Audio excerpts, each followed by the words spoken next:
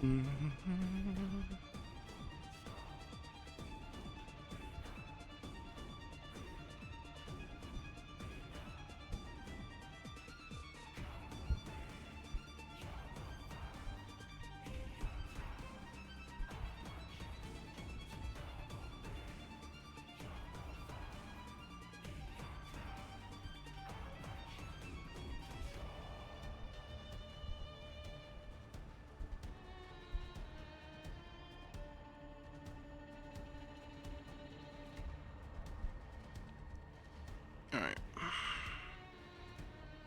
Turn my phone brightness down, let's try and save my battery and screen.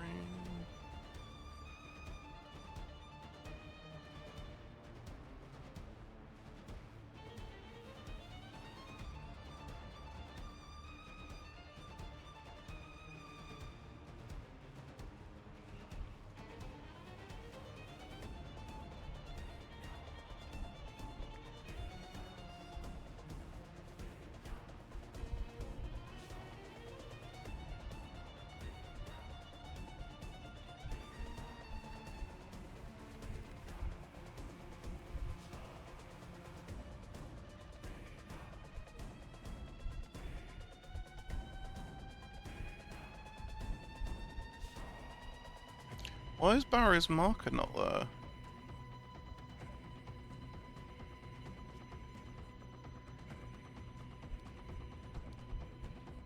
Weird.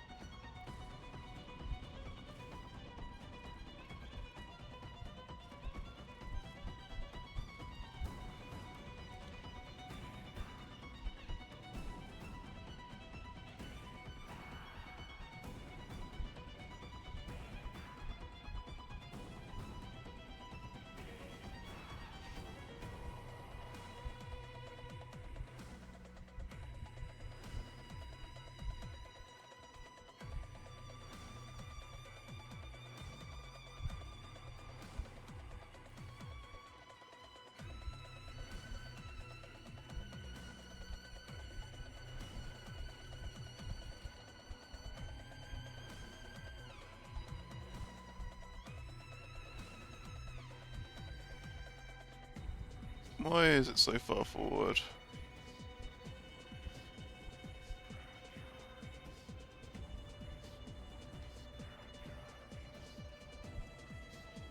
That's a shame.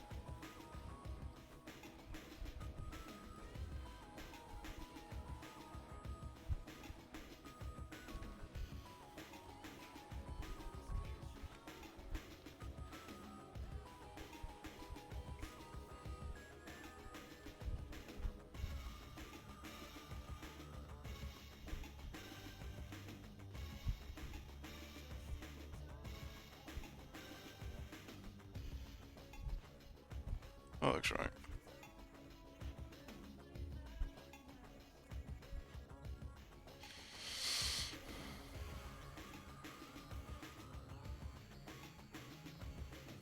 I don't want to get in the goo.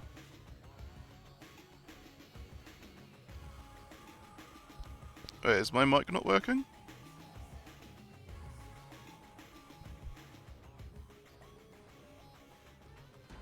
How you doing, Fen?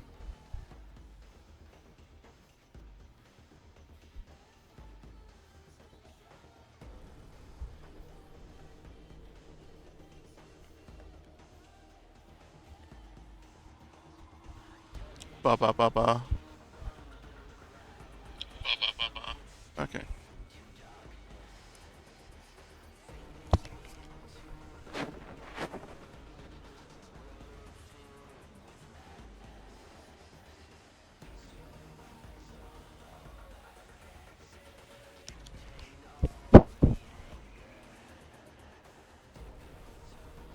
No. Sticky and smelly. No, thank you.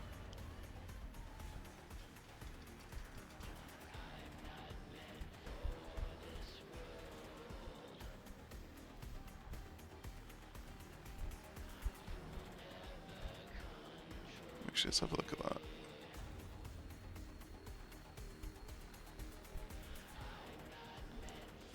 Gulsor.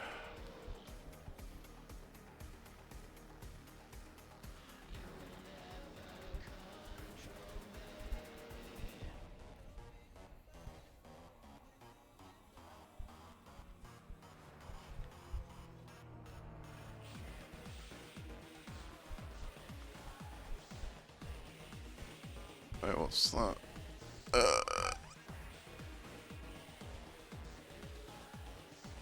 Looks like the message.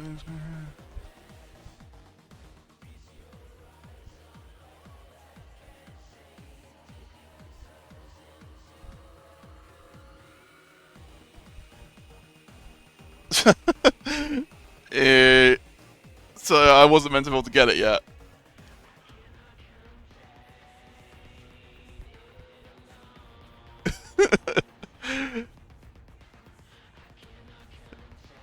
I wasn't able to buy this yet. Oh well.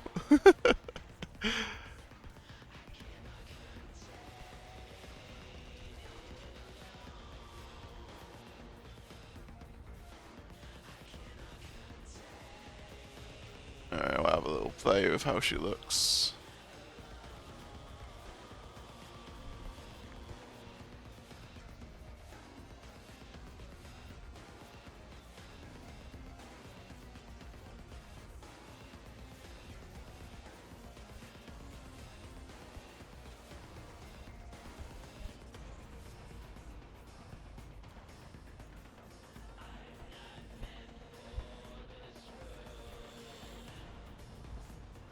So, default.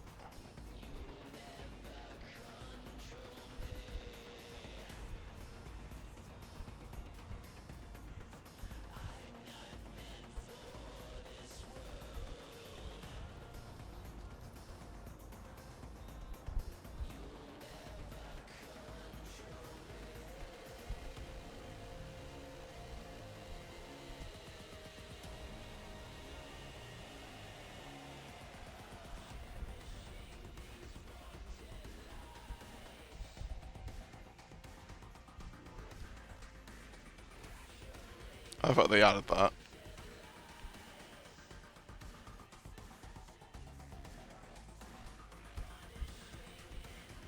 Fair over the duster.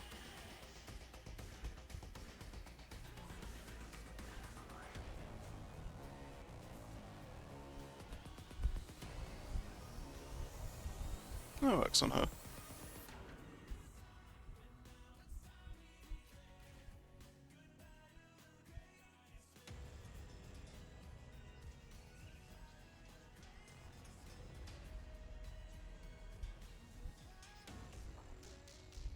They really need to add a better option for moving these things.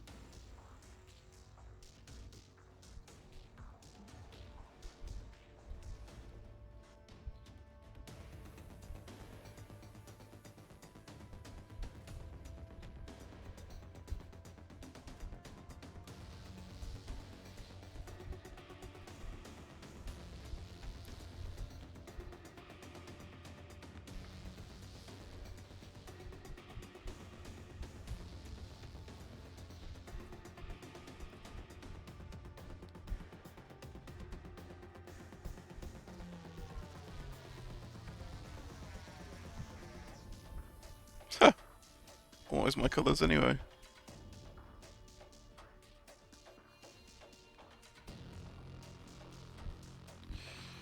Let's change the green though.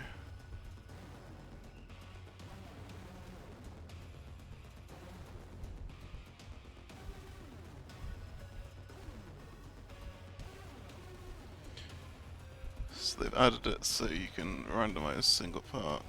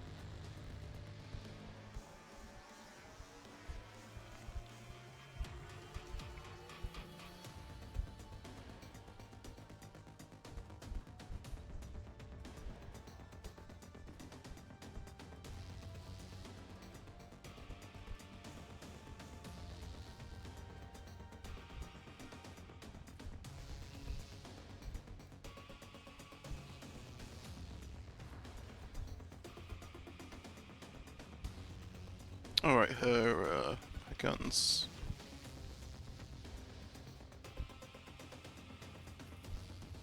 These also got a skin.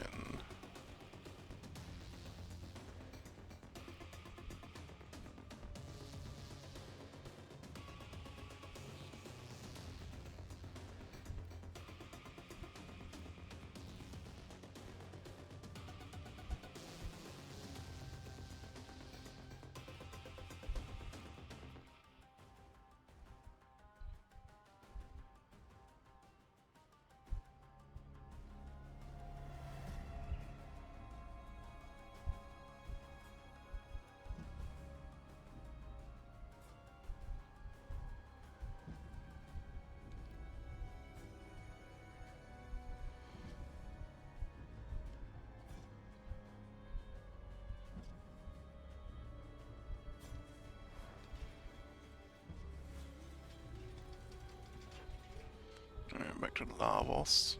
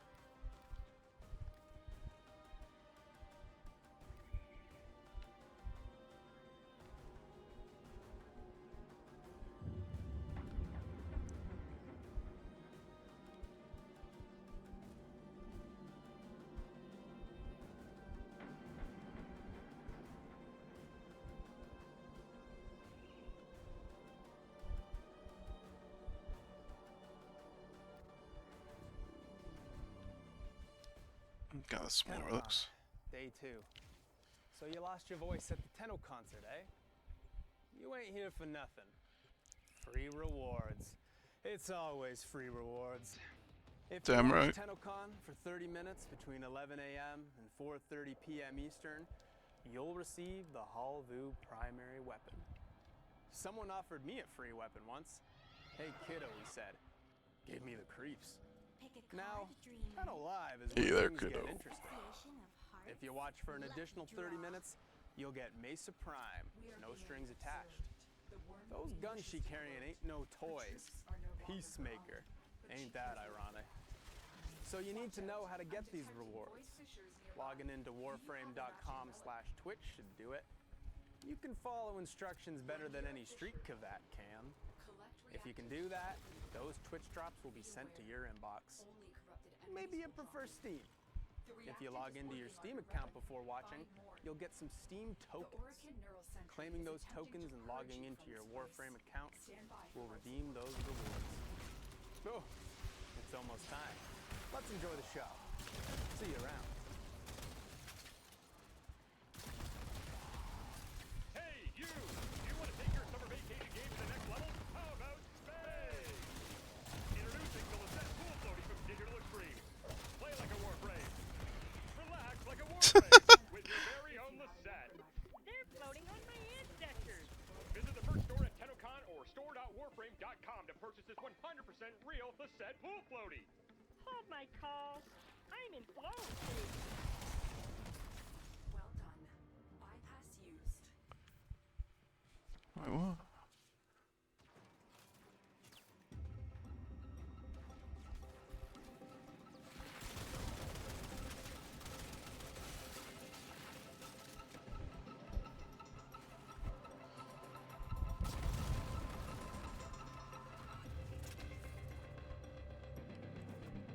Where's everyone else?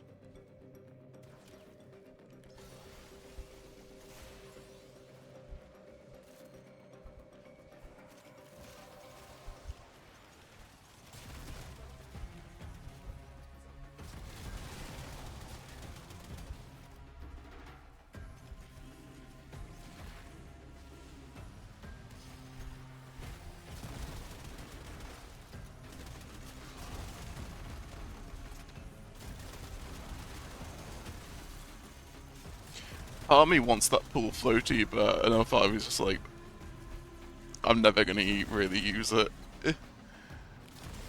Because, like, I'd be too scared of damaging it being a collectible shit.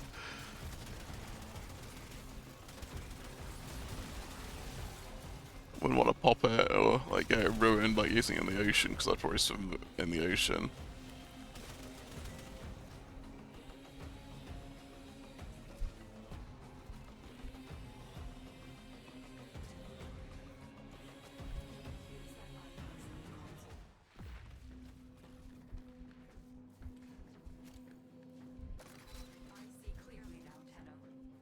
I see clearly now, Tenno. I see clearly now, the rain is gone.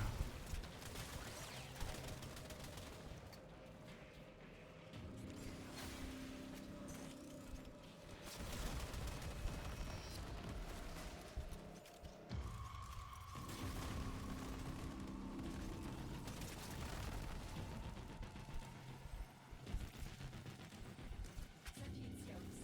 If they detect, fighters will soon attack.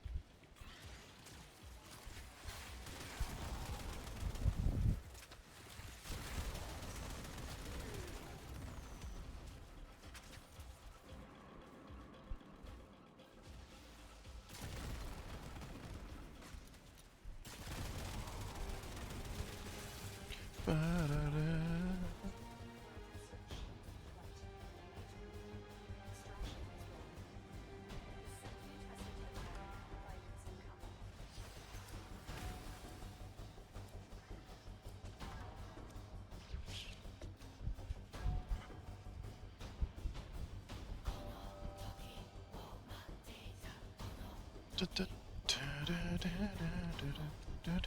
I am Sister Marie Leroux, Marie Ordained Leroux. Soul, sworn to Lua, and bearer of the holy fire. Tones come, station.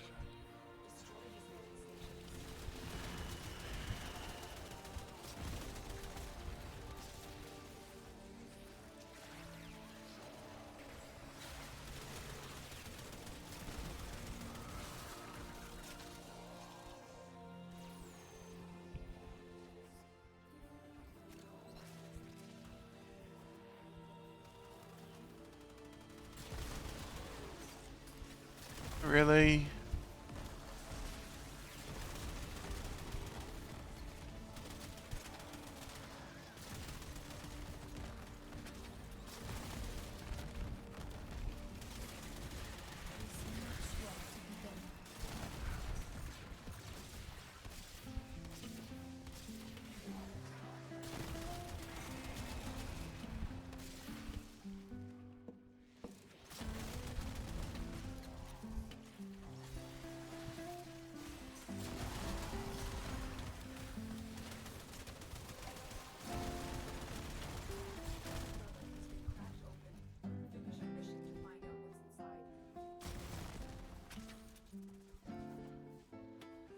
Please make sure to get rid of the Thrax attackers.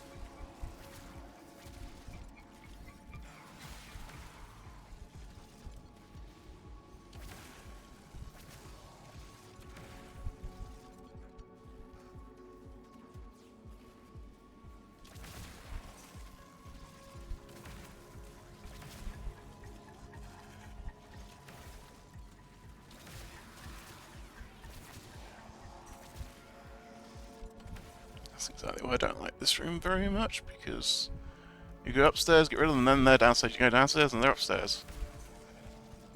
Every fucking time.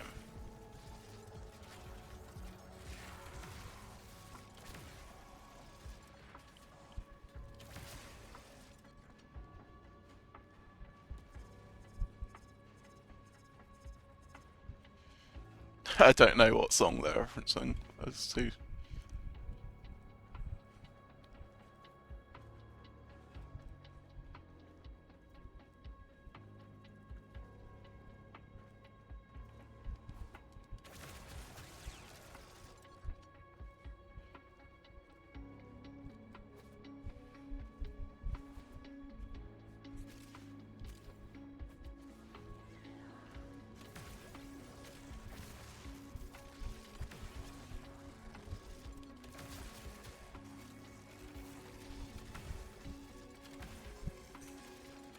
Barrows is up.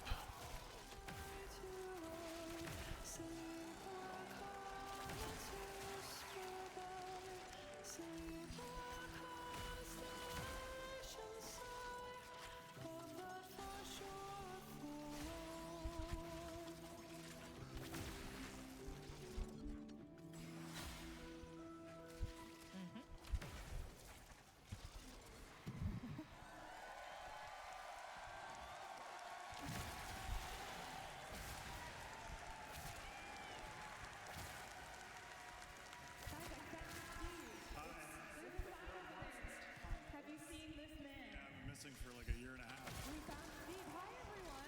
Welcome. How are we feeling?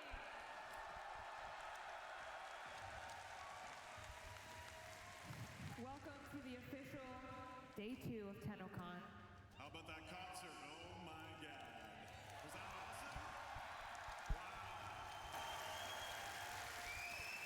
I'm not even sure what kind of, like, are we a game company anymore? We were a music studio. Now we're a Cirque du Revolution studio. You're getting in the silks. We're gonna lift you up. It's gonna be beautiful. Welcome to Get out the hole. 110. No, first and foremost, I want to address the elephant in the room of Rebecca Ford. I want an update that she is out of surgery and she is doing so well. Wait, she was in surgery? Shit, I didn't know that. And she's watching right now. She is watching. Everyone say hi, Reb! Uh-oh, I might cry already. How's Twitch chat, by the way? You have Twitch it? chat is scrolling very quickly. Okay. Yep. I don't even actually see it scrolling. It's Yep, it's going here. hey. People are saying hi to Rebecca in Very chat good. as well. That's very nice. Excellent, thank you. For our lovely viewers at home and here in the audience, we do have TennoCon today broadcasted in sign language as well. You will notice the beautiful Kavorski to my left. Hi, girl! From TLC, absolutely crushing it. They were also here yesterday, so thank you so much for your beautiful work. Our Tenno and Envoy love you and appreciate you. And thank you so much for giving them love as well. And new this year for the people here in the audience, if you do need described a video, we have that this year. There's a QR code on a poster around the stadium. If you scan that, you can have a described video. So if that's something that you're interested in, please partake in that. We're happy to do that this year for you. That's cool. Steve came out looking really cool. Megan, she was fine. Was that a Twitch chat? That's descriptive video. Oh, Okay, sorry. very descriptive. Thank you. Look at you. My clicker. I gotta migrate over here to my clicker. Clicker? Thank you. Appreciate you. Okay. For those watching at home, again, twitch.tv/warframe transcription. If you want the beautiful ASL and closed captioning, you can access it over there. All right. as I mentioned yesterday as well, Tenno Con, every year we're able to support some amazing charities. This year, we were able to support 2. Wonderful. Last night we brought out Sistema. You guys gave them a very beautiful, warm welcome, so thank you so much for that. And this morning, we wanted to bring out our second charity beneficiary to talk a little bit about what they do. So please welcome, again, Corey, your narrative panel host, and Chris from London Cares. Howdy, partner. Why is the red text talking again?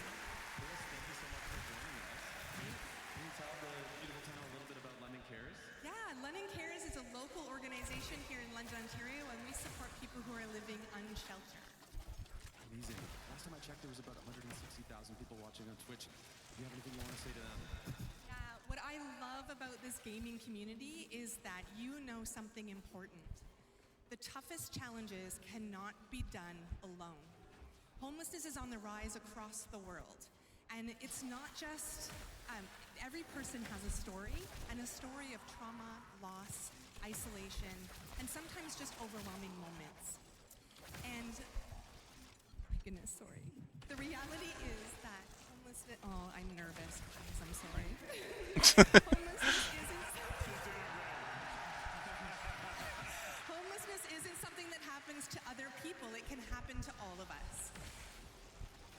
At London Cares, we're part of a community-wide organization. We help everyone together because we Oh, now Mesa Prime's official. Not Mesa Prime, Mesa Heirloom's actually out. Our day spaces treat people with trust and respect so that we can walk together towards housing.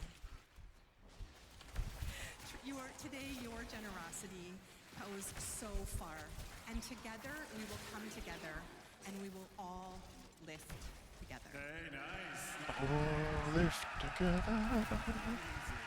Together. Or perhaps you were watching last night, you know that we are so fortunate and thrilled to be able to announce a donation each year, and we're so happy to be donating $100,000 to London Cares. Yeah, On behalf of the community, Thank you so much. and thank you for everything you do, Chris.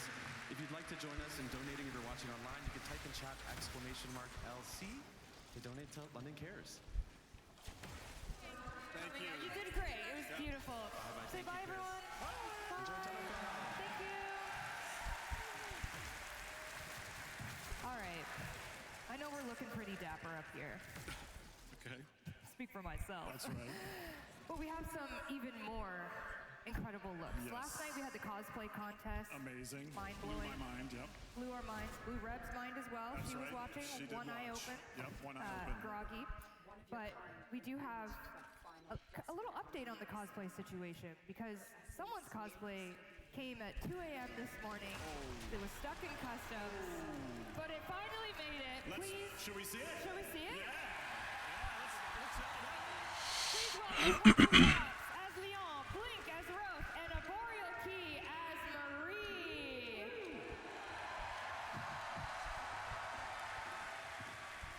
There they are, the Devil's Triad.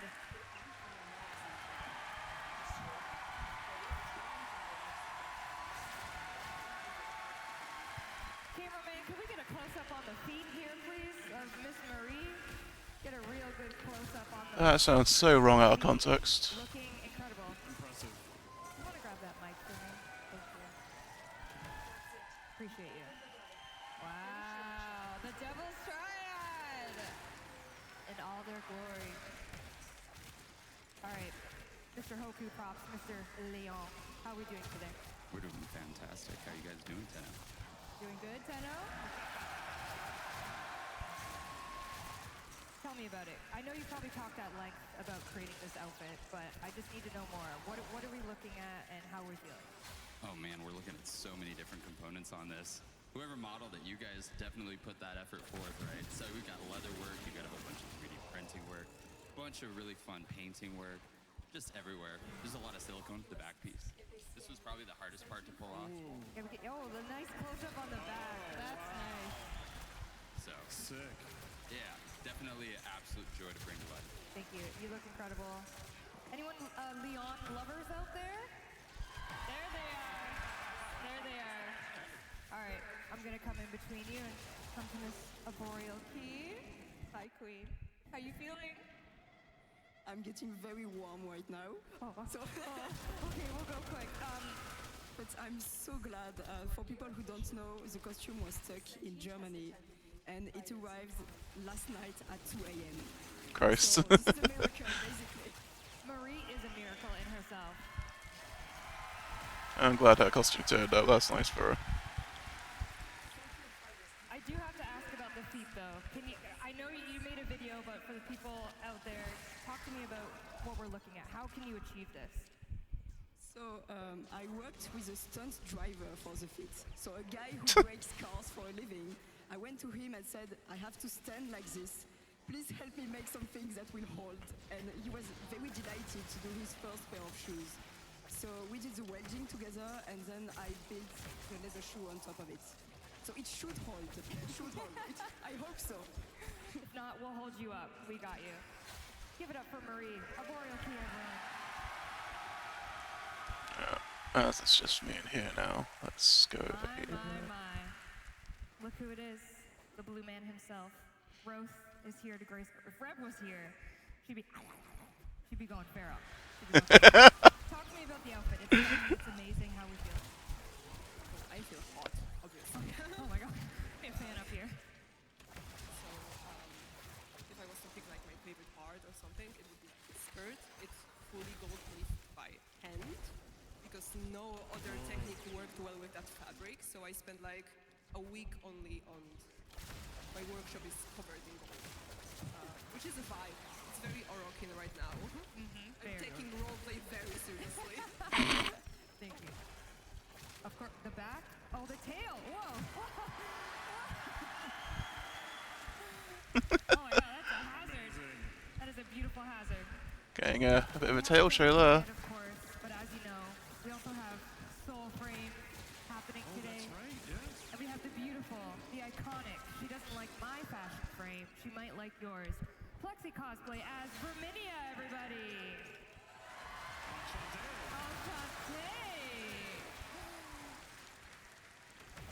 Hi, gorgeous girl. With a poppet. A Lovely floppet puppets. and a poppet. Plexi, gorgeous, incredible. Hold on, I'm gonna come over that way. I do see your feet are out though. Always. It's God, talking about feet a lot. Why did we design her with her dogs out? That's a Jeff question. Jeff? Yeah, Jeff? Perhaps some fever dreams? Okay, we'll ask him on the dev stream. talk to me about it. How many wraps did you make in total? Over 30, but I also have an additional 200 floppets to hand out today for anyone who needs a little help with their aura. Oh, I need help with mine. I have 0. Okay, you made the white, you got the white floppet, you got Hi, Tia. floppet, Oh, there they are in the back. you got all of them. How you doing? What was the hardest challenge to accomplish?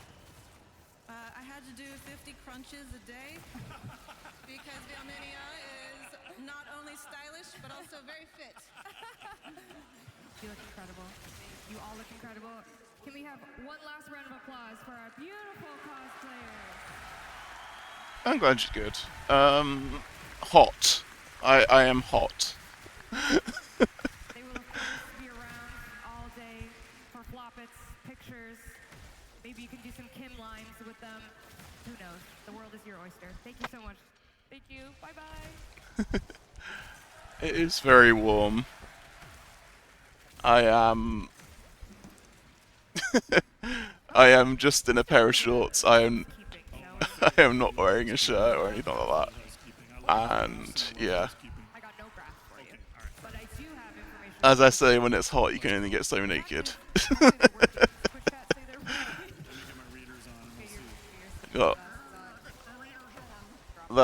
I've got 2 fans on me. Why sentient?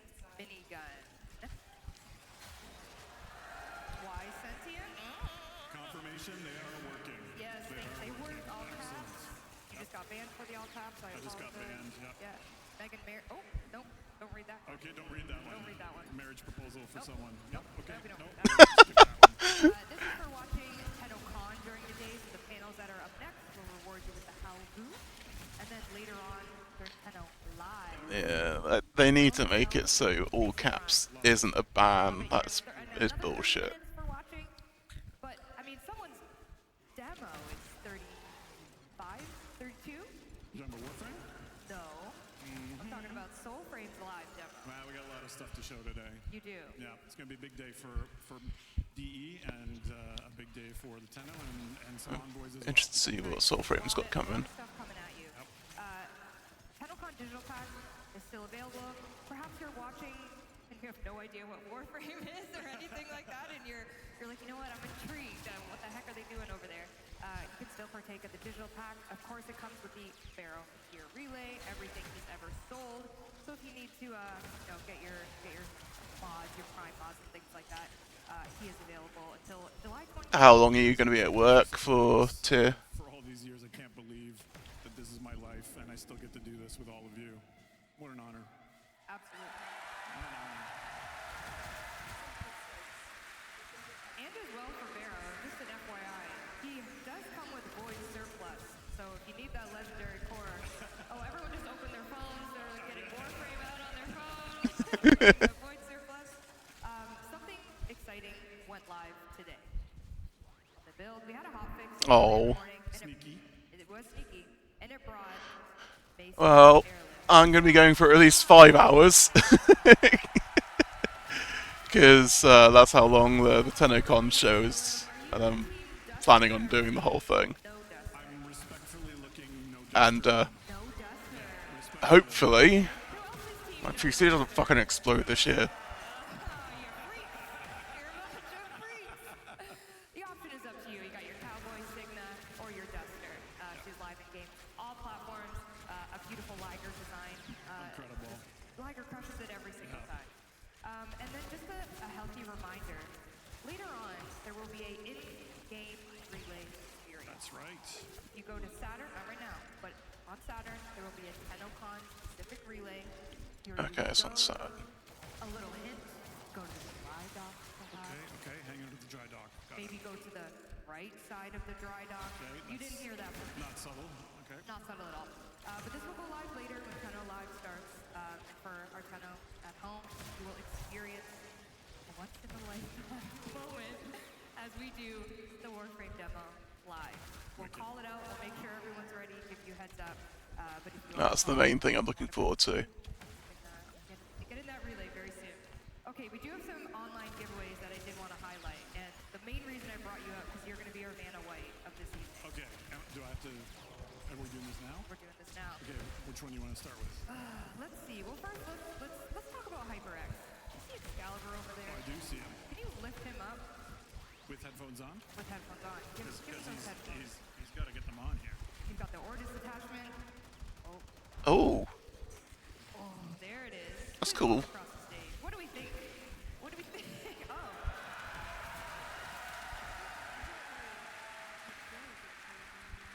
Amazing. We have a Excalibur prop. It does come with Excalibur head, which can be used for many things. I won't judge you. The Warframe headphones. What? Hey, relax. The Ordis attachment as well, all from HyperX. This is a Gleam Ordis? giveaway online, so if you want to partake in that, you could be a lucky winner. Thank you, Steve. As well, we do have a Omen Gaming Hub. Now, can Steve lift the Omen Gaming Hub?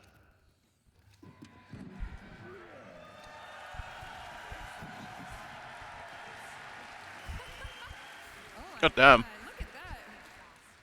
Interesting art we have on the front. Maybe a hint for what's to come later, perhaps. Oh, that's some good showmanship. Great job. And then as well, we do have a giveaway of a champion merch here. As you see, the Stalker, lucky number 13. And this is also available in our merch store because our Tenno Con merch is live. I apologize, the Lisette Pool Floaty did not make it to Tenno Con, but it is online. Are you devastated by Held that? up by customs again, like the cosplay? Oh boy. Stuck with the cosplay. But our merch is online and available. Obviously, if you waited in the merch line here, thank you so much. Thank you. Apologies for maybe how long it was. I see some Stalker shirts actually. Oh yeah? There's Nice. one. Oh yeah, There's looking good. one. You guys look great. Nice, There's nice, one. Yeah, nice. incredible. So you can partake in that if you would like. All right, it's about time for us to get out of here. Okay. But I want to remind you what is happening for the rest of the day. Here on this stage at Canada Life Place, obviously, you know, we're in the Welcome to Tenno Con phase. Okay, I understand. You're Megan Everett. I'm able. Okay, I am. Yep. Excellent. We have the Life Soul is Frame. good. I've already got it. I have a full head of hair. And I'm young as a daisy. Okay. We have the Soul Frame dev That's stream right. up We have the next. Soul Frame Dev Stream next. Yes. You want to give us a little hint, a little. Yeah, we're going to show new systems. We're going to talk about the tempers. We're going to talk about our Fable coming up. We're trying not to spoil it because we are going to intrude on Tenno Live a bit and show you the Fable demo there.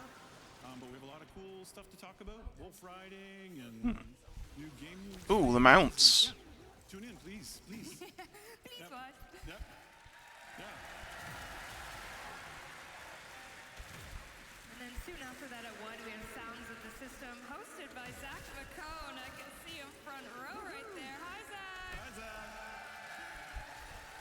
Joined by some amazing PE members as well as some voice actors. We have Elsa, the voice of Marie herself. Yes, amazing. They will be giving some sneak peeks a little bit. Are they giving away things, like spoiling things? Zach has some spoilers, yeah. What the? He's got some spoilers ready. I don't want to miss that. I think Matt's going to be there. Matt Chalmers as well. I mean, oh my the God. The composer conductor himself. / composer. No big deal. My goodness. Yep. He said he was Yep. just up there doing a dance and he was having a Okay, good time. I see, I see. He's a man of many talents. And then after at 2 p.m., we have the art and animation of Warframe hosted by Danny. I don't know if you hear Danny, I can't see anything. But this is going to be quite the spoiler heavy. No, really? In a good way. Okay. In a good way. Okay. Maybe the next Prime. Ooh, okay. You want to tune in for that then? For sure. And other things. Giggles, okay. Giggles. And a couple other things as well. So definitely tune into that one. We also have the narrative of Warframe. It's back for round 2.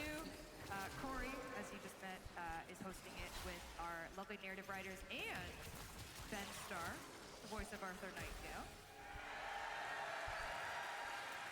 And Renee Zager, the voice of Roth himself. Holy.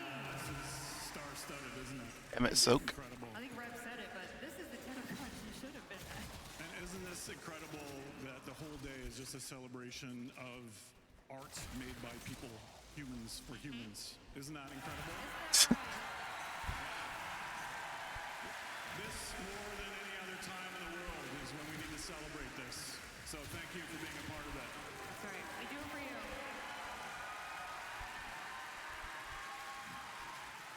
Speaking of doing it for you, Tenno Live 2026. As you said, we're going to have 2 demos during Tenno Live 2026. We're going to have the Soulframe demo. Yep. You guys It's a are double feature. It's a double feature. Get so your popcorn. get comfy. Yep, get comfy. It's a double feature. Yeah, I think we're going to hopefully surprise you with things that are happening in both of our games. There's a lot of stunning developments that you will be seeing, and I think the one thing I want to address also is that Soulframe is a sister project, and I appreciate everyone being able to support it as well. I know this is called Tenno Live, but obviously this is for DE to grow stronger and to make Warframe even bigger as well. So yeah, we are going to intrude a little bit and show you a few things from Soulframe as well. I hope that's okay. It's okay. Okay. Thank you. I appreciate that. All right. We are going to let you get some hydration. I don't know why it feels like he has to apologise for that. Soulframe is up next at 12 p.m. Eastern Time to show you the next little tidbit of Soulframe. A little bit, yeah. Okay, we'll see you at 12. Thank you so much. Bye. See you soon. See you soon. See you soon. Bye-bye.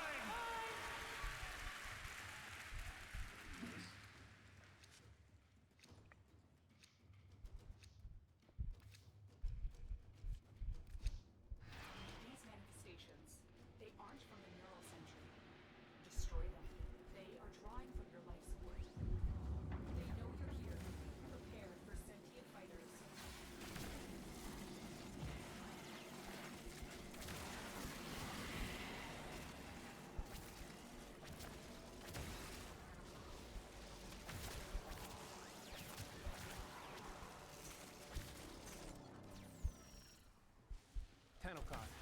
day 2.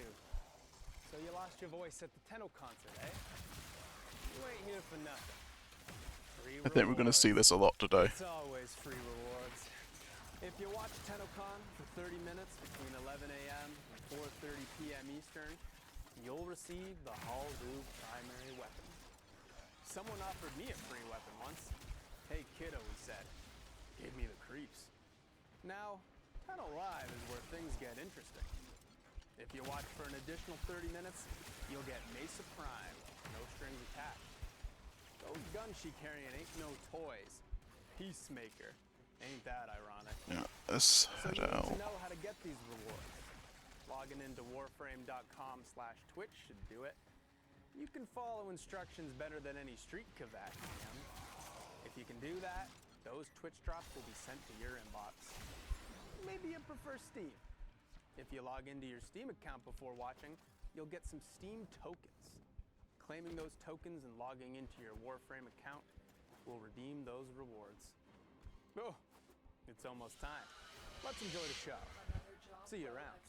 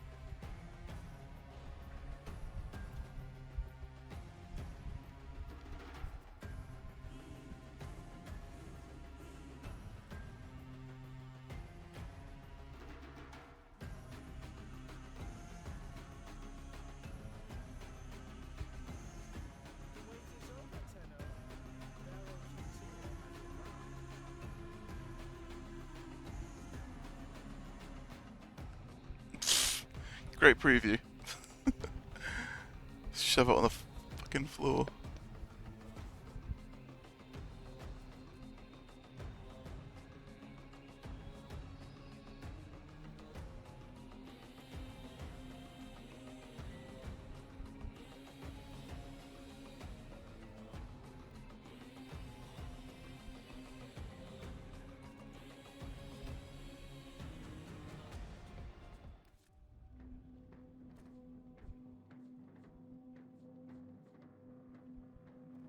Wouldn't mind that, that would be better to get.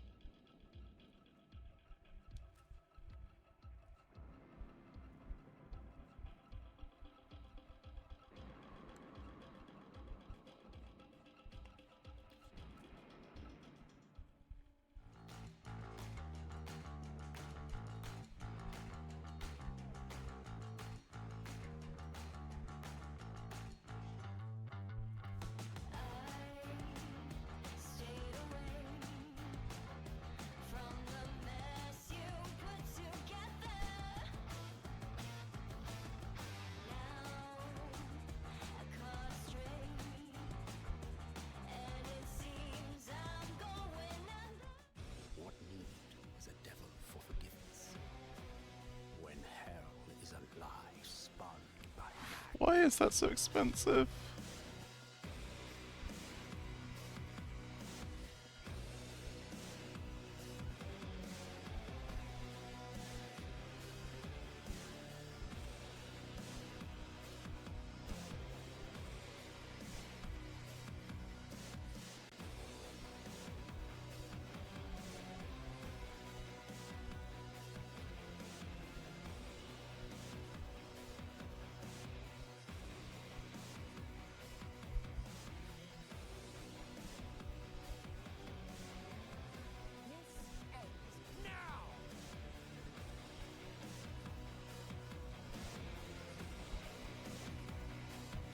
Nicer than the cleanse ones.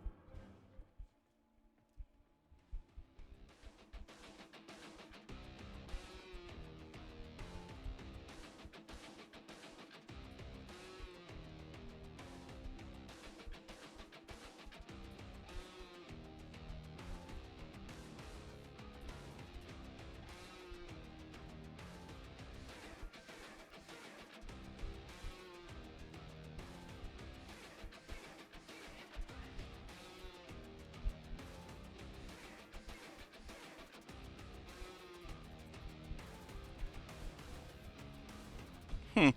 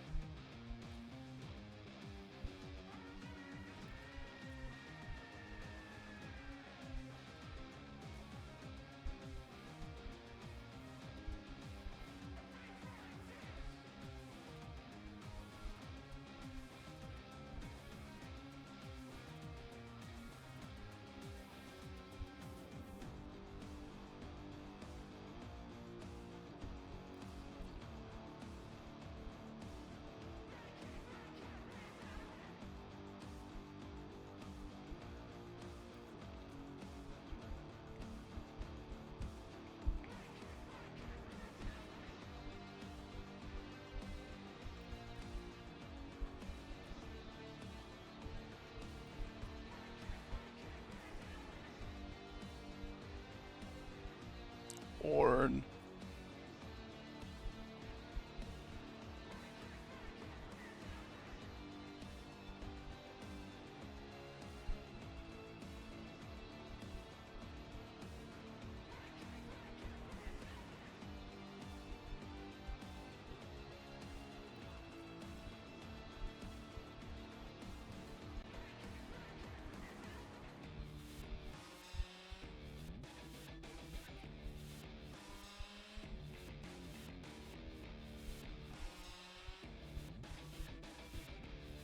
Wouldn't mind grabbing this.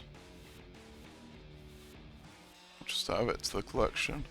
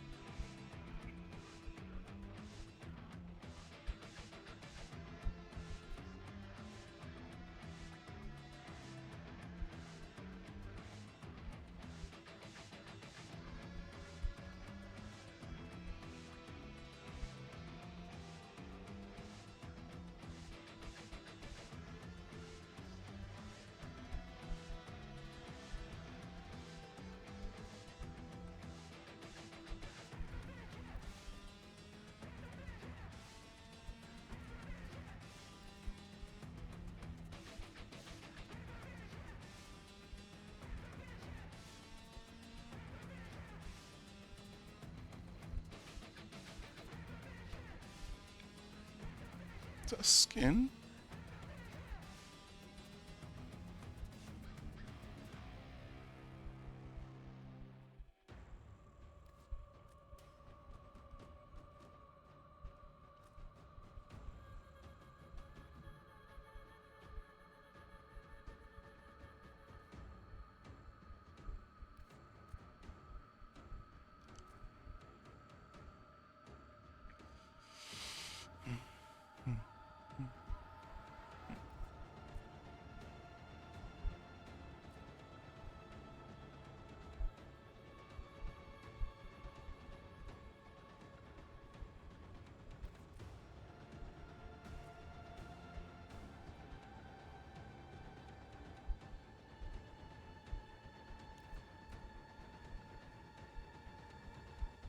Creepy.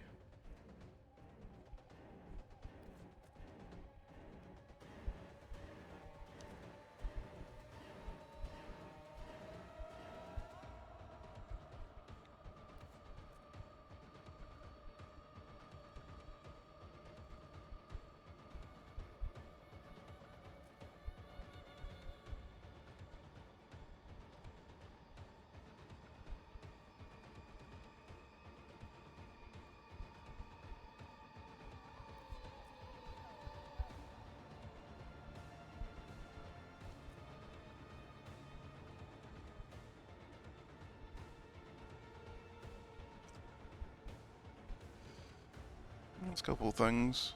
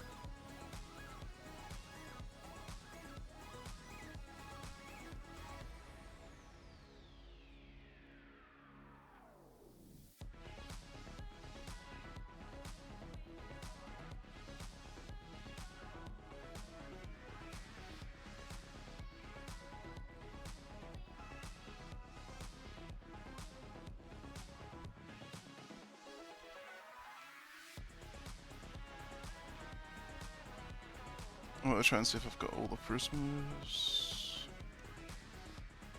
I could do those two Vandals. Could do those.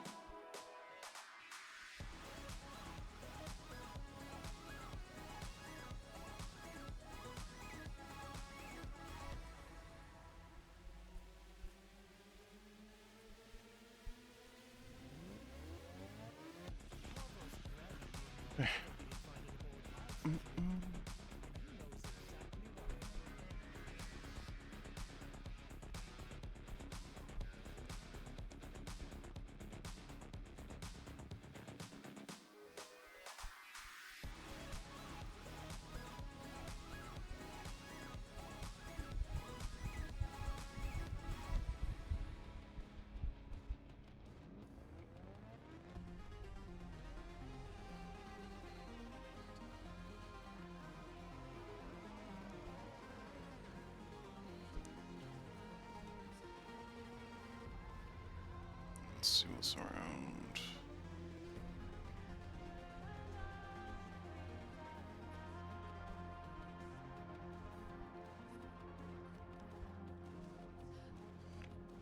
Fuck it.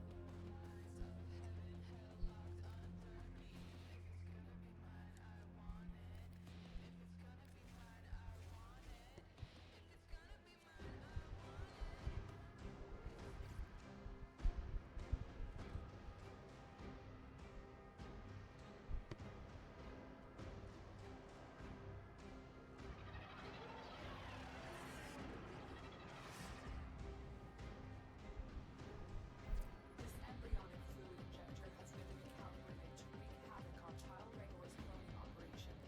Defend the injector for as long as possible to ensure maximum damage. There are void fissures in the area. Use these to crack open the relic.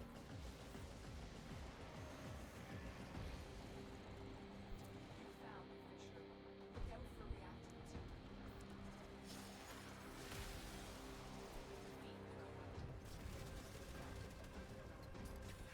Don't forget the reactant. Need more to open that relic.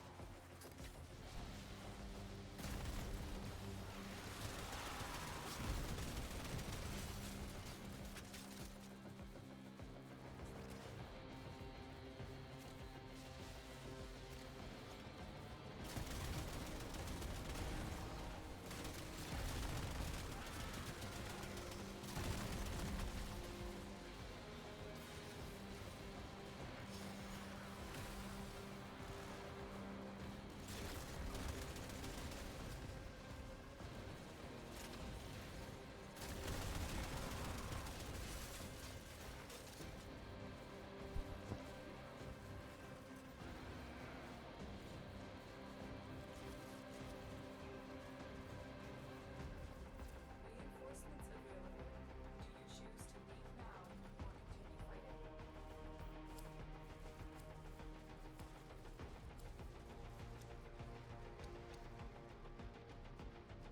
$15, $15, $15, $15.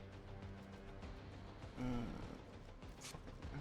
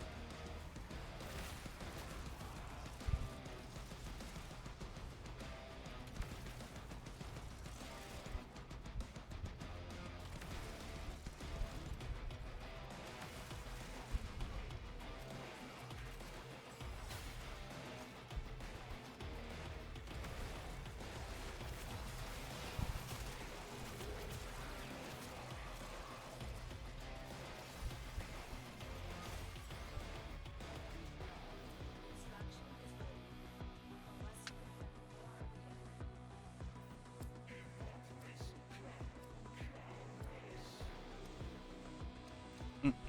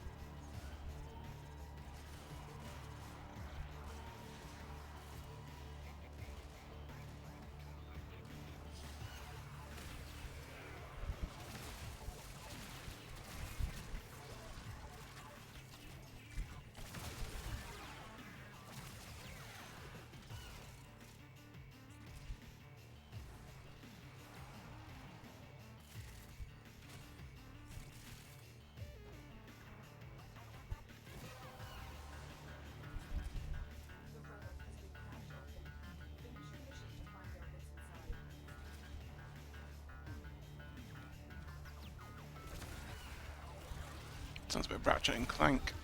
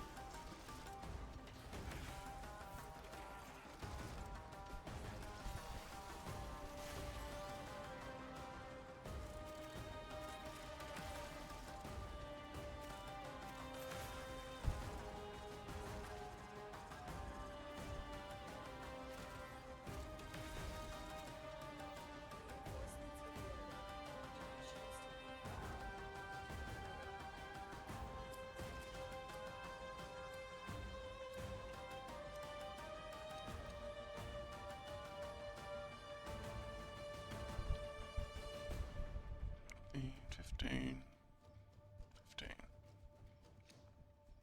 I don't think I have that, so I'll grab that.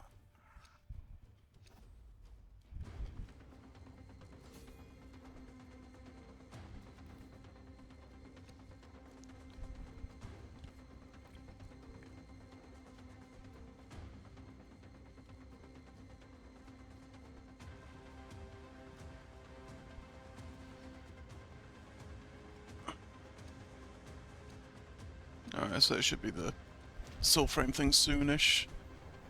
Like 10 minutes.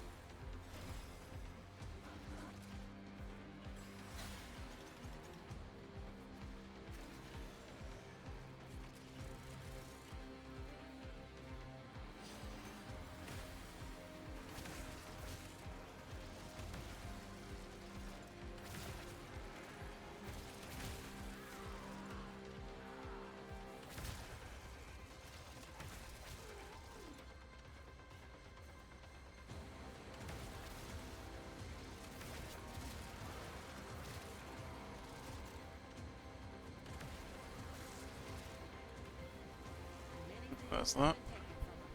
It's true, but fortune favors the bold, and there ain't none so bold as people with nothing to lose.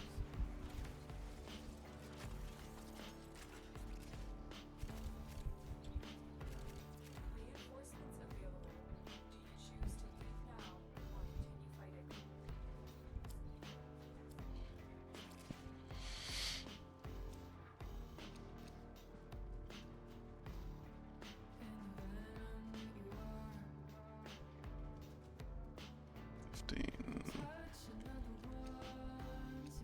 Oh, we can't select anything.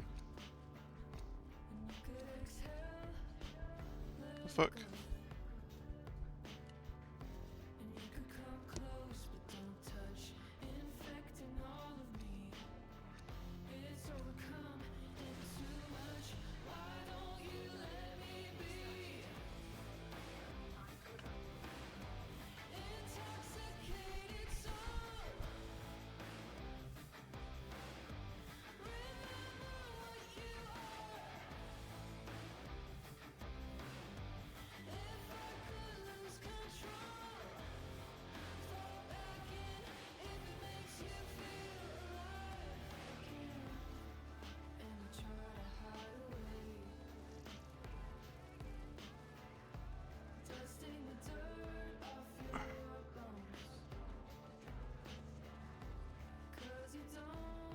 I will be back in a minute. I'm gonna sort a drink out and maybe eat something.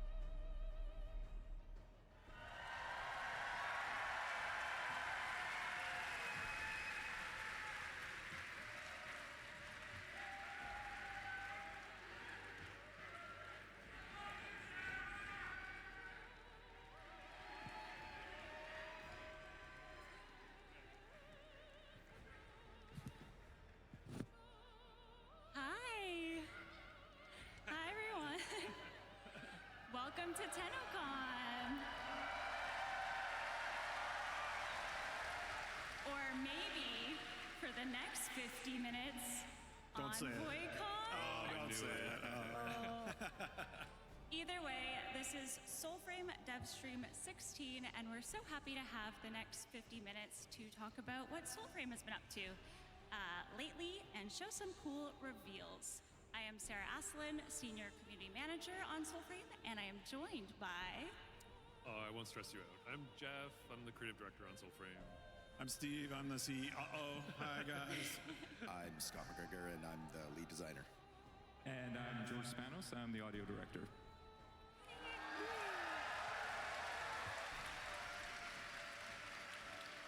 Oh, and we got our wolf pack.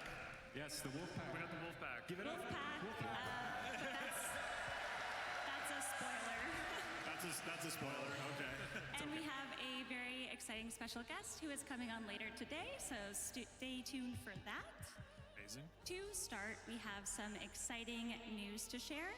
To celebrate Tenno Con this year until midnight tomorrow, Sunday, July 12th, everyone is invited to Soulframe who has ever signed up on soulframe.com. So if you've ever signed up, you're in. It's awesome.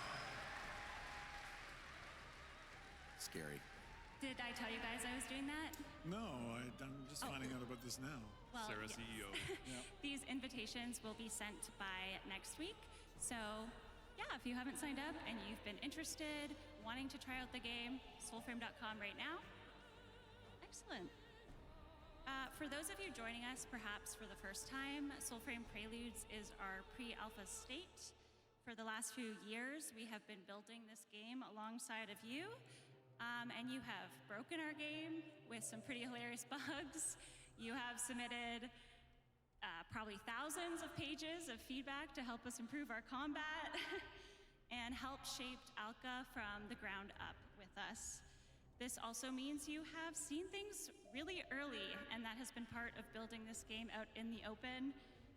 Maybe that was unfinished content, or maybe you survived a Virtue rework, and then another one, and then kind of another one, all in the span of a couple of months. But then we're it's gonna also do one more. exciting. We're going to do one more too, aren't we? Sorry. Sorry. Got more. One more. What has it been like, guys, building Soulframe out in the open like this? It's been very special. I think we're. It's the only way we know how to do it, and we're really grateful that we had people willing to kind of come along for the ride and help us build it. So, yeah, we're just very excited to show you what's kind of in store in the next little bit. Yeah, I think we wanted to make it as close as we could to the way that Warframe became successful, which is build it alongside a community. And thank you if you are a Soulframe founder. I really appreciate you supporting us in that way. Yeah. And I'm sorry for respecing things that you got when you were a founder. We'll make it right. It was my fault. But yeah, this is a very important thing. I think all of us in the room know keenly how the game industry is going these days. And we still feel it's very, very important that the game has to kind of be in contact with the players at all time through its development in order for it to be successful. Because I think we can all think of many, many cases where you develop in a vacuum for 6 years and release it, and it just doesn't work, and it's just a catastrophic loss to people's careers, and so we have to build it with you, with the bumps and bruises. Thank you. Thank you. I appreciate you. Yeah, we would literally not even be here without you guys being interested and patient and supportive with all of the things we've been working on. That's right. One of these systems that will continue to be built upon, and soon, is Tempers. That's right. Tempers were launched very recently in Soulframe Preludes 15. They are unique modifiers for your weapon. Tempers are random. And of course, our most asked question since Preludes 15 is indeed, how can I have more agency to deliberately better build towards the weapon I want? Well, good news, we have an update to share. That's right. So loud and clear, we got some feedback about how weapon randomization can be unpleasant or make things more grindy. And so there are some good aspects to that where people will have a discovery that interests them and it might change their playstyle or open up their mind for new possibilities. But our intention, if we didn't have to work on Tenno Con, we would have shipped this a little earlier. But our intention has always been that you, as your crafting abilities increase, you take control away from RNG and it becomes in your control. I think we have some UI mock-ups for this as well. Yeah, so this is, again, as Tuvalkane becomes more confident in herself, she will be able to extract tempers and you'll be able to kind of build exactly the kind of legendary weapon that you deserve. So that's coming soon, not super soon. Yeah, we're really excited to get the system to you as fast as we can and learn more about Tuvalkane, our blacksmith with the imposter syndrome. Yeah, it might not be tied together. We're definitely going to get that stuff out as quick as we can, but we are also going to work on a progression system that involves Tuvalkane. Similarly that we did with Orlick recently. There's a light version of that right now. Great. Yes, and we of course appreciate your patience with the system alongside everything else that has been growing and changing, but we do want to move into some reveals for today. Let's get into it. Later today, as Megan said, we will be taking the stage again at 4:30 for Tenno Live with a demo. And a big, long demo. Yeah, it's a very ambitious demo. I don't want to miss that. How long is it? 32 minutes? Yeah. Oh. Ballpark. Let's see, Landon's nodding. 32 minutes. Yeah. 32-minute demo. 32 minutes, uninterrupted, never seen before, although I think we're going to spoil some of it here. Really showing new systems, new characters, and I hope you come away with the impression that the grandeur and the scope and our plans for the game and the world above the world become obvious. So here's a couple hints here. Probably getting a hint from this concept But art. definitely, please tune in to Tenno Live if you're interested in Soulframe. We'll be the opening band, so to speak, for Warframe this afternoon. Some of the characters you meet will expand upon the story. Wouldn't it be sick to have a Raven companion? Love it. That's sick. I love it. We called it a crow so many times. I stumble over. It's a raven. Yeah. I keep calling it a crow. Some people think a crow and a raven are the same bird, and they're not. Don't look at me. I didn't. The fable you will see later will also expand on who you are as an envoy. Go back. Oh. Yeah, go back. That's pretty crazy. Oh yeah, here we go. Some crazy weaponry. So this is very tuned into a certain nemesis we're going to be introducing later on. Yeah, some kind of advanced mode weaponry. We'll be playing a part in. It's a very cool animation.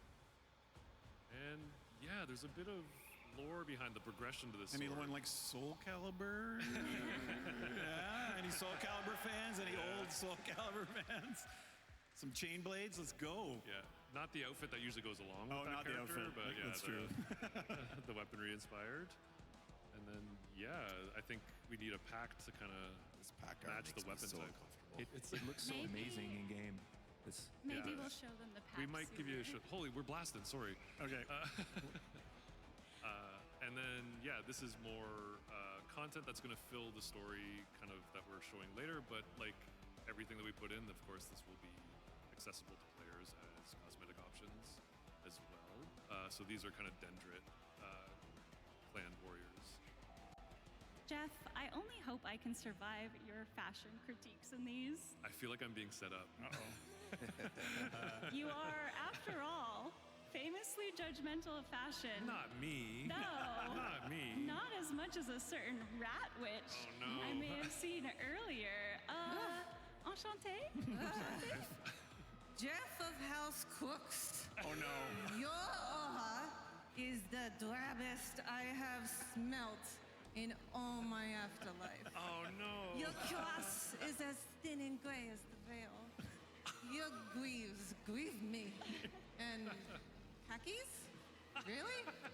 Oh no. You're green, The burn. Yeah. Sorry, Jeff. Virginia has spoken. So sorry about that. Well done. To be fair, she said the same thing to me earlier. That's okay. Somewhere I feel like Megan is super vindicated right now. If you are here in person, Herminia will be sniffing around all day, so definitely go say hi to her. Thanks, Plexi Cosplay, for your... With a ton of poppets. Yes. Anyway, like I was saying, our demo at Tenno Live today will unveil more of our envoy that we have ever seen before. Perhaps you will see some of our origins. And maybe everything will start to make a little more sense. Oh, that'd be nice. And I have That'd be nice in a little bit of Soulframe. a spoiler because I do want you to keep special eyes peeled. I'll be going AFK again for a bit when my dinner's ready. Do anything for money, Ben Star. Yeah, he turned out so great. So happy with the voice.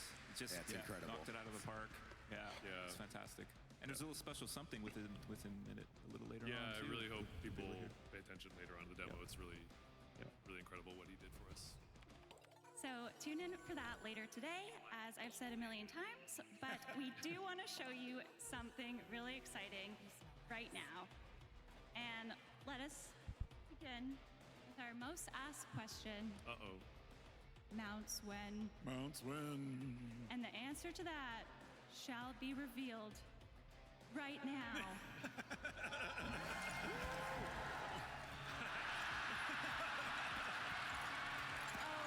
Oh, what the fuck? What is that? I'm so sorry, guys. I must have sent them the wrong video. I'm sorry. What on earth was that? Do you think, could we just show it live? The joys of Okay, dev. maybe we show it live Can then. we show it live? Okay, please. Landon. Less broken. Anything better than that? Sorry, I know you're practicing for the demo, but can we show it live? All right. You gave the nod. Are you joining? Are you joining? You're joining the wolf pack? The wolf pack. All right, let's go. Here we are. Shout out for the wolf pack. Dev build. Let's show it. Let's show it. Dev build. Yeah.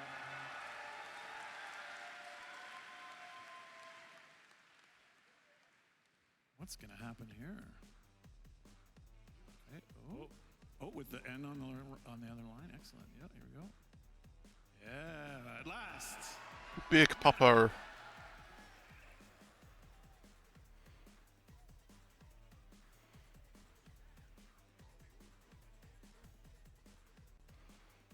Now, do wolves usually go on their own, or they travel like in groups? I think it's called a pack. Oh, really? That's what it's called. What's going on here? Ooh. Pretty sweet. Pretty sweet. Let's go.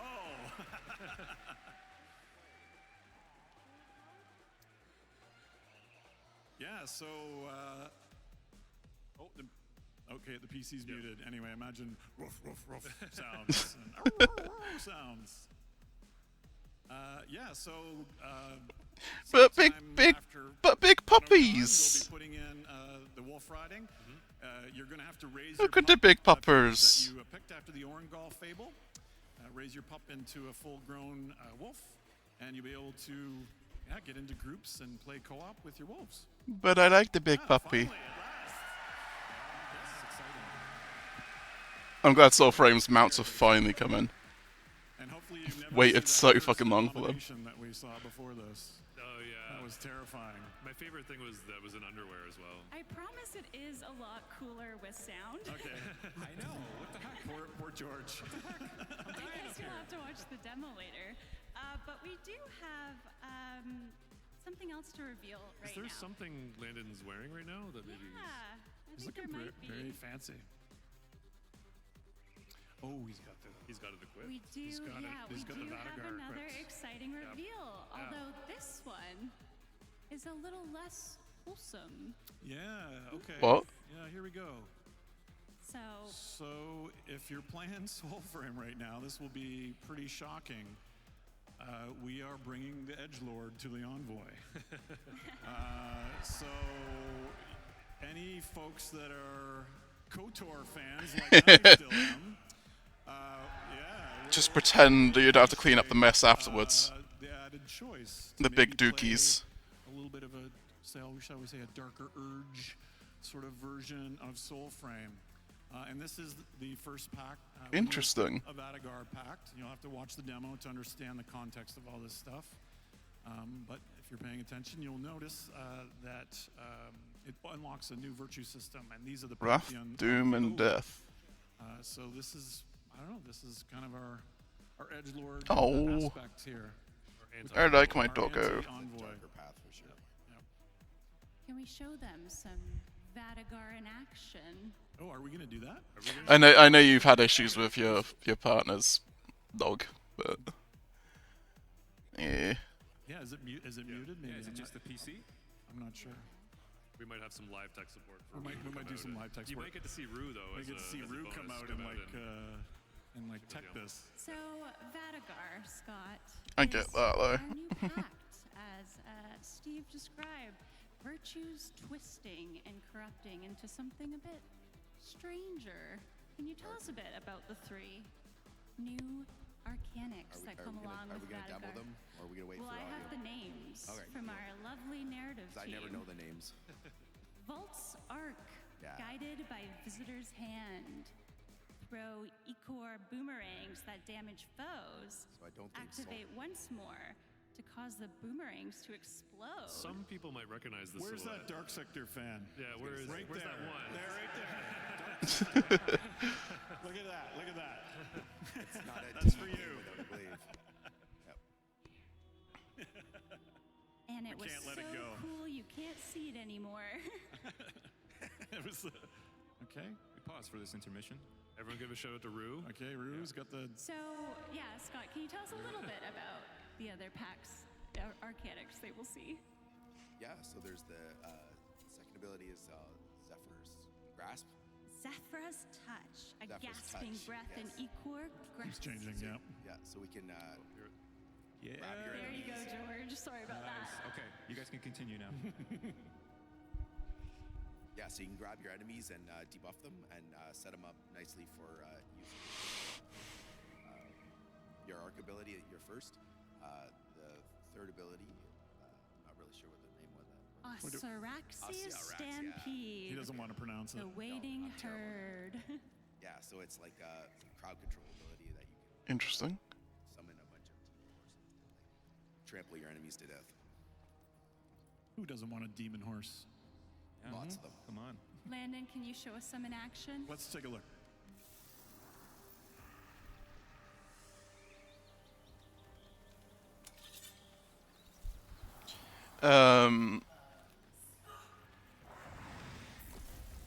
Have you played Soulframe, Tia? If not, I can probably give you a code so you can try it.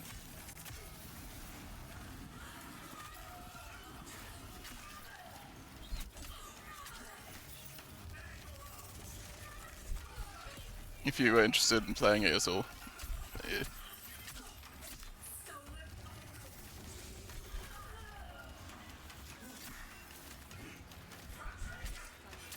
It is still, like, technically an alpha, so but I have codes to let people in.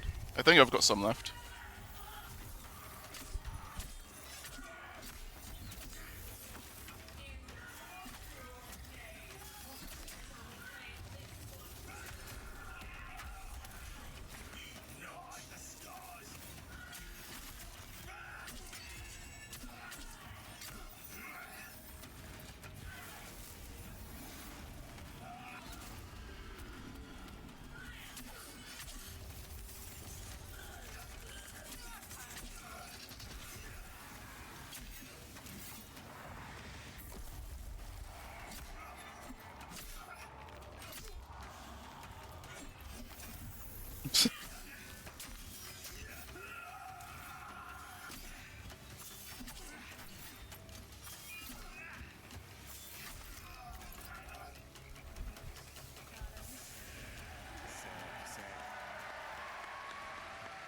Yeah, go hop in your wolf again. Back on the wolf. Back on the wolf. With sound. Yeah, with sound Landon system. does such a great job of making us look good. So I know that's not our evil envoy, but Is there maybe something he should do to cleanse, like make up for his evil actions? Oh, really? Can you take a bath and wash away your sins? I think a little bit, actually. Oh, really? A little Okay. bit. after all that corruption, let's go find something a little more peaceful. Oh. Just want to chill out for a bit. Yeah. So we missed Fishing. I saw a fish. We're getting fishing. I am so happy that swimming is now in Soulframe. But there's something else I've been wishing I could do.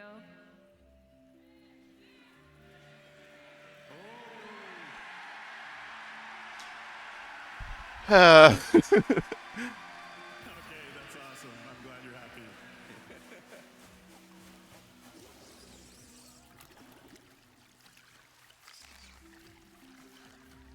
Come on, Landon.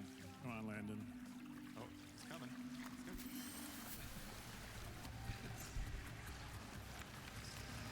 Bimsh.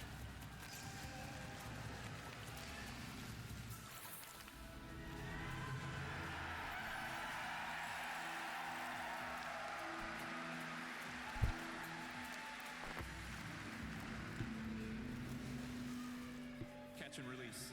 Catch and release. It's Catch the and release. world's first ever vegan fishing minigame. Thank you to those who laughed. Yeah, so fishing is coming. Very exciting. And what a lovely day in Elka. I don't know, I kind of wish it was maybe gloomy and raining. It's a little too hot, Like a little to too match warm. up, maybe? I kind of wish it was tragically lightning and thunder. Oh. Yeah, that reminds me. We have weather changes. That's right. So we have a whole weather system Nice. into the game, which is so cool.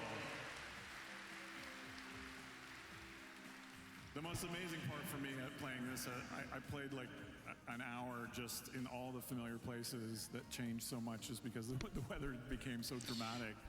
So I think this is going to be a really exciting and welcome I'll probably do change, some more relics and stuff to once the game. I've had my dinner. The systems that we're I'm adding. just not doing anything until I've had Yeah, my I think tea. we're gonna look at having specific animals maybe go and hide during different weather periods. Maybe the enemies will change up a bit, so there will be some interesting things we can tie to the weather systems in the game. No birds in the trees at night. Yeah. Stuff. But better fish to catch. Maybe.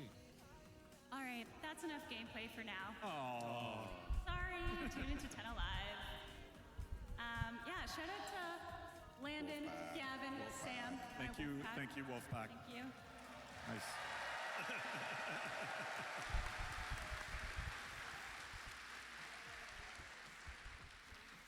Okay, so mounts are indeed coming to Soulframe, finally. And put my cute asset up. And they are coming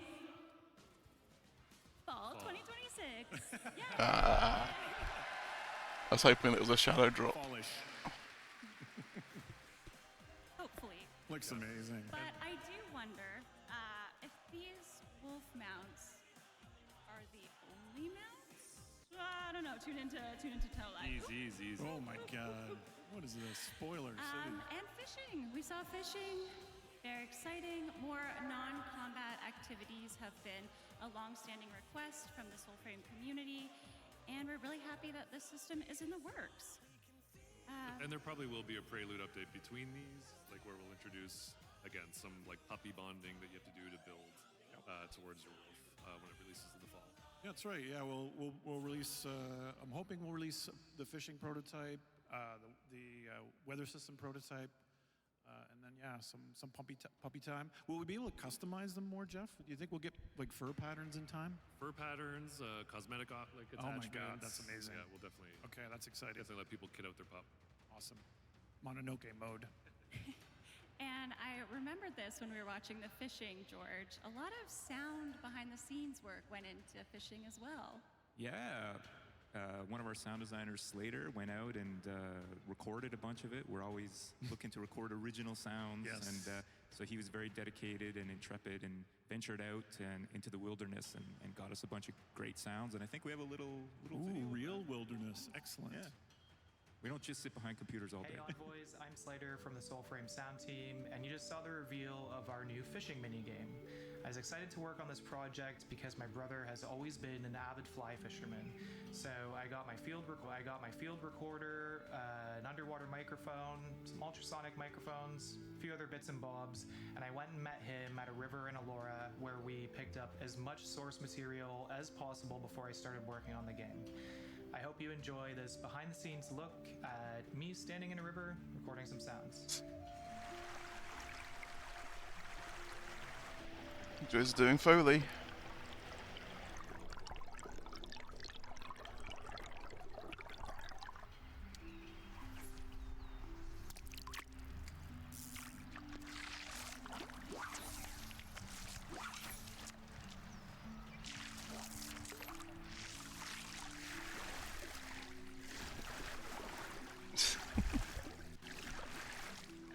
Thanks for watching, and we'll see you at Tenno Live for our new demo with all new sounds and music. It's a tough job, but someone's got to do it. You didn't see the case of beer off to the side there. Okay. My favorite thing about the video is imagining how annoyed Slater's brother is. Yeah, probably. It's just like You know how many times he had to cast that reel to get the perfect sound. Yep. Yeah, so I think the fishing system we hope to be a little deeper than just run up and grab. There'll be lure customizations and that sort of thing. You have to build these wisp hook lures that catch the polluted fish. And there will be different species that have different things that they like and different, bottom feeders and all the other kind of nerdy sort of research we did into how that system works, but recontextualized into the kind of world of Soulframe. And there'll be like iconography in the world for locations that you can go to certain fishing spots. And yeah, so hoping to make it kind of deep and something that would be worth doing for hours at a time, just kind of relaxing and enjoying that side of the game world rather than just the sort of action or violent part. Wow, so delightful once again. Are you being sarcastic right now? I just wish we had more darkness. Okay. And in fact, we do. Okay. All right. We do indeed have a preview of a new corrupt enemy encounter to show you today. Okay, let's look. One you may have seen a little bit of before. We saw concept art before, right? No. Sneak peek on a dev stream. I think. Oh, did we? Oh my goodness. Giving It's away for too those much. that have been following along. And this is a preview in the form of an undead knight and her absolutely wretched horse.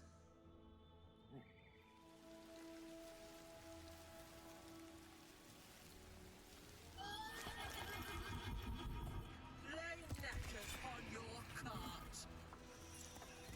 Vicious dressage. Ow.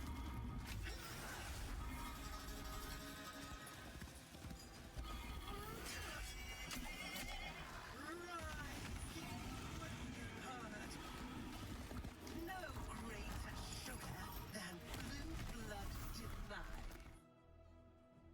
Rainbreaker. Rainbreaker. Mendicant Rainbreaker.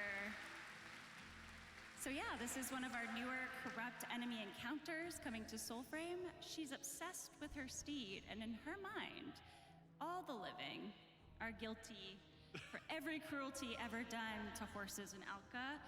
No one is safe, especially those playing Soulframe right now. Because, yes, as I speak, our Mendicant Rainbreaker has just went live. Yay! Nice. Nice. I love how everyone's cheering and they can't play, but that's awesome. Thank you for cheering. I'm getting a last minute. More bosses is note always here good. That I think maybe a bit of an issue. Is the horse out of the stable? Let me just see here. Partially? Let me just see. Come on, hamster servers. Come on. You guys go find know. her at home and Hamster. let us know. I'm not old. But she will be going live today. Let me just check here. Excellent. And yeah, if you're not in Soulframe, like I said. So, it's not a showstopper, but there might be a host migration Okay. situation. But We I think can we're going live ahead. with that. No updates What? complete with one of those. Yeah, so go find her. Excellent. In the wastes. Okay, guys. Retuning Tempers is coming soon. Mounts are coming. Fishing is coming. Weather changes. Mendicant Rainbreaker may be or not be live in game. And we have a sick new Fable being demoed later today. That's right. But within that demo, We are going ahead. Actually, I just got note. We're going ahead with it, so we're good. Okay. Hell yeah. Nice. All right. Woof. Yep. Yep. go find that wretched horse. My heart. All right. But within our demo later today, we also get to learn more about a rather elusive character up until this point. One we may have not actually seen too much of so And she's kind of far. already a fan favorite, I think. Yeah. I think she might be.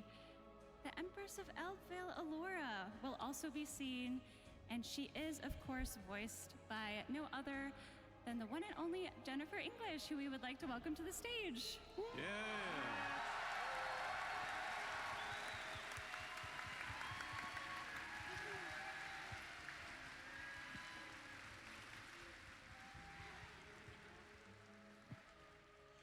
Hello, hi, welcome to Tenno Con. Hi. Is this your first Tenno Con, Jennifer? And have you met any Tenno or envoys yet? I can't hear a word you're saying. Hang on.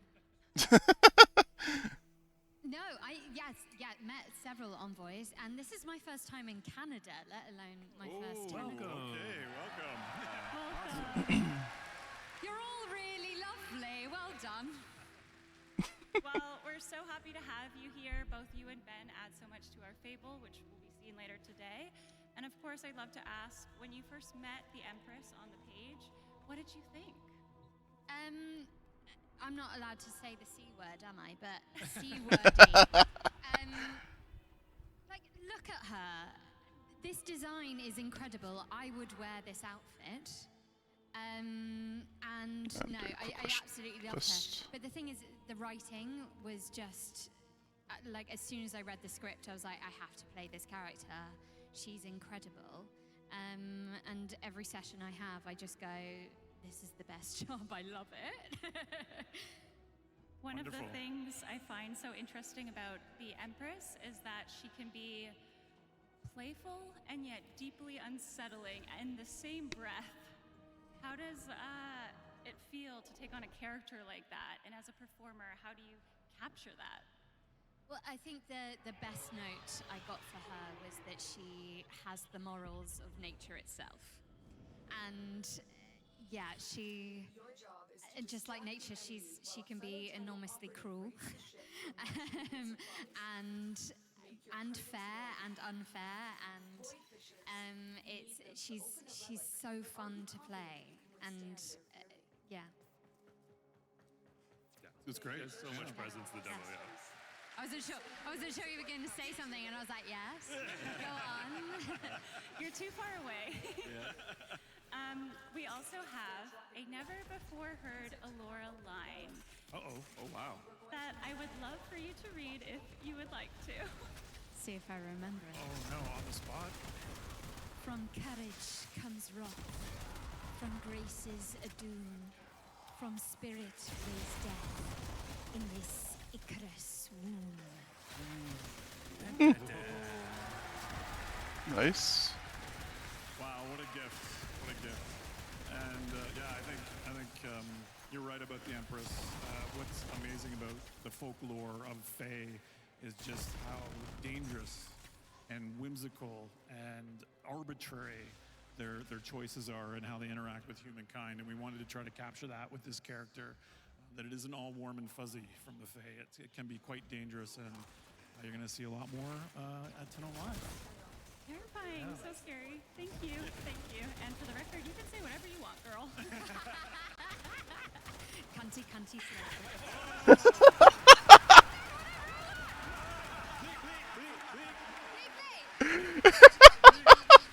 Sorry. And there she is in game, just looking incredible. Yes, this is the Oh, present. that's brilliant. This is the first time they've ever seen the Empress in game. In game, yeah. This is how the demo is going to start this afternoon, this evening. Yeah. Beautiful, just beautiful. It gives me chills seeing her in game, and of course, you just add so much to her. And thank you for being here today. Yep, thank you so much. We're blessed. Most importantly, though, Jeff, these eyelashes. I've been hearing so Right? much about the eyelashes. When can we get them for our envoys?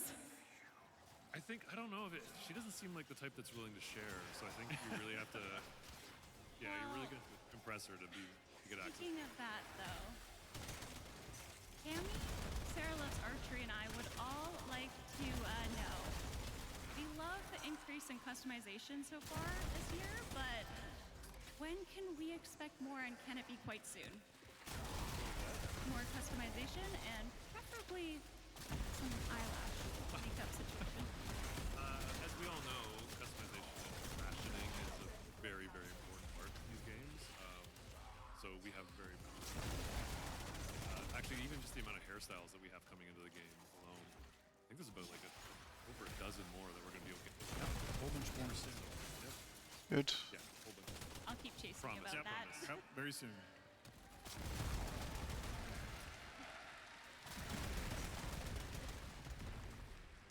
Okay, I just wanted to say before we start to kind of wrap up here that Soulframe has been growing in public for a while now.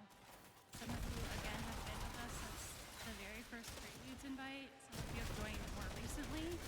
And some of you are waiting for the moment Soulframe 2 is finished.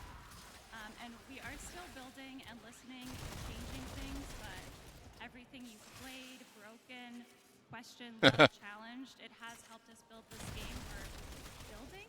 That's right. And yeah, it is with your courage, grace, and spirit to do so that has allowed us to build this game at all, and hopefully continue to do so. Of course.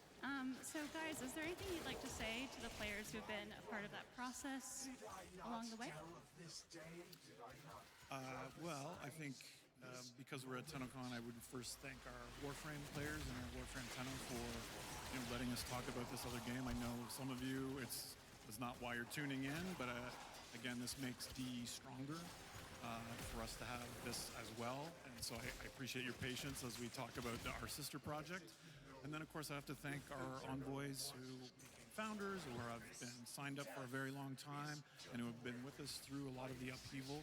I would say a lot of the changes that have been difficult have been ones where we've diverged from the things that we know in Warframe. We've kind of gone into a slower, melee-focused game. We've changed how, say, some of the crafting system works, and I think that has created a bit of friction maybe between updates.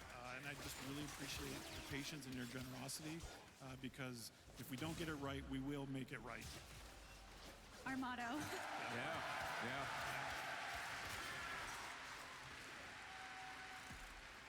Thank you. I really appreciate you all. Okay, so today we have showed you the world of Soulframe expanding, but we have not shown you the full story. We will today. For that, again, you gotta tune into Tenno Live, but we do have a teaser now. Go out. Jennifer, would you do the honors and cue that up for us? A splinter in the heart sings in the dream.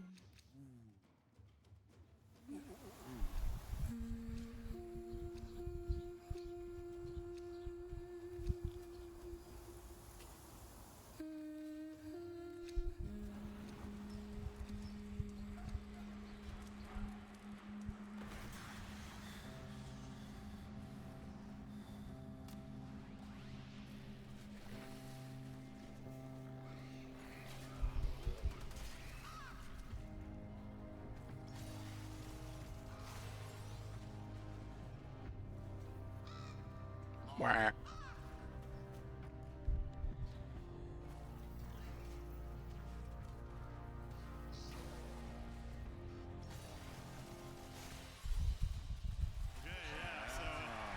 Exciting. It's so exciting. Thank you guys so much. 1 minute of the 30-minute presentation. Yeah, 31 more to go. But before we go, there's a very exciting thing to say, because the demo, the trailer just reminded me. Just something to look forward to, and give a shout out to someone we are fortunate enough to collaborate for since Dark Sector is Keith Power. That's right. The music Yeah. you're gonna see. Yes, everyone give it up for Keith Power. Keith knocked it out of the park, as he always does, and he's given us, I think, some, like in Warframe, some of the most iconic music, but now for Soulframe as well. And so and I really think what you're gonna see this afternoon is just some really special music that he wrote for us. Definitely. Yeah. Wonderful. Thank you guys for watching. Thank you for watching. Shout out to all of the Tenno for being here, and hopefully you go sign up at soulframe.com. Yeah, genuinely, thank you so much, everyone. Thank you. Thanks, guys. Thank you. See you tonight. See you tonight.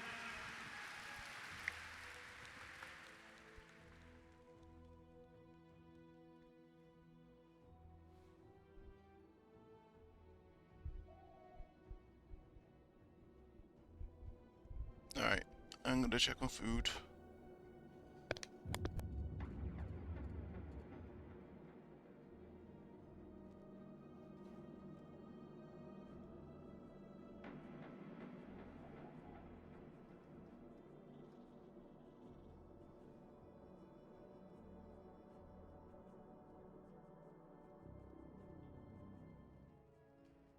Tenno Con, day 2. So you lost your voice at the Tenno concert, eh? You ain't here for nothing. Free rewards. It's always free rewards.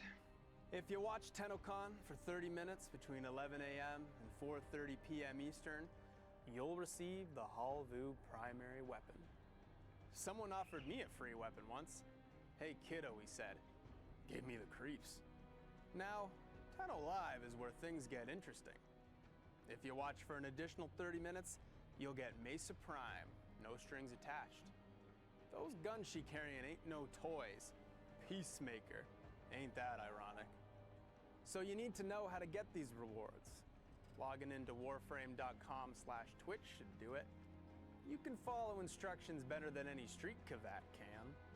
If you can do that, those Twitch drops will be sent to your inbox. Maybe you prefer Steam. If you log into your Steam account before watching, you'll get some Steam tokens. Claiming those tokens and logging into your Warframe account will redeem those rewards.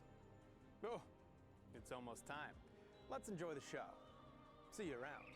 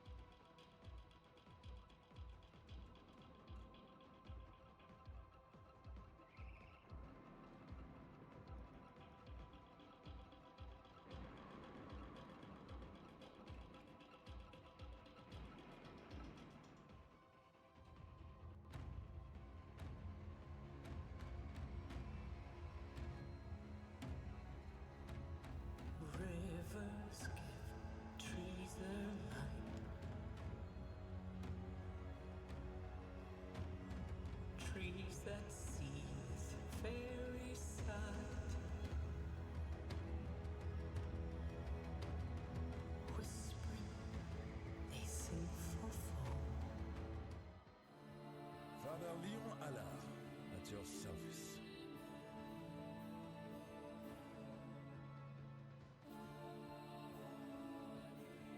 All sins can be forgiven.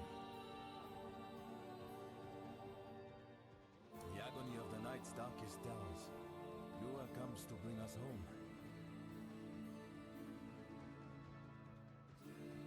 Beneath the sadness here, there is a serenity. The whispers are strongest here. I can feel it, the voices pressing against my mind, yearning to be free. Silver tears of Lua wash over this soul. We with them in darkness and in pain.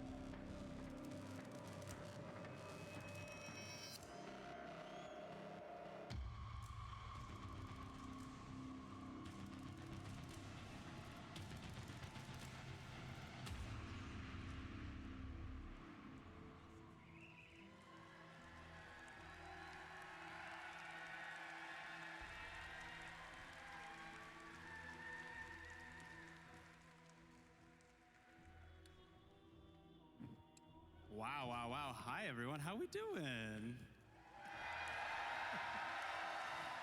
Wow. All righty.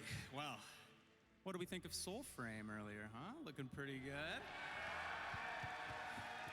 I love it.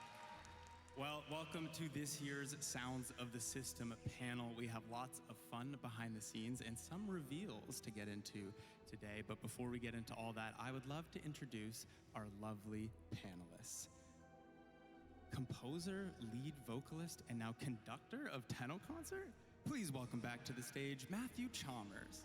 Hey, everybody.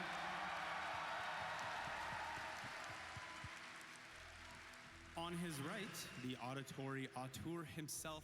Please also welcome back Associate Audio Director for Warframe, Eric Preston. What's up, Tenno Con? Hey, everybody. Wow, you guys look great. Oh, my God. Now, you've seen his work before, but for the first time on stage, please welcome sound designer Giovanni Agapito. Hey, everyone. Also a newcomer to the stage, but a master in the booth nonetheless. Please welcome to the stage, Jeff Folks. Hi, everybody. A Tenno Con 2024 alumni to the stage and a true craftsman. Please welcome back sound designer Mark Perquin. Hi, everyone. And last, but certainly not least, you know her as the voice as Marie Leroux in the old piece. Please welcome to the stage Elsa Perusian. Bonjour, ça va? My name is Zach McCone. I'm a senior community manager on Warframe, and I have the honor of talking to all of these lovely folks here today. So thank you all for being here. All right. Why waste any time? Let's chat the old piece. Matt, this update was very cinematic, and so the music had to match. Would you tell us a bit about that process? What was the first step in the journey of creating such a fantastic score? Yeah, I think the first step was a phone call from Eric where he was like, I think this is the one where we do orchestra. And I was like, yes, finally. And so yeah, then it was just about like finding the right influences and figuring out how big of an orchestra and when do we record this, how much music, and all the details that go into that. But yeah, that became a big sound of the old piece. How many people were in the orchestra? I think it was 44 in the end, yeah. Wow, it sounded amazing. Yeah, it was recorded over 2 days. Yeah, we did a strings and winds session and then a brass session the next day. And yeah, and a lot of the musicians who played on the soundtrack played here last night at the concert. That is so cool. Well, Matt, you also seem to be collecting jobs. How was it like conducting in front of a live audience last night? It was cool. It was cool. I mean, very different from last year where I was the lead singer and, you know, pretending to be good at that. And instead I pretended to be good at conducting. You were great. You were great. Yeah. You're Thank amazing. you.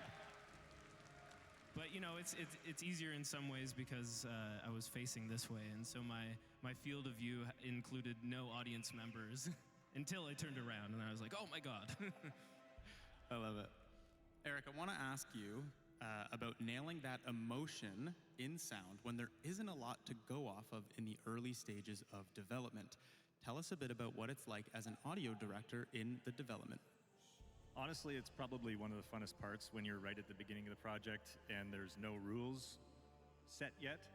A lot of that process just involves looking at like early level designs and early concept art and putting up reference material to kind of see what sticks. And actually, for the old piece in particular, I remember there was one level that I loaded up, and it was kind of like a crater level, but it had this beautiful kind of ambiance and style to it. And that was the very first shot that I used to put some music up to and some sounds up to get a feel for how it was going to work and what's going to work and what doesn't work. So yeah, it's a great fun time at the beginning. Honestly, it's so impressive. If you've seen some of the early videos, it's literally just squares, circles, and triangles. So it's extremely impressive to be able to bring out all that emotion in such early stages. Congrats, Eric.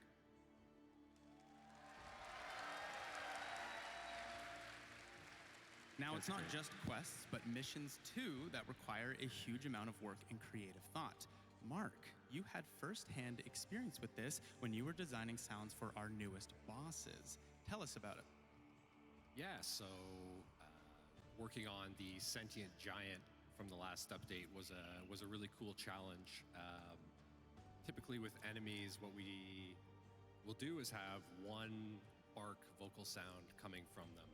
And it's a compromise between hearing that enemy up close versus hearing them far away. And so with this giant, we thought, let's not compromise, let's have both. So we made some sounds that work while you're right up next to the giant, and then we layered in some echoey reverb, to give you that distance when you're far away, and then we mixed the two based on how close or far you are from the giant, because we really wanted you to feel like it was everywhere in the level, even if you weren't right up next to it. But when you are right up next to it, you're like, oh my gosh, it's right there. I love it. It's my favorite boss out of the three. And you actually made a video showcasing your behind the scenes work. So let's take a look.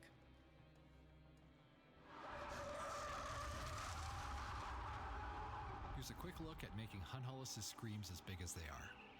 Here's how this would sound through a typical chain and engine. We have a random sample selected, played with a number of parameters.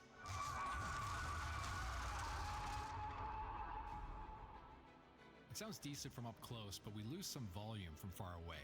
So let's get rid of our spatialization node and play this without any spatial info.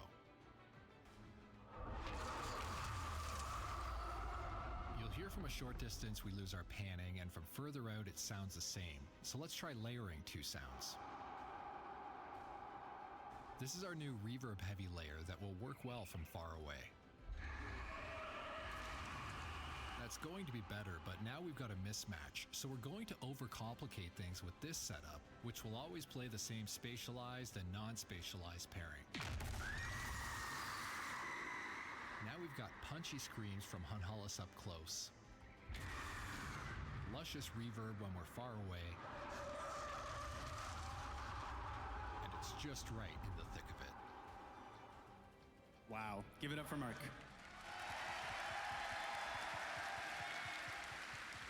Now, Jeff, you also worked on another set of bosses this update, the Prime Vanguard.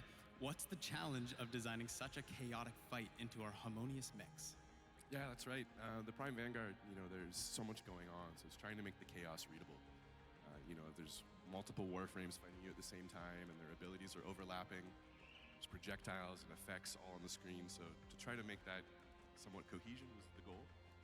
We kind of did that by thinking about carving out space in the mix for the important things.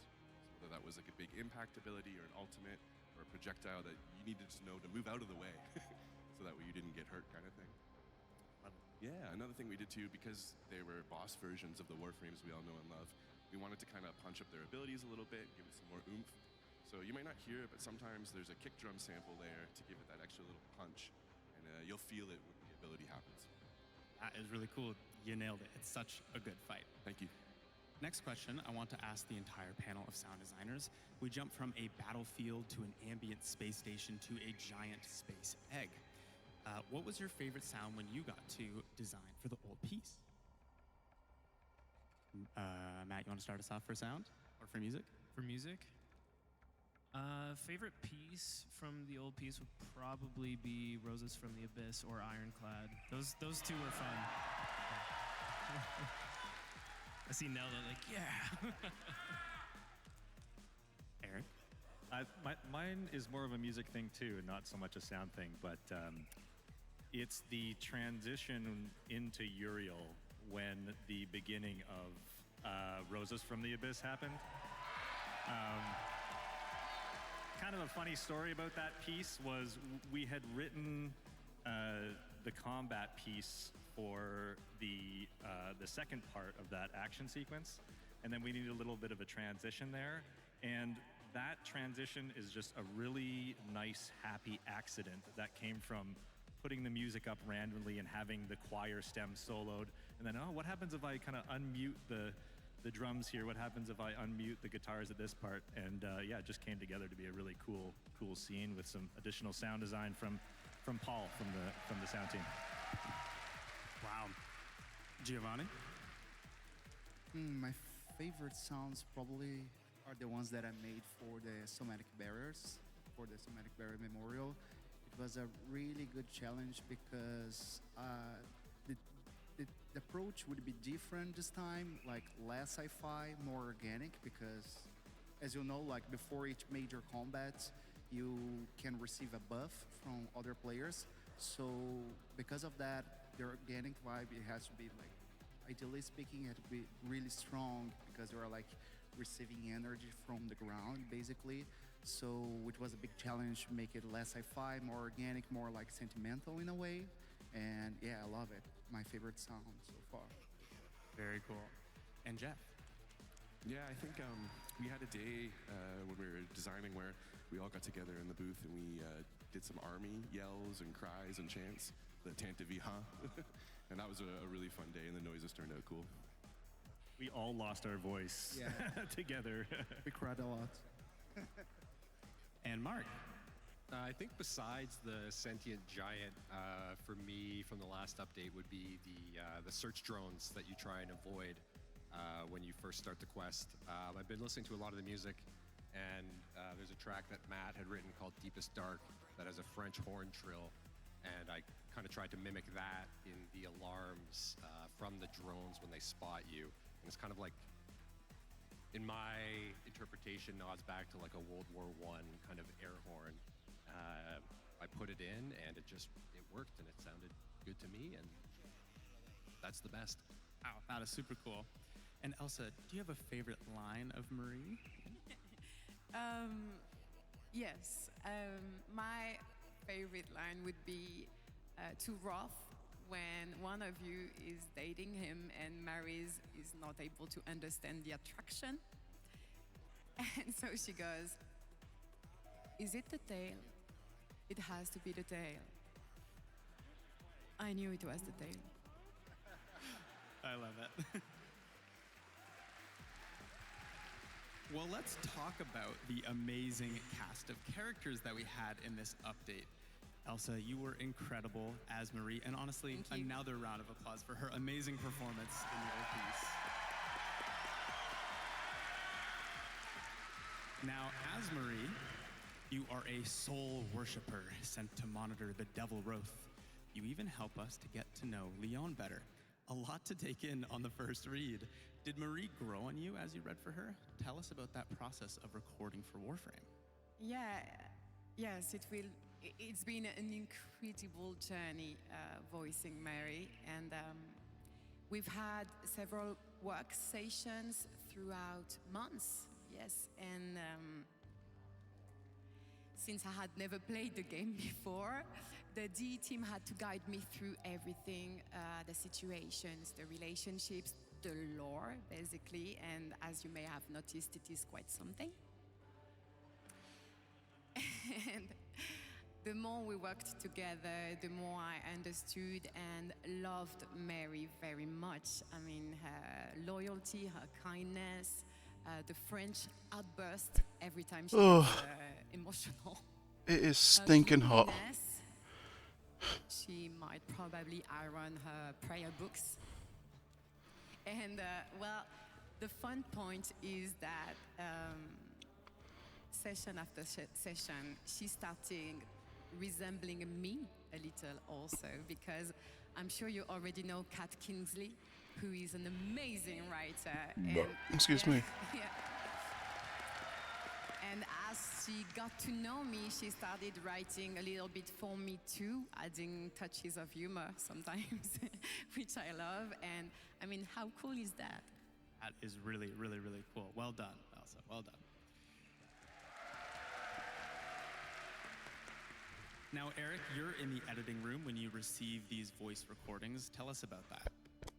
Yeah, I mean, it's always a treat to get to receive all these incredible voice actors' files in the emails, basically. But it's nice to be able to work in an audio environment you know, with sound effects and music, and then once that final piece comes through of the dialogue, it's incredible how much it really brings it to life. And yeah, this was no different. I mean, we kind of, when we put the audio in engine, there's a long time where we're balancing how often voices play, and that's a great process where we really get to kind of learn what the characters are all about. And yeah, I mean, it's a treat for us to work with amazing voices like yourself. That's super cool. So that means quest missions and also romance, as we've seen in the latest update. I bet you many people in this room are dating Marie in-game. Actually, let's hear it. Who is dating Marie? So everyone. Is there anything you would like to say to these people? Yes, it made me a little bit sad. I'm a little bit sorry for all the Hex members that are not X's members. Damn. I love it. Thanks, Elsa. Now, you were also joined by the wonderful Elliot Cloud as Adis and Mike Weston as Master Itsam.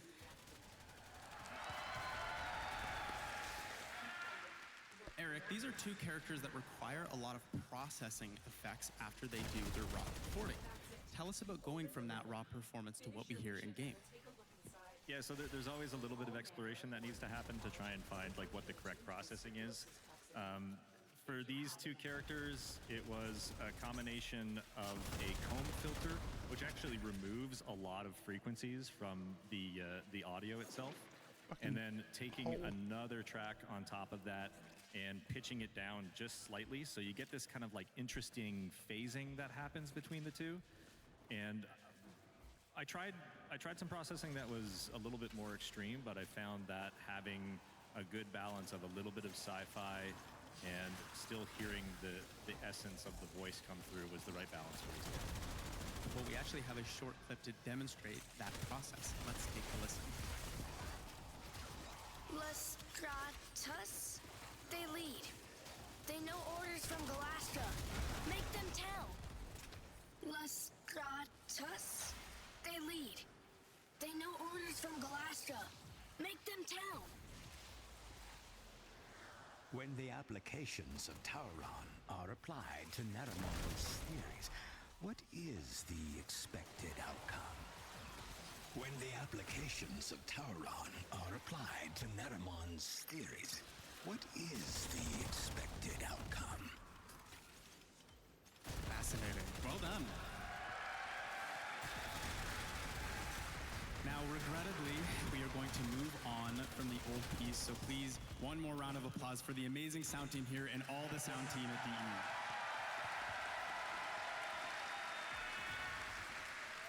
All right, let's go on a little journey, shall we? To worlds previously unknown, starting with the wonderful Valis Undermined. A wacky, weird world we had with this one. Who knew what was lurking underneath Fortuna was some cheeked-up mushrooms? Now, Jeff, I want to start with you, as you had a huge hand in creating the sounds for Noko. Tell us about that experience. Yeah, Noko was my first frame to design, so it was really fun to be working on a guy with so much personality. Thank you.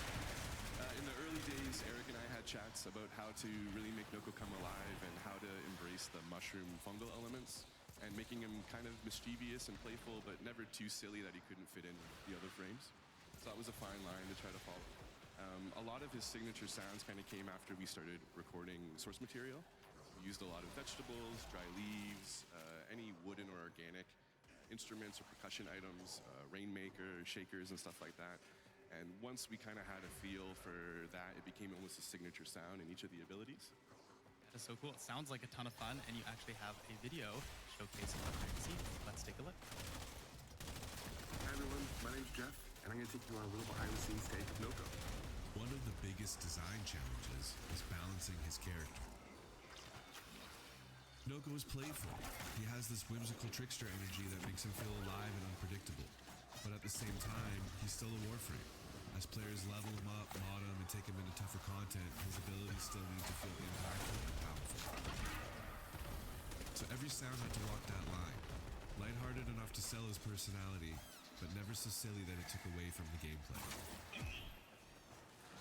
To build that identity, we wanted to stay as close to nature as possible. A lot of Noko's signature is actually simple Foley recordings.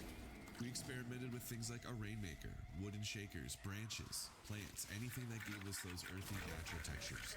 This rainmaker became one of my favorite source recordings.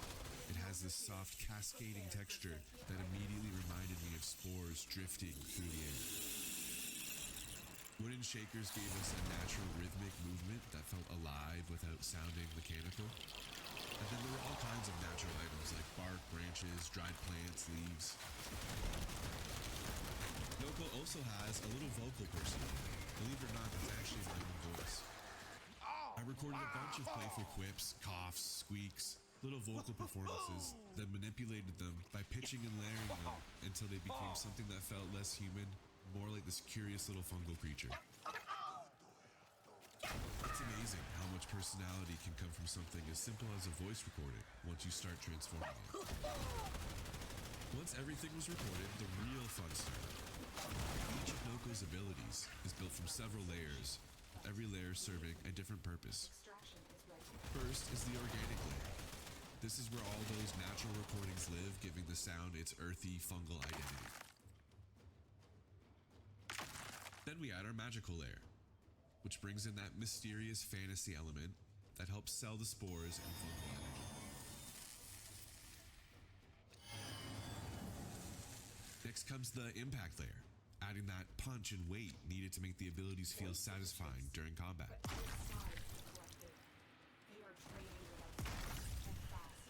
And finally, Noko's voice. This layer gives him that little bit of personality and reinforces that playful, mischievous spirit.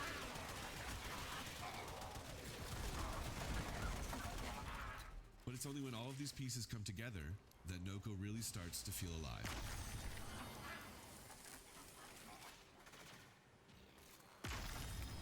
And that's a little look behind the scenes of how we brought Noko to life. Thanks so much for watching. Have a great Tenno Con.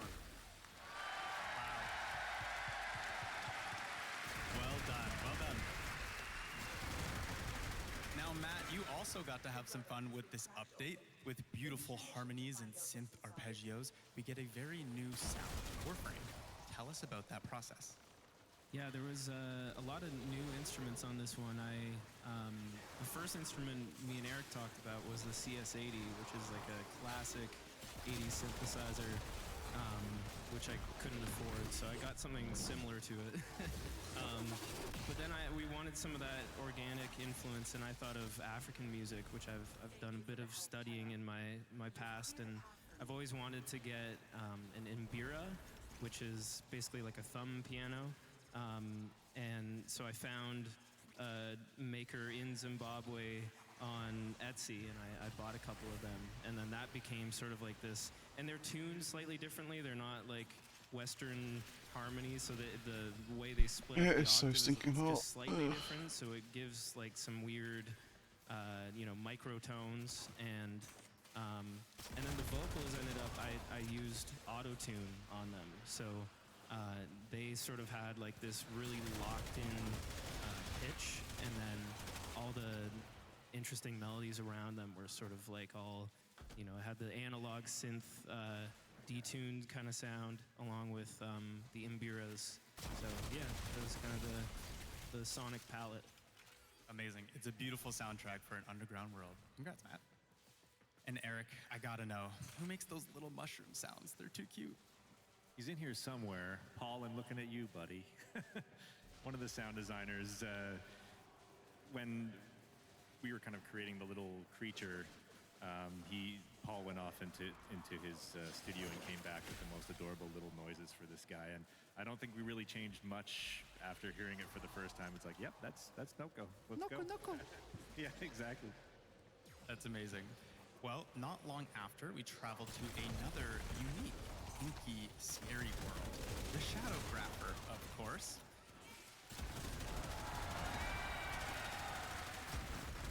Now, Giovanni, I have to give you your flowers. With $19.99, you lent your talents to the tech rot enemies, so blobby, ink-covered enemies seems like a natural progression for you.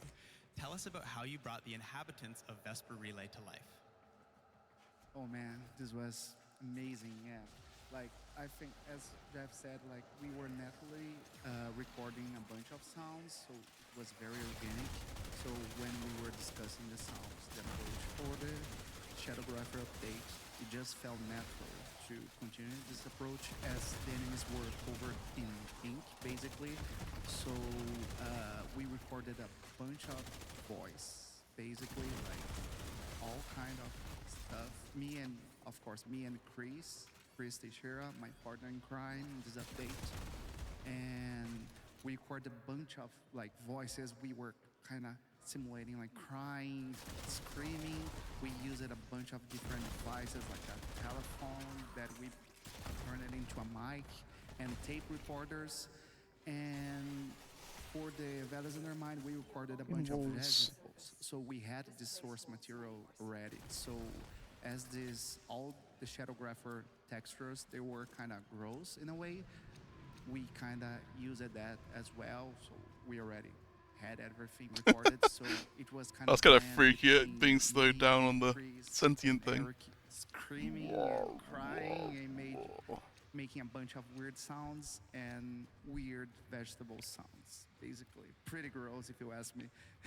Well, let's see how you brought all of that together in a behind-the-scenes video. Hey everyone, Giovanni here. I'm going to show you how we recorded the enemy sounds in the Shadowgrapher. When we started developing ideas for the update, it didn't take long to realize that we needed new sounds for the enemies. After all, they are now covered in ink, and the whole update has this weird and spooky vibe that we wanted to match. So Chris, my fellow sound designer, had this brilliant idea of converting an old telephone as a low-frequency microphone. After that, we got a vintage record player and connected the microphone to it, passing the signal through our modular synths. This is how it sounds right now.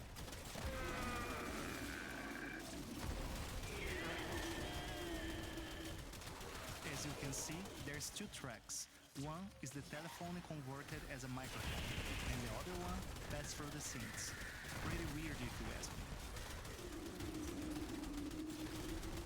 After this recording session, I had plenty of material to work with, but I still felt the need for vocalizations. I really liked the idea of the enemies having baby sounds, so I decided to give it a try and recorded myself at home, acting like a big baby boy for a day. In the end, it turned out to be a strange little creature with a high-pitched voice, but I think it fits what we were looking for. Well, you be the judge.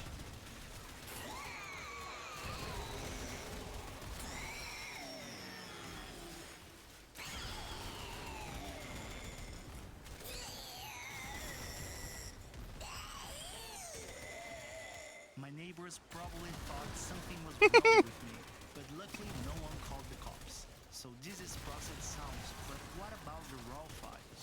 Let's take a look.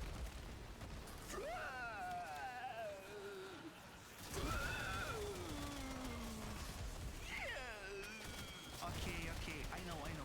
You are tired of listening baby sounds. I get it. So now, after everything is processed, edited, and implemented in the game, this is the final result, finally.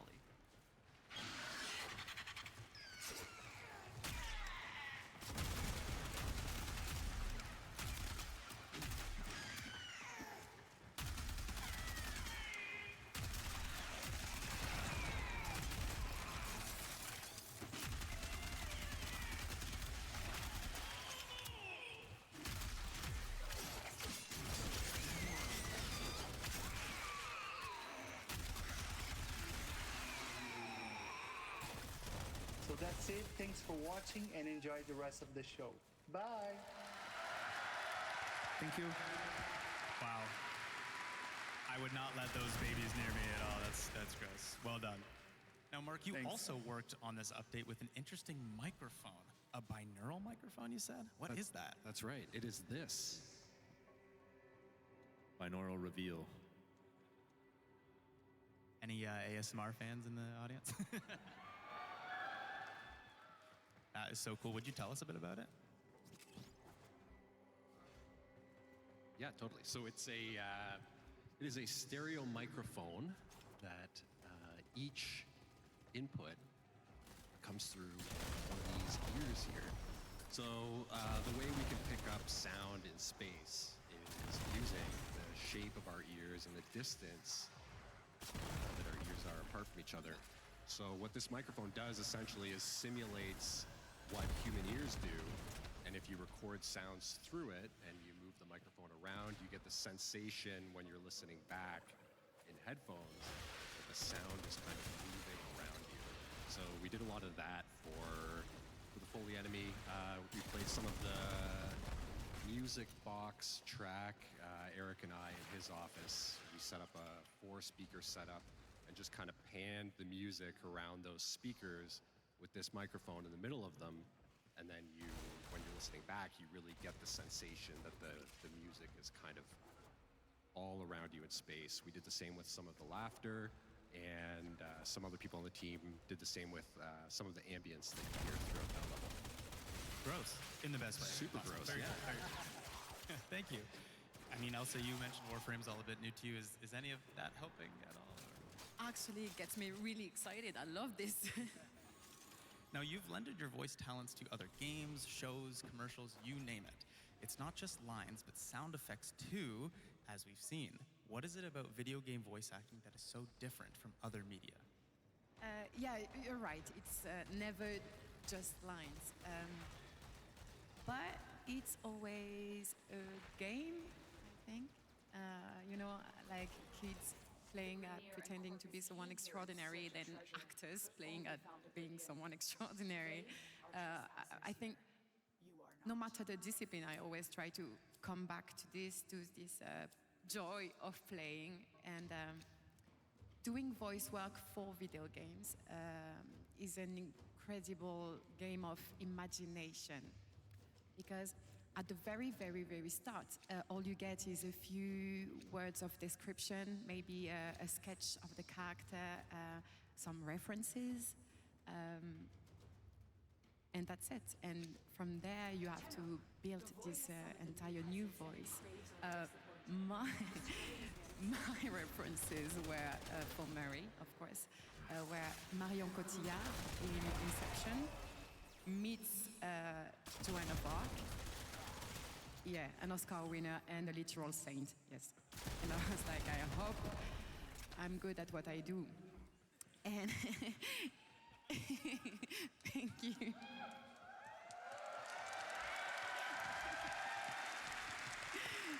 Thank you very much. And so, yeah, so that's it at the very beginning. So from there, every single line, you have to imagine the movement, the situation, the difference between what's being said and what's being thought, which is never the same, and that's why it's interesting.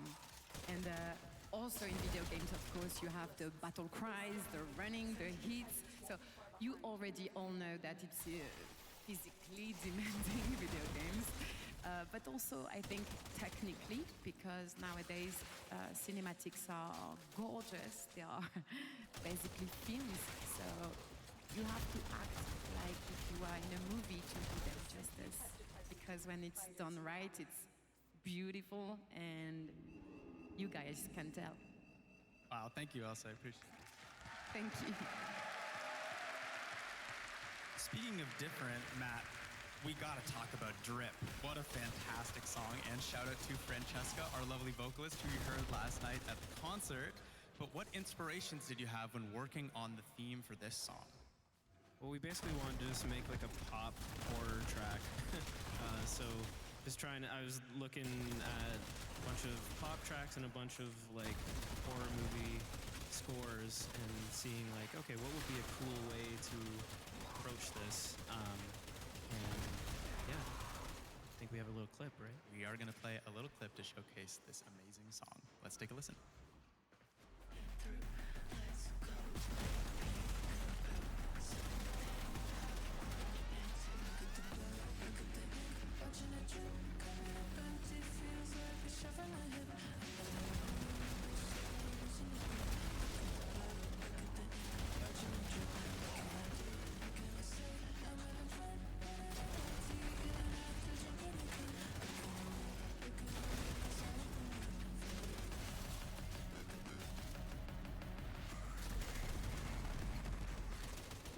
so good. Love it. And last, but certainly not least of the new worlds to explore, Jade Shadow's Constellations. Now we know it's new, we won't spoil too much, but Eric, Matt, I know you were both in the room with that choir for Jade Shadows 1. What was it like to bring it back bigger and better? I mean, it's always great working with live musicians, and again, similar thing to the orchestra. A lot of the choir members from last night were the vocalists in Jade Shadow's Constellations, and they're just amazing. Yeah, give it up for them.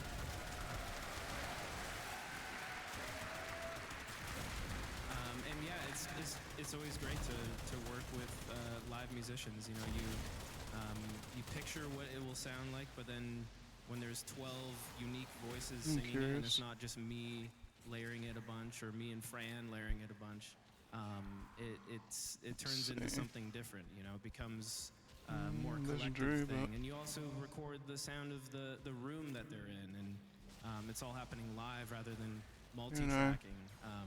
So it brings like a humanity to it, which I think was very important in the first Jade Shadows, and that sort of became the standard for anything Jade Shadows. It's so beautiful. It works so well in the Quest. I swear. Speaking of the Quest, Eric, I want to quickly mention a fun little project, the first cooking mini game in Warframe. I believe one of the sound team members had something to do with that. Yeah, Laura Dickens is the sound designer who did all the work on that, so shout out to Laura.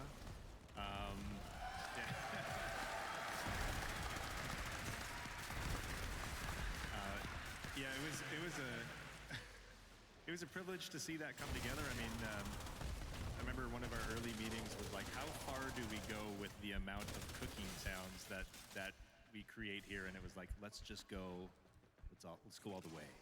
So yeah, she cooked.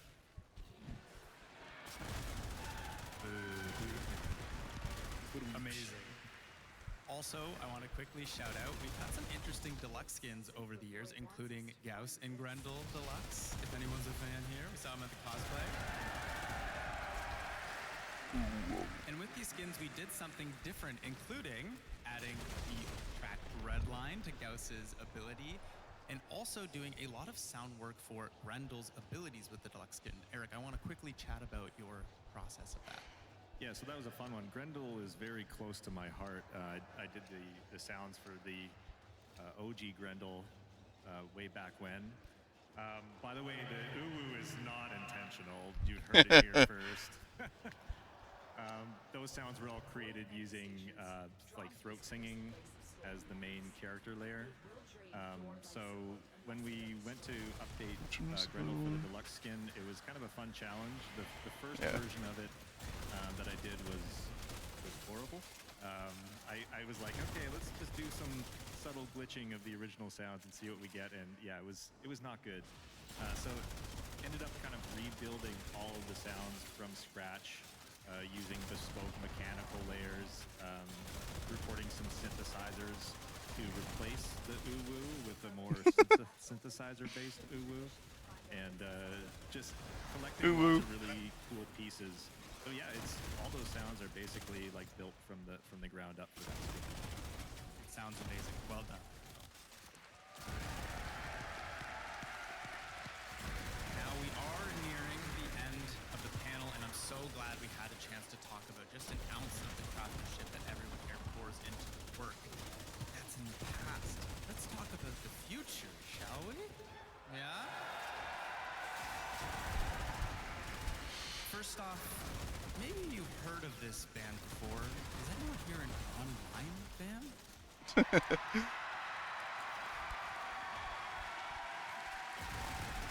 Well, you'll love this, because coming in a future Nightwave update, the newest, oldest online signal running late.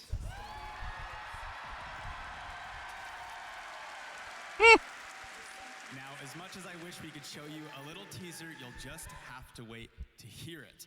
Tune into the, I'm sorry. Tune into the narrative panel, though, to learn a little bit more about this Nightwave update. Okay, this whole panel, there's been an elephant in the room. I'm sorry, guys, I have to say the word. Tau. Tau is within sight. Now, I know we can't say much, but is there anything we can say about Tau today? Nothing really that we can share. Nothing. Oh, hold on. What? There might be one thing we can share. Someone's joining the cast of Someone characters. is joining the Warframe cast. Should we hear for the man himself? Let's take a listen. Hello, Tenno Con. I don't believe we've met. More about me very soon. So, happy Tenno Con, everybody.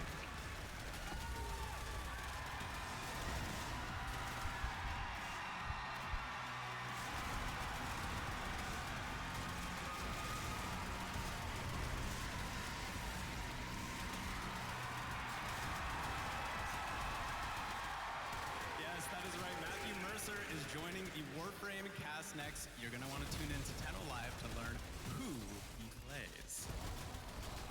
Okay. I'm stoked. That was awesome. Now, as you know, every year in the sound panel, we try to incorporate you guys, the players, into the next sound for Warframe. Now, we have a little idea, and let's just say where we're heading has some interesting weather. So we're going to create some rain today with your help. Eric here has got a microphone to record you, and all you have to do is follow my instructions. So listen first, and then we'll do it. We're going to start by rubbing our hands together. This will make our wind. Then we're going to do some light snapping. This will be our light rain. Then we're going to start snapping our legs with our open palms. This will be our heavy rain. Follow my hand from left to right and start. We're going to do wind, snaps, slaps, and then in reverse. Flaps. Rub hands, and then some wind. Make sense? All right. On the left side of the room, start rubbing your hands now.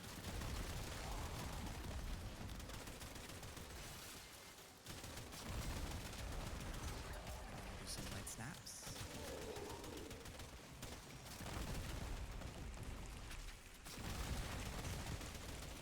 And then we'll do some slaps.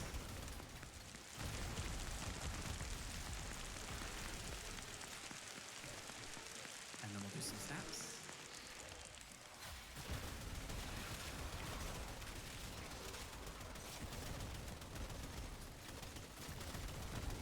Did we get it, Eric? Amazing. Hey, thank you.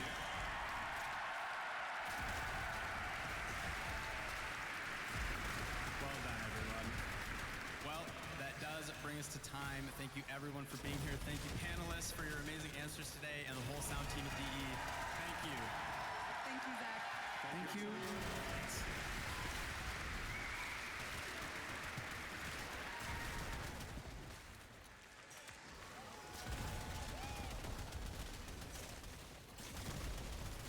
Rainier and Corpus came here in search of treasure, but only found oblivion. They are trespassers here. You are not.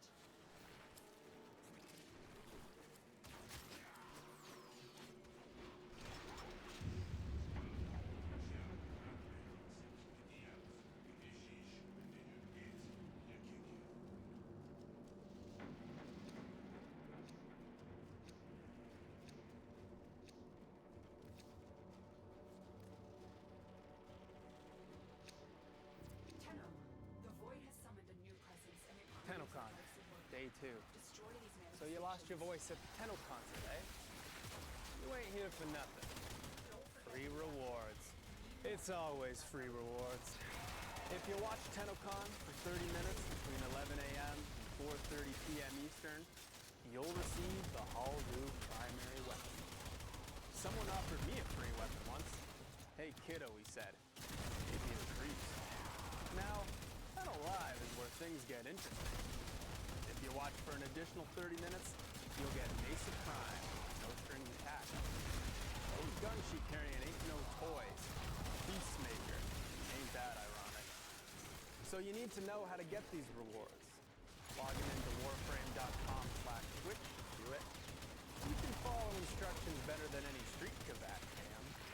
If you can do that, those quick shots will be sent to your inbox. Maybe you prefer Steam. If you log into your Steam account before watching, you'll get some Steam tokens. Claiming those tokens and logging into your Warframe account will redeem those rewards. That's it. Oh, You open it's the almost time. Finish your Let's enjoy the mission show. and take a look inside. See you around.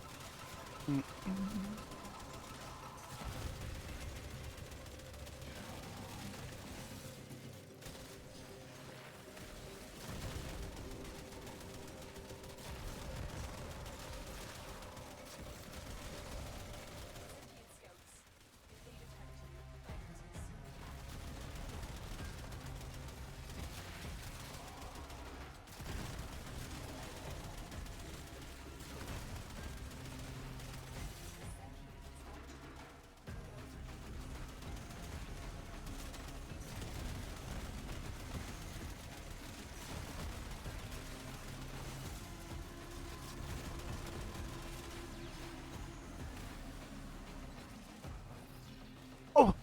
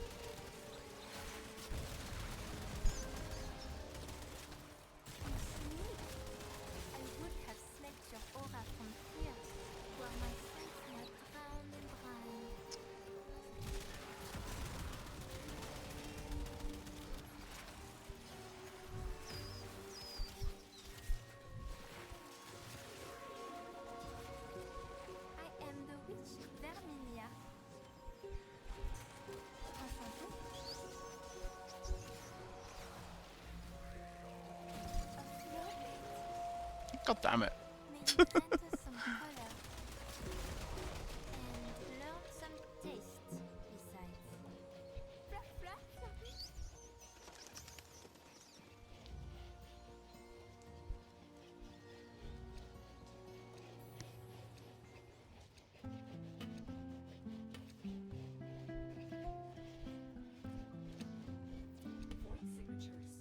But outside of the garden, they are draining life support and fast.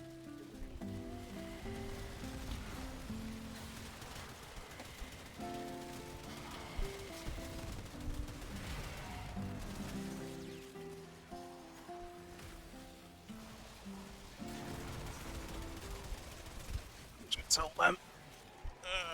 They can follow. Alright, going over to the spot I was at before.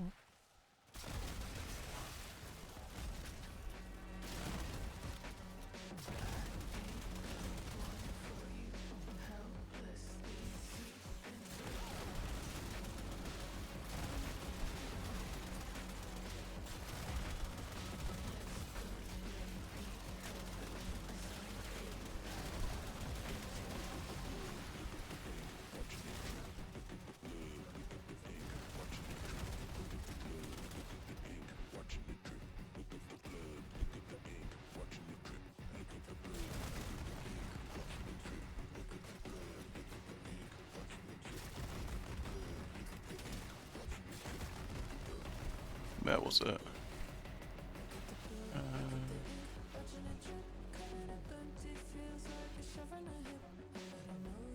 Was it that side?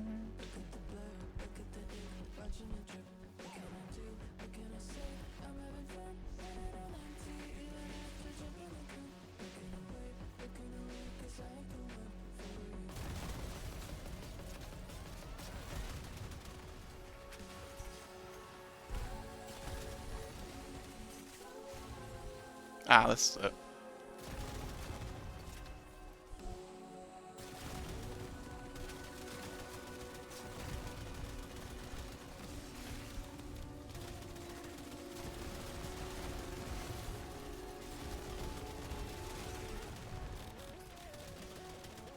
Not that one.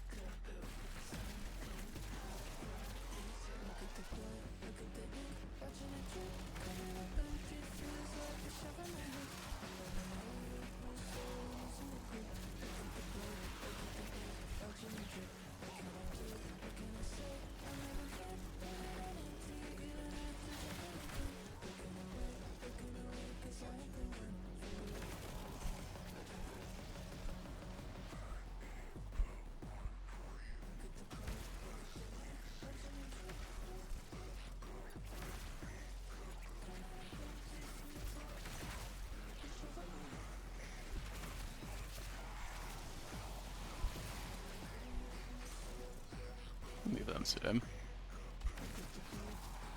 Don't want to take all the kills. Don't want to take all the fun.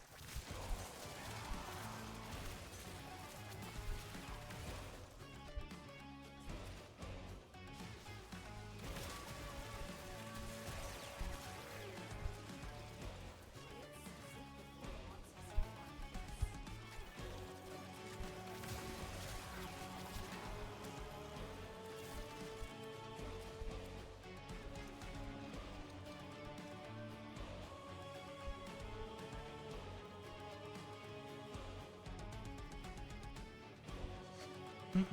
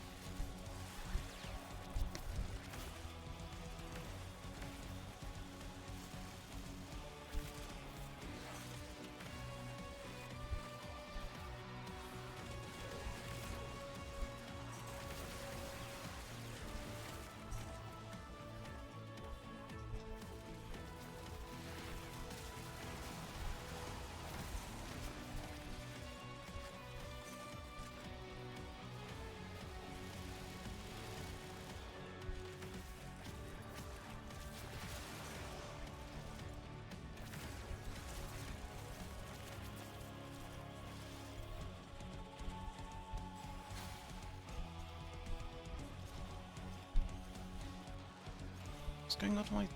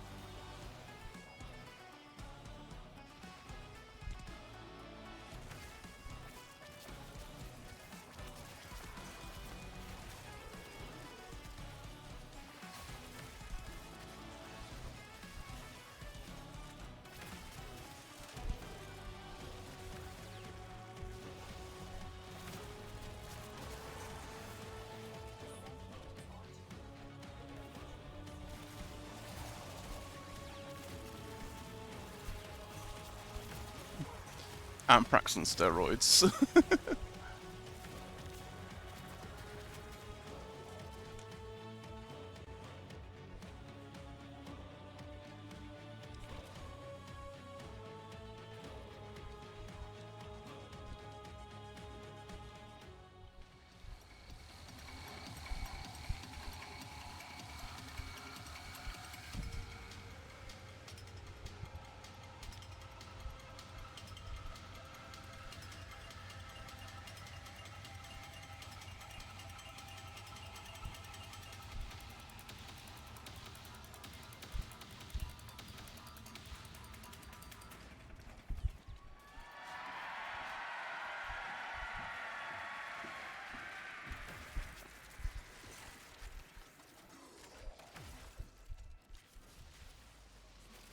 Boom.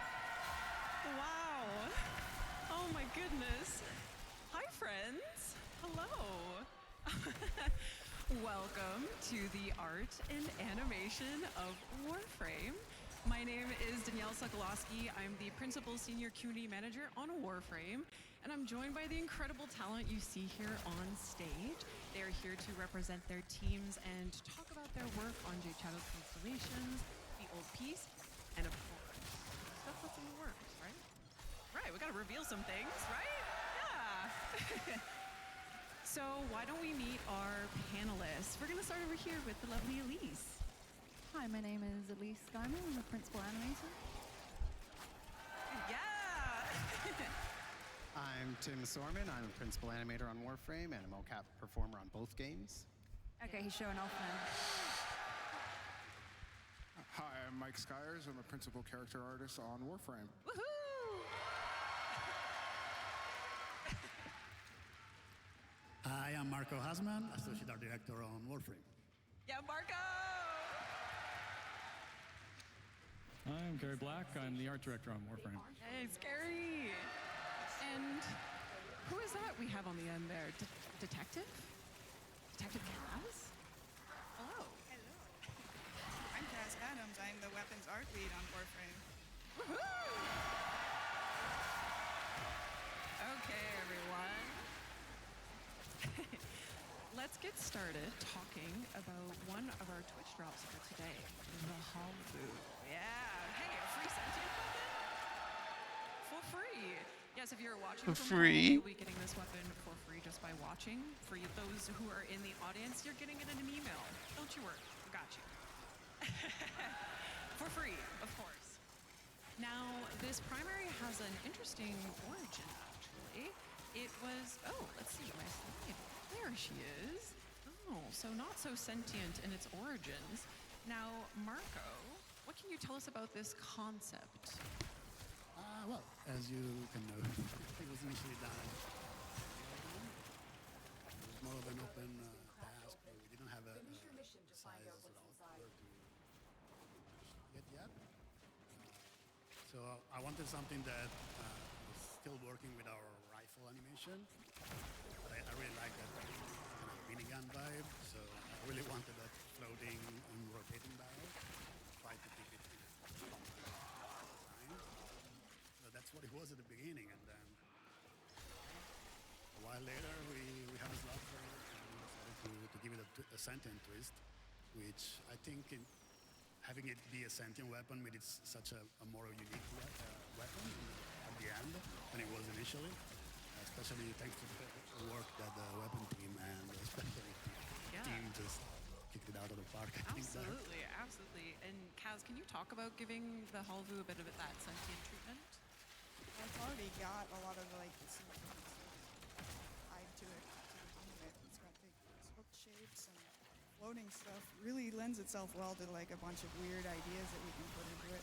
If we change it into an alien thing, then you can do whatever you want with it. Exactly.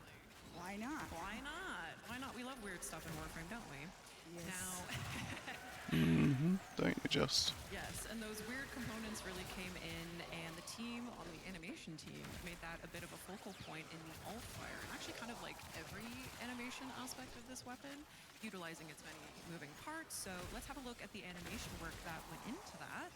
And Tim, what were you thinking about going into this?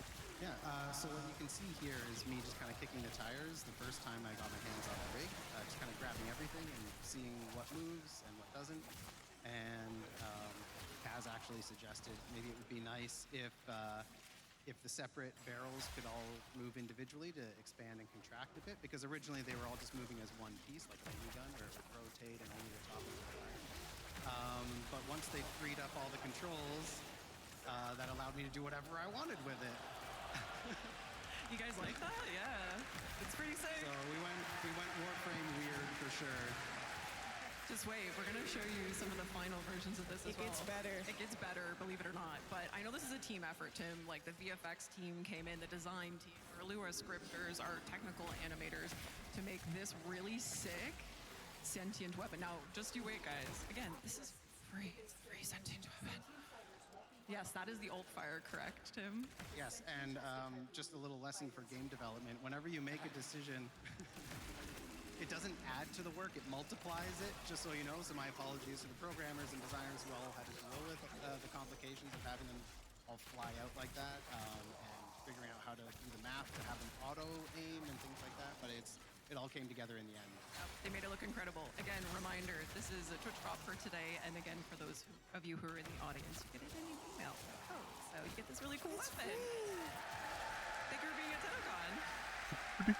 All right, since we're on the topic of weapons, we have a new Prime Access coming later this year, which will include a very exciting primary weapon. And let's see who you can guess who for. Which Warframe? Hold on. Introducing the Stephalos Prime.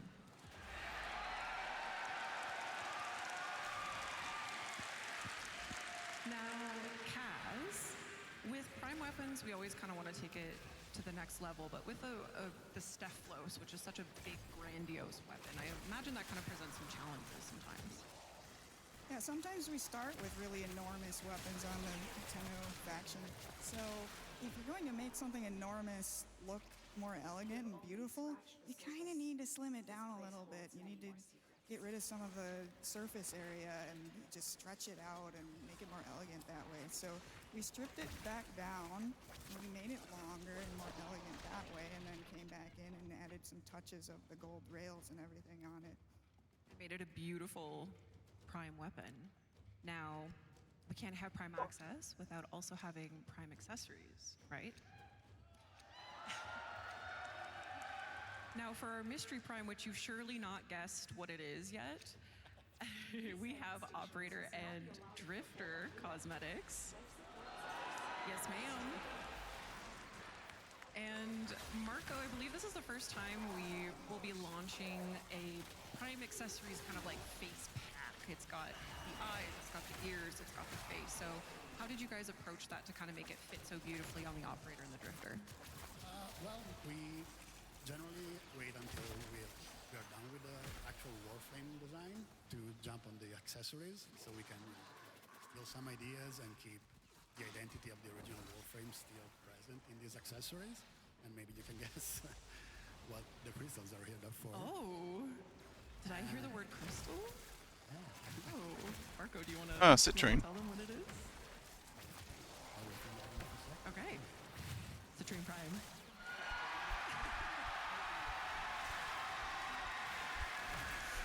Did you guys guess? Did you get it? Yeah? I've never tried citrine. I still need to try her out. Crystal Queen is getting the Prime treatment. Isn't she beautiful? Yeah. Gorgeous. Marco, citrine already has a very kind of one-of-a-kind design. So how did you work with Corey to integrate those Prime elements? Yeah, a lot of work goes early on to try and keep the original Warframe still present, just really recognizable. So I think that's when you approach a Prime Warframe is the main challenge of that task. And then you tend to add on it. I'd take maybe a couple of big elements to take the bigger wings at. In this case, we have the shoulders, and we added a skirt on the back, but still always resonating with the main theme of the Warframe. Absolutely. And now, okay, so we have a very exciting future ahead of us with Citrine Prime Access.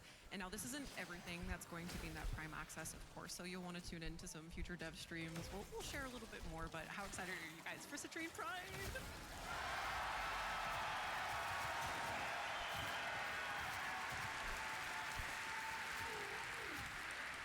All right, let's talk Jade Shadows Constellations. Now a heads up.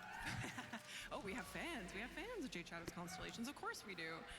Heads up for the audience. If you haven't played through the quest yet, there will be some quest spoilers, so maybe avert your eyes, or maybe not. Maybe you'll find this interesting. Now, this sequel to the Jade Shadows story, we introduced our most complicated Warframe to date. Right, Skyers? Oh, yeah. Sirius and Orion, a 2-in-1 Warframe. And before we talk about them all grown up, why don't we go back quickly to when they were sweet little babies? Aww. Now, Mike, as the creator of the Jade Warframe, what was it like for you as an artist to not only see 2 cinematic quests come from your design, but also Warframe babies? I never would would have expected this. It was a career highlight to be with Jade initially in the Jade Shadows Quest 1. It was like amazing that an idea I had spawned such a story that was super intrinsic to the Warframe world. And then when I was about 1 week left in my paternity leave, Reb reached out to me and I'm like, if she's reaching out to me, this must be important. And then she's like, so we're gonna do Jade's babies. Do you want to design them? And I was like, yes. And I was still on paternity leave, and I had a few moments during a nap to do some sketches, and During a nap? Yes. And Nap shared drawing. those ideas, and Reb was very interested in doing a very angelic, white angel, black angel kind of theme, and I kept working on it and developed it into what you guys saw today. Yeah. And were there any kind of standout moments while you were designing Sirius and Orion? Yes. You guys all saw that really awesome animated trailer by Orion, right? We were still heavy into working on the 3D models for these, and these being two characters with a lot of complexities with their helmet wings that open, and they both have to be two parts of one whole. It was crazy to see the trailer release, and then all the amazing fan art that came out really helped us get over the hump and get these guys done. And we love Sirius and Orion here, don't we? We do. Thank you, Mike. Thank you, Antonio. Look at our boys there, our sons, all grown up. They had a growth spurt. Now, Kaz, working off of Mike and Antonio's work with Sirius and Orion, you designed their signature heavy scythes, the Wrath and Pride. How did you want to approach the concept and the models for these? Because you did both. Yep, I did the whole thing on these ones. We knew we wanted to have something that represented both of the Warframes in one, and we were thinking about other types of weapons, like maybe the split dark sword kind of thing or something like that. But when I thought about just the theme of the scythes and stuff, and well, a heavy scythe has a blade on both sides. Why don't we just do one on each side that represents each character? And it looks like I had to do was flip it over to do each version, but the rig's a little more complicated than that. There's two bones on one side and one on another, and they telescope, and it's all sorts of weird stuff. So actually, this was a lot more difficult than it looked, but it was really, really fun to work on, really fun to sculpt. It was really fun trying to bring in some of the elements from each of the characters into these pieces. Yeah, and you made them so beautifully complementary to our sons, so thank you for that. Now, we can't forget about Sirius and Orion's mentors, Ryoku and Vina. Yes, shout out to our character artist, Frederick and Adele. Yes, our newest proto frames. And now, with new proto frames, we need new Gemini emotes, don't we, Elise? And both you and Shaylee worked on Vina and Ryoku's, which we'll have a look at now. And I know you shared a fun story with me about Vina's Gemini emote. Yeah, here's some footage of me being really creepy. I should have probably just mocapped it, but no, this is hanky. So the direction for Vina, I think Reb said, well, first off, she's hot as fudge, and she would live in blood, drink blood. She's all about that blood. So I was like, well, I'm gonna have to have her licking some of it at some point. So I'll do something where she kills someone so she can lick the blood. And then Liger, who did the concept for it, he was saying, oh, it'd be really cool. She was super unsettling, contortionist vibe, creepy movement, kind of like how a tiger stalks its prey, or how a chicken head is gyros. So my direction for this was basically sexy murder chicken. Hopefully I nailed it. Nailed it, absolutely. At least nailed it, right? Sexy murder chicken? Yeah. You did it. Now, all these characters come together, Sirius and Orion, Vina and Ryoku, in the Jade Shadows Constellations quest. Let's have a look at some of the mocap and early animation work that went into the cinematics for that. And Tim, what kind of inspirations did you pull from for these cinematics that you can tell us? And maybe a little bit of general how you...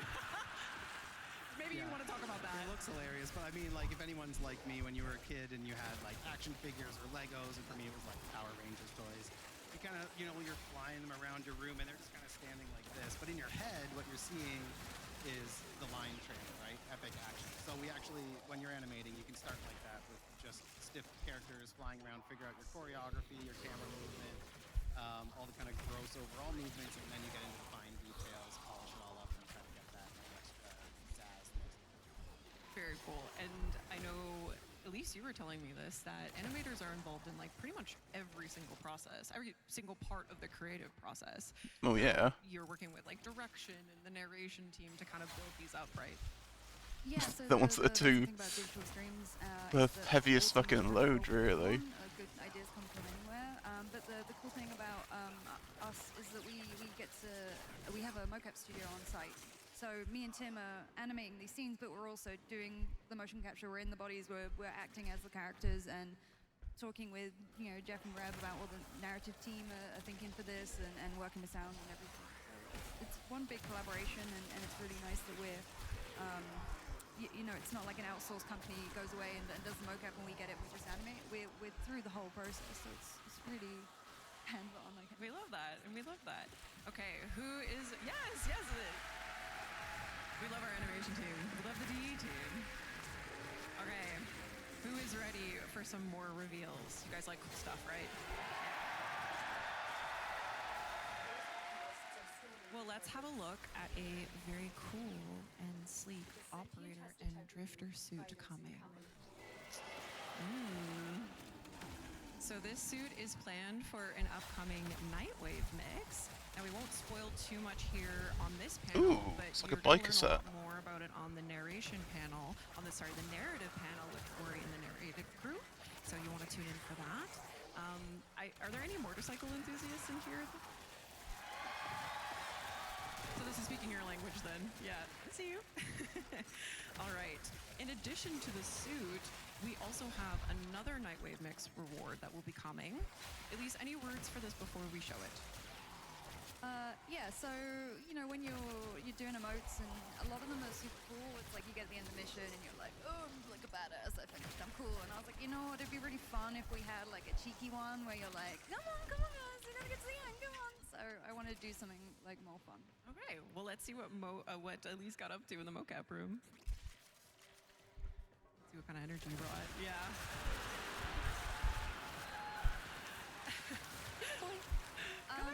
Yeah, and this is animated by Eric. Shout out Eric. I know you guys are cooking up the most diabolical ways to use this right now when it comes out. You little nasties. All right, I have a feeling that this emote will pair quite nicely with our next reveal, which is actually a community artist creation by Fomorian. Yeah, say hello to the Conquera Signa. Oh, whoop, there she is. We got cat ears! Happy Mango happy. I'm sure Jeff is really happy about Jeff this. is so happy. I got away with getting dance emotes in the game. Now cat ears? What else can we get away with? But yes, this is a community creation by Fomorian. And you might have noticed it says Conquera, so this will be our top tier donation reward for the Quest to Conquer Cancer campaign in October. So yes, you'll unlock this together as a community. Free reward. Get excited for that. Now, to tide us over until then, someone was pretty eager to model them for us. This man is never going to talk to me, and I can't believe that now. He's never going to forgive me for this. We also had a very special opportunity to work with another community artist for a deluxe skin. Maybe you guys can create a sound quake in this room right now. Octavia? Oh, Banshee. Banshee Deluxe. She's real. And this is designed by the lovely Mishka, who's actually here at Tenno Con. Mishka, where are you? Hi, Mishka! Hi! Yes. Beautiful, beautiful, beautiful, beautiful design by Mishka. And yes, so this is an upcoming deluxe skin for Banshee. Now, Carrie, we just saw 2 community artist creations. How does it feel? How cool is it to see years and years of establishing Warframe's art and design come through in community creations like this? It is very cool that the community artists are incredibly high skill these days, which is really fun to work with. And seeing some of the older frames get a new interpretation, like Banshee is been around for a while now, and the deluxe skin has as well. So seeing a new interpretation, seeing something that gets kind of into some of the mythological theme, like there's a bit of scary monster that you wouldn't want to have screaming at you. Quality at the base of it is very interesting. And then some of our constraints and stuff, like you don't want a giant shoulder on your firing arm and everything else. There's a lot that goes on. So. Mike, you seem to be like musing here. Giant shoulders are often a problem. Life experience. Okay, well, we're very excited for Banshee Deluxe. You guys excited for Banshee Deluxe? Yes.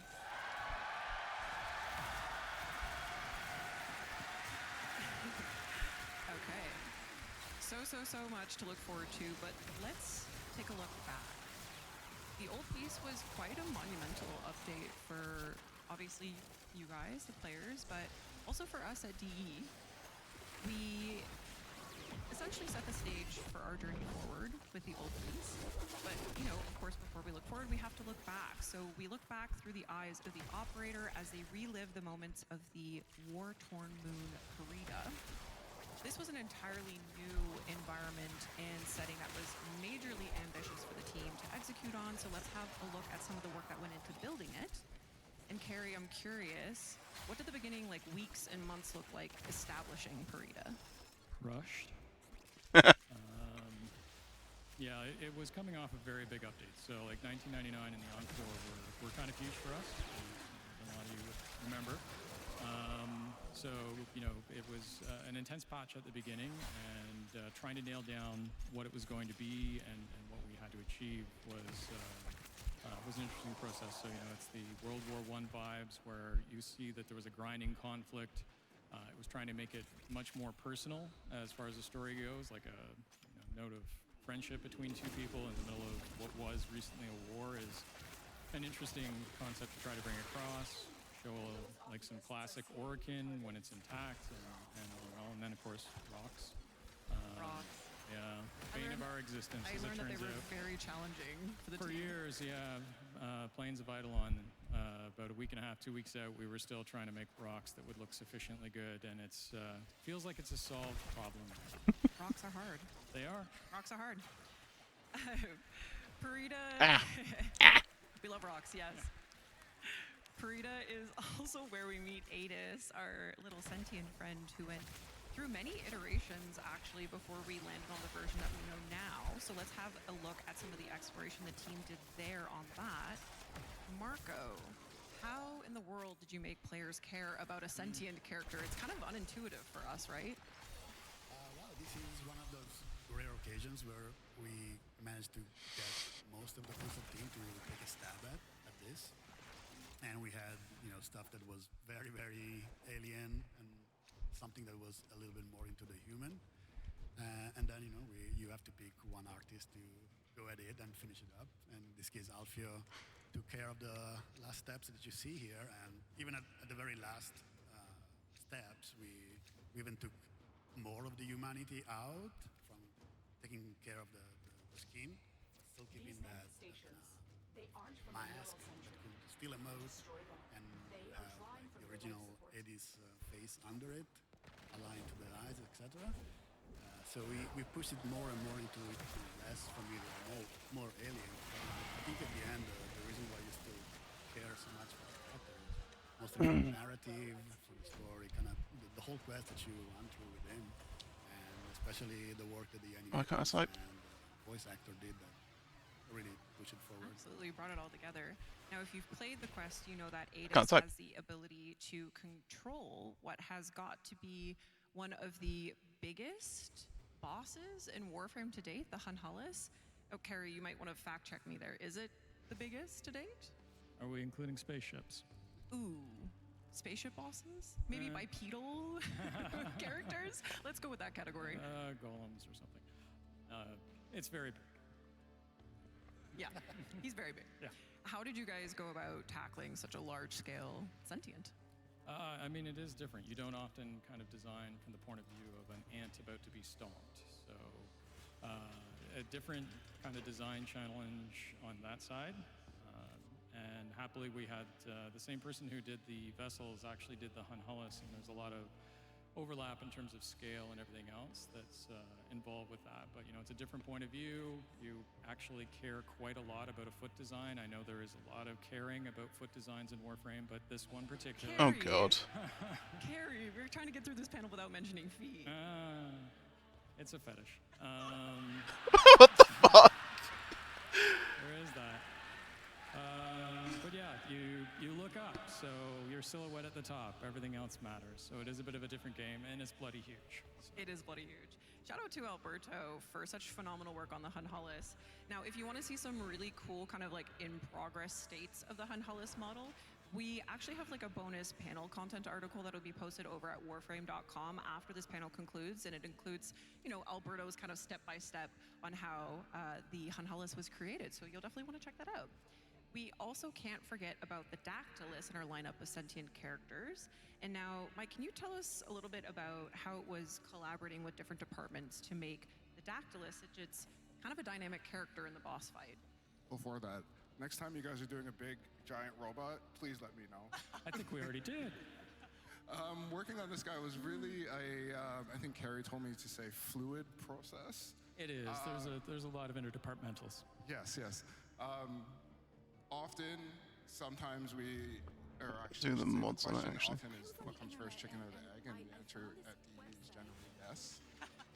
So, working on this, we worked with a bunch of departments, and Corey did a really cool design, and then having to make that in 3D and make it to the specs of the game designers for the boss fight was interesting. Like, I tried my best to split it up into different parts, just in case if there was anything they needed to do, or if they changed their mind, they could do that. And I think at one point it was really bulky and really like hulked out, and they were like, we have to feel sorry for him, so we had to like, you know, make him a little bit frail. And I think when we saw the demo last year, it really hit when he got stabbed. Yeah.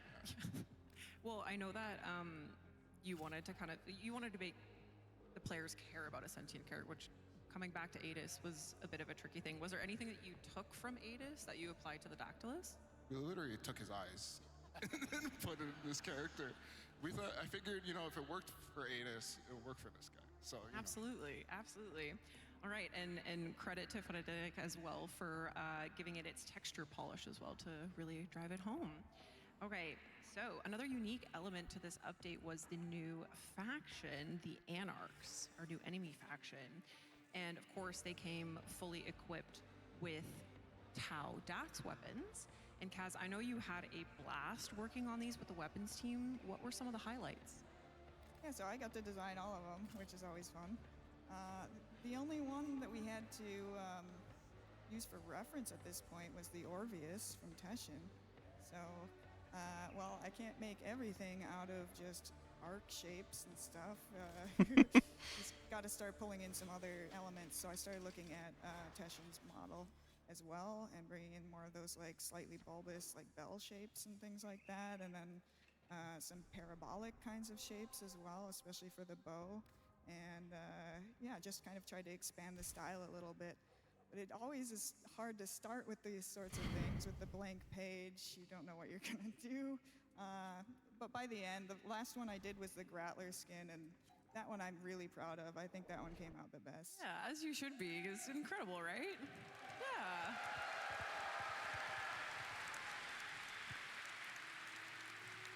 So, speaking of weapons, we had some big ones released in this update, the Tactilus artifacts. Focus school weapons that perform Tauron strikes, as we know. And Tim, these had to be big. So, what kind of techniques did the animation team employ to kind of give it that oomph? Yeah, so usually when we cast powers, we're focused mostly on mobility. Warframe's a very fast game, and we want you to be able to cast powers on the move. But with the advent of the Gemini emotes, we kind of tapped more into a cinematic camera where we would take control for a few seconds, not too long, and it really adds more cinematic flair and zazz to it. So when we had these big weapons, we knew it wasn't going to feel huge and impactful unless we made the same thing. So we made a bit more of a cinematic moment, take over control of the camera, and really show like the perspective of how big these things are. And I know you guys didn't mocap any of these because I don't think you could, right? So they were mostly hand keyed. Am I correct? Yes, we'll often shoot video reference, but I think maybe that first one that was shown in the demo was like a little bit longer, where you grab the sword and pull it out. That was originally mocap, but then we had to like crunch it down for speed, and there's heavy modification after the fact. The rest, I believe, are all Incredible. And I know a lot of VFX and SFX to kind of like really bring it home and give it that punchiness. One down. Now, the Tauron strikes, like everything else we've discussed Hey. thus far about the old One piece other person's all got the came half together equipped. in one seriously epic cinematic quest. Elise, this screenshot maybe is giving you a little stress from looking back on putting it together, but I know that you said it was particularly cool to work on this opening sequence. Yeah. The sequence was super fun. You can't mocap guy gets smacked by a giant vessel. Well, we could, but I think someone might die. So yeah, so you can't mocap like hardly any of this stuff, and you also can't film any reference, which is what I usually do. So you just have to kind of eyeball it, and it was a really fun challenge. And then I think I was done with the sin and moving on to other stuff, and then Jeff said, hey, I know we have him on the ground and then he gets smacked and then rolls and then does all this other stuff, but the designers have added this really cool marrow tick feature, so what if instead of that he jumps up, hits him in the face, then gets blasted, then falls through the air, then gets knocked, and then and you have 2 weeks to go. So that was a fun challenge. So you made it happen. And Tim, as I understand it, you found some motivation during your mocapping. You found it in a really great place while you were working on the old piece. Do you want to share that? Yeah, so like I woke up at one point last year with frozen shoulder, which just meant that like if I move into certain positions, it would hurt a lot. And I thought, well, I just won't do that, it'll be fine. And then I was mocapping, I think, some agile animations for Uriel, where he's got to like, raw, and I was like, oh, that kind of hurt. I think I really need physio. And physio apparently is find all the things that hurt the most and then do that for 40 minutes in the morning and 40 minutes in the evening. And I was like, I know I need to do it, but it's like, God, it's so annoying and it takes so long. And but at the same time, NDD20 was doing his new player playthrough of Warframe, and watching him get absolutely giddy about the lore and feel all the feels in the quest. Getting to experience that again for the first time vicariously. To all the people who stream their new player experience, thank you for giving us the opportunity to feel that stuff again. But yeah, so what I did is I said, I'm just going to save these as a treat. I will only watch them while I'm exercising, doing my physio, otherwise I won't do them. And so he motivated me. So to some extent, you can thank ND for the old piece having all the proper mocap where it's not just one arm stiff by my side the whole time. So Wow. Thank you, Andy. I was hoping to shake his hand today, but he's not here. So sometime maybe we'll make that happen. Virtual handshake. Yeah, thank you everyone who plays Warframe and streams it and shares those experiences with us. That makes it very special, very motivating for the team. Yo. Thank you, Elise and Tim, for sharing that. We now have a video showcasing all of the incredible animation and mocap work that went into the old piece, so sit back, relax, and enjoy.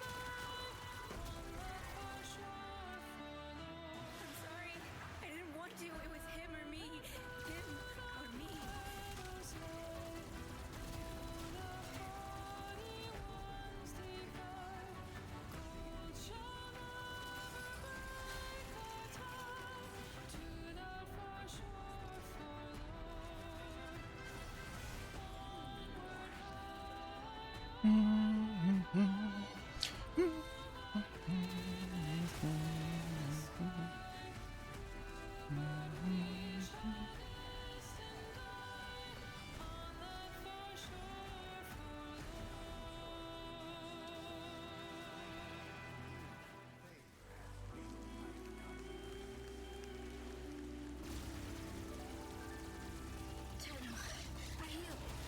I tried.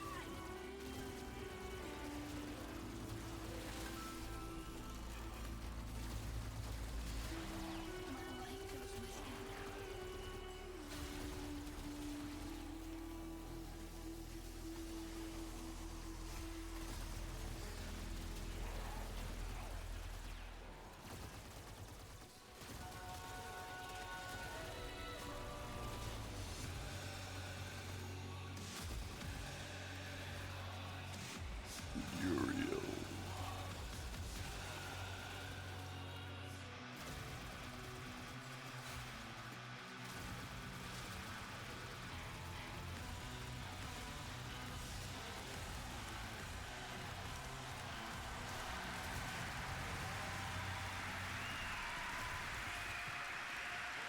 I mean, wow.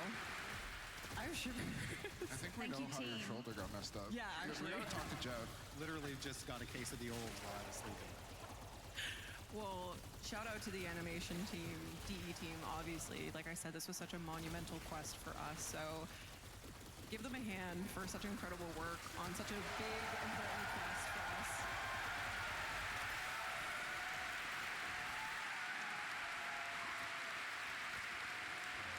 Now, of course,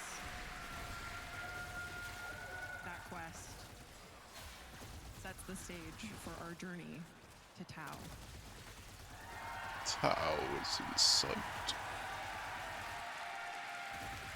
Are you guys ready for some Tau reveals? Fuck yes. Is Tim not ready? Is that what was happening over there? Okay, so let's start with the kind of weaponry you'll have in your arsenals. How does a shotgun sound?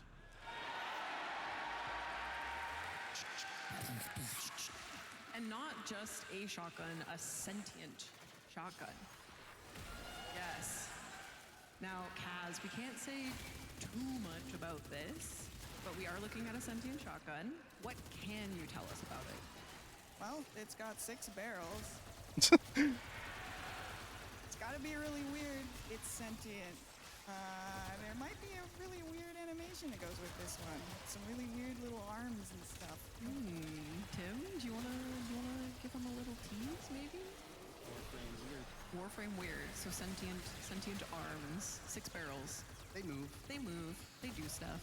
Okay, we'll just have to wait and see. All right, and it's been a while since we've had a new fist melee weapon. Yes. Ooh. Kaz's jazz that you guys are excited.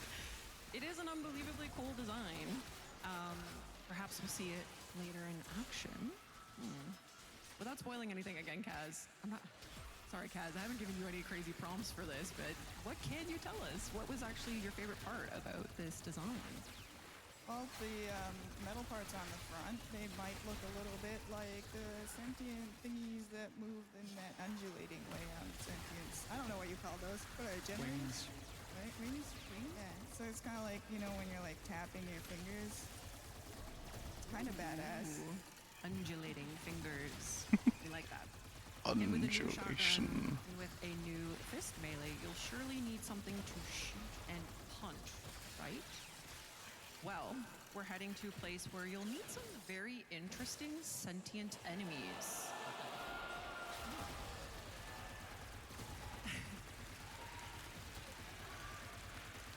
Pretty cool.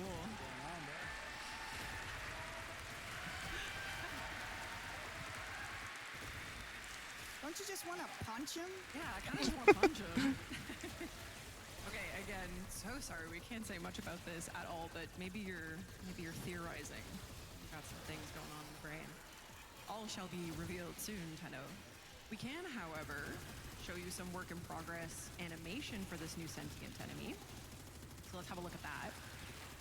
And this video is interesting. It actually kind of highlights a very interesting part of the developmental process. When Let's sometimes the model isn't ready yet, so get you're this actually seeing forward. a bullet arachnoid cosplay as this new sentient enemy. Look at him go! Yeah, I was actually talking to Eric who animated this, and he said it's really useful to have existing models with similar shapes and movements to work off of. So this is really super cool to see, and we're excited to see when the model gets done. Actually, do you guys want to talk about that a little? Oh. Sorry, I was just gonna say, yeah, we Warframe production is pretty quick, so sometimes we just have to get going without knowing what the final model's gonna look like, and we just have to use whatever's close, and then adjust when the final stuff comes in. And it works out in the end. Okay, you got a little teaser there for how that sentient enemy is going to be moving around. Okay, we have a new shotgun. We have a new melee. What else could we possibly need to deal with these new sentients? Maybe we'll need the core cracker. The core cracker. Yes? No, that's not it! That's not it! Don't look! Somebody guessed it. So. Don't look at it!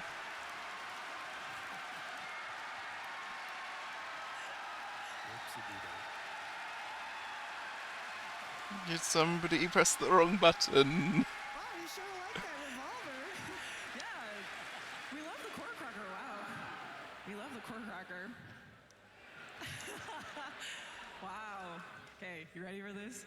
An interesting weapon like this surely needs an equally interesting Warframe!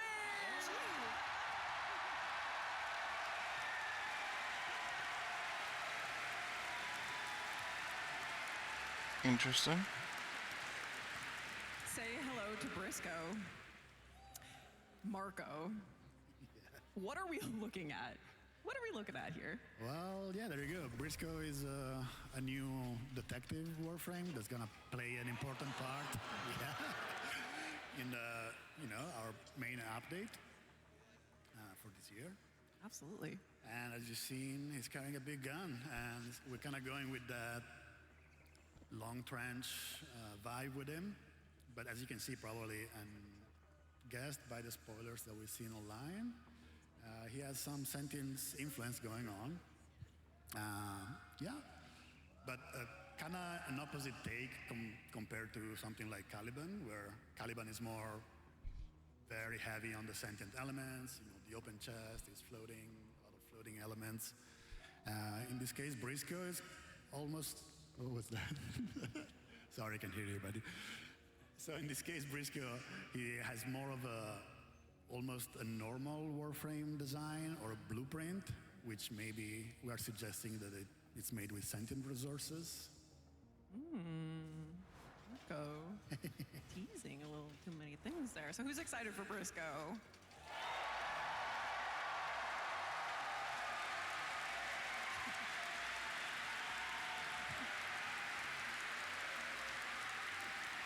I have one extra little tidbit of information about Briscoe that we can share. He will have his very own hound companion. It's very exciting. And it looks awesome. And it looks awesome. I'm we can't show sorry you right we're not now. showing it to you today. Aw. Picture it in your mind. Picture it in your mind. But we will show it in future dev streams. Don't worry. But get excited for that. Little Briscoe hound companion. Okay. Tenno, that brings us to the end of the art and animation panel. There will be an article, like I mentioned, a bonus panel content article posted over at warframe.com. It features things like a video about Descendia's level design process from Cole Crosby, which is very cool. You'll want to check that out. Thank you, panelists. Thank you, Elise. Thank you, Tim. Thank you, Mike. Thank you, Marco. Thank you, Carrie. Thank you, Kaz, so much for joining and sitting up here in front of this amazing crowd of Tenno, sitting here in London, Ontario, Canada, watching from around the world. Shout out to everyone at Digital Extremes. And I think Steve said it best at the beginning of the day. We love humans that make art. We love human-made art. Yes, sir. We sure do. We sure do. It's definitely not a jab at AI shit. Thank you for creating characters and worlds that make us fall in love more and more with Warframe with each update, with each chapter of this 13-year story. We are so appreciative for all of your hard work. Thank you so much to the DE team, the art departments, the animation departments, everyone who makes these updates happen, who makes Warframe happen. And thank you guys for watching and being here with us today.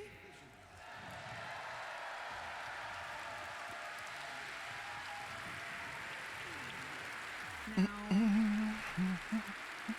I lied. I actually have one more thing to show you. Tim and Elise have been quite occupied cooking stuff up in the mocap room. So why don't we take a peek at what they've been up to? And with that, thank you so much, everyone. Happy Tenno Con. Thank you for being here. Enjoy the rest of the day. Thank you. Bye-bye.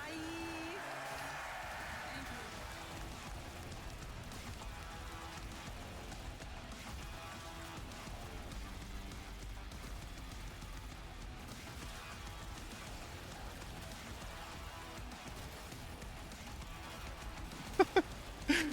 Throw baby on ground.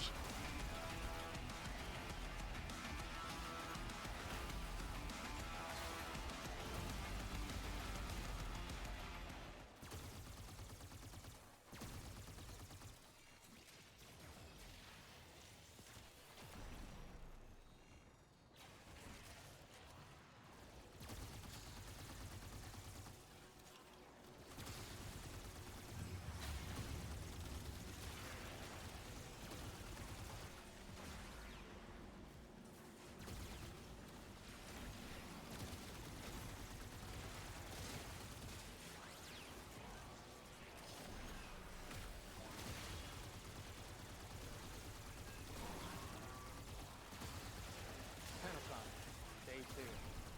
So you lost your voice at the Tenno concert, eh? You ain't here for nothing. Free rewards. It's always free rewards. If you watch Tenno Con for 30 minutes between 11 a.m. and 4:30 p.m. Eastern, you'll receive the Halvu primary weapon. Someone Nope, offered me using a it. free weapon once. Hey kiddo, he said. Gave me the creeps. Now, Tenno Live is where things get interesting. If you watch for an additional 30 minutes, you'll get Mesa Prime, no strings attached. Those guns she carrying ain't no toys. Peacemaker. Ain't that ironic? So you need to know how to get these rewards. Logging into warframe.com/twitch should do it. You can follow instructions better than any street combat can. If you can do that, those Twitch drops will be sent to your inbox. Maybe you prefer Steam. If you log into your Steam account before watching, you'll get some Steam tokens. Claiming those tokens and logging into your Warframe account will redeem those rewards. Oh, it's almost time.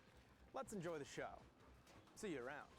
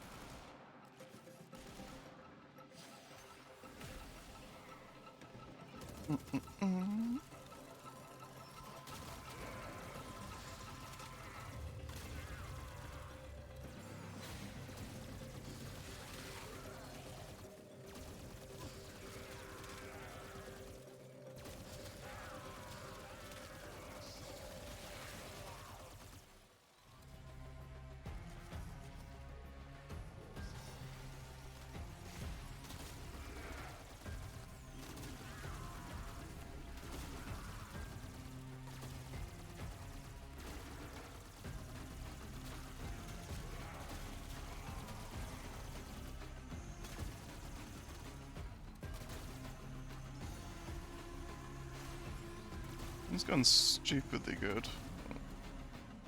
Build this out right, but being infinite ammo and the fact it quickly regens.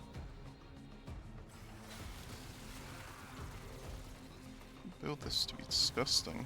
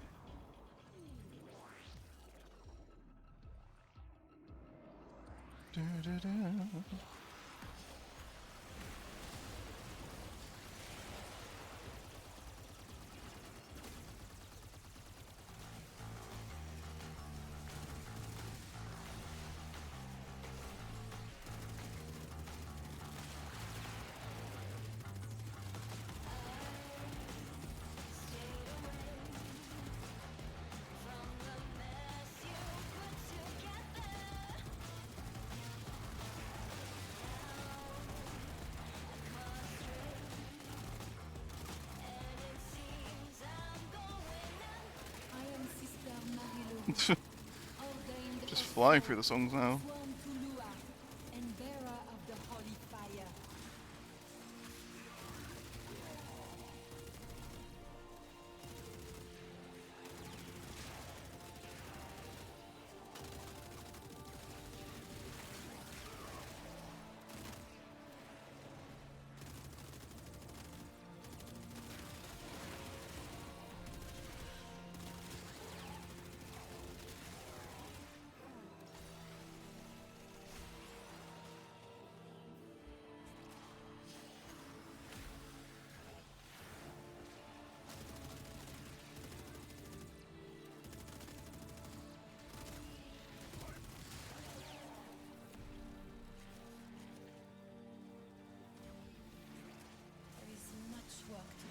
Oh. Sorry, I didn't see the chat. For the rewards, you have to make sure you're on the actual Tenno Con, the actual actual Warframe stream. Because I believe it's only through theirs, rather than it being on everyone else.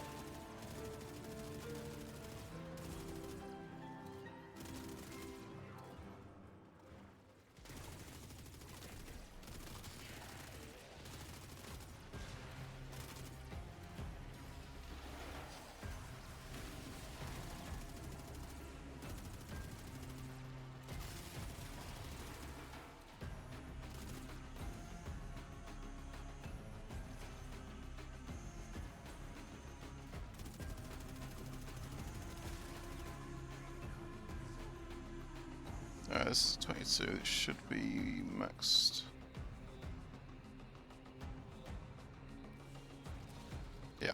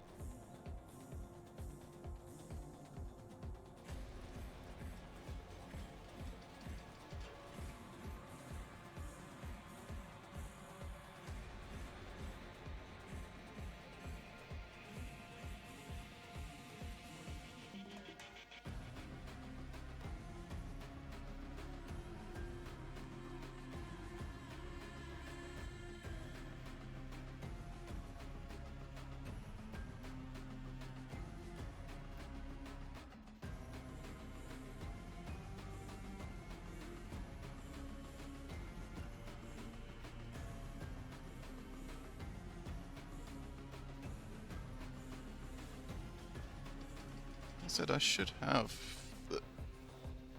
Excuse me. It's a prime drop. Let's have a look.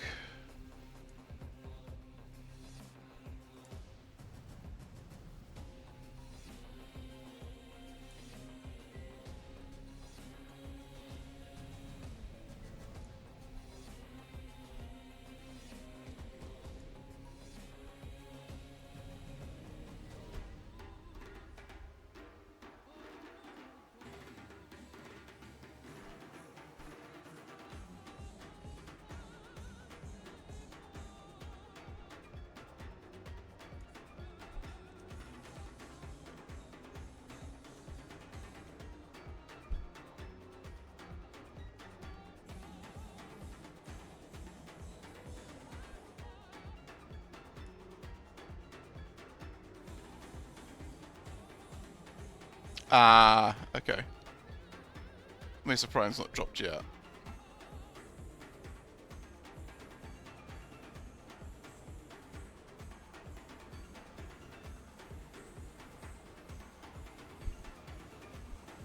Okay.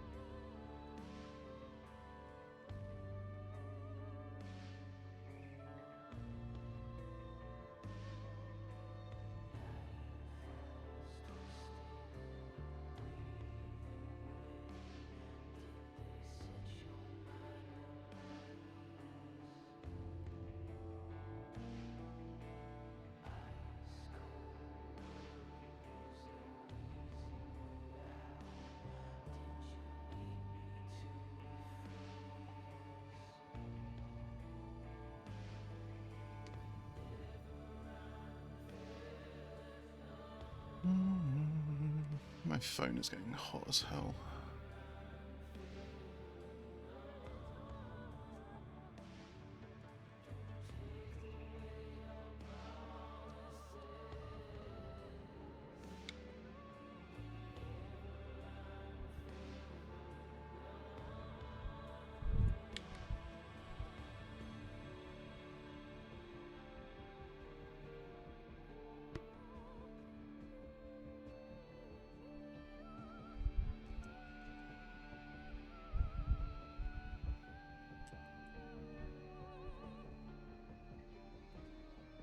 Take it out of his case, that might help a little bit. God, that's hot.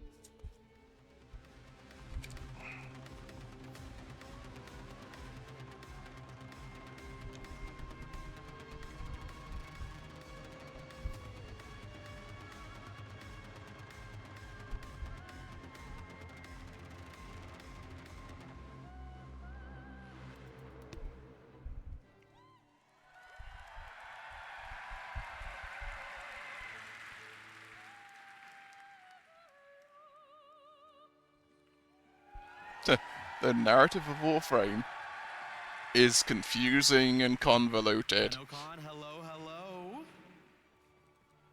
Wibbly Tenno wobbly, here, timey wimey. there, Hi, everyone. Everywhere. Those of you joining us in London, those of you watching from home, welcome to the 2026 Warframe Narrative Panel. Yes, that is right. We have been approved for a second year after last year's panel. Will we get a third? Who knows? My name is Corey Van Den Hoogenvand. I'm a community project manager on Warframe, and I will be your host for the next 50-ish minutes, a deep dive into the lore of the world of Warframe. But you're not here for me, you're here for these folks. I am so pleased to introduce you to Warframe's principal writer, responsible for many of your favorite memes, Kat Kingsley. Hi, everyone. Next we have our lead narrative designer, the Game Dev Hero Award nominated, Ryan Mole. Hello, everybody. Pleasure to be here. Next, this is a real treat for me, actor extraordinaire, 1/3 of the Devil's Triad, the voice of Roth, Renee Zager. Hello, Tom. Yes. Now, you may see an empty chair. Hello, Emmett Salt. Ben Starr was meant to join us on this panel, but ever since he got cast in Soulframe, he stopped answering my emails, big-timed us, so we needed someone to fill the spot. Fortunately, our creative director was able to step up, so please introduce to the stage Miss Rebecca Ford.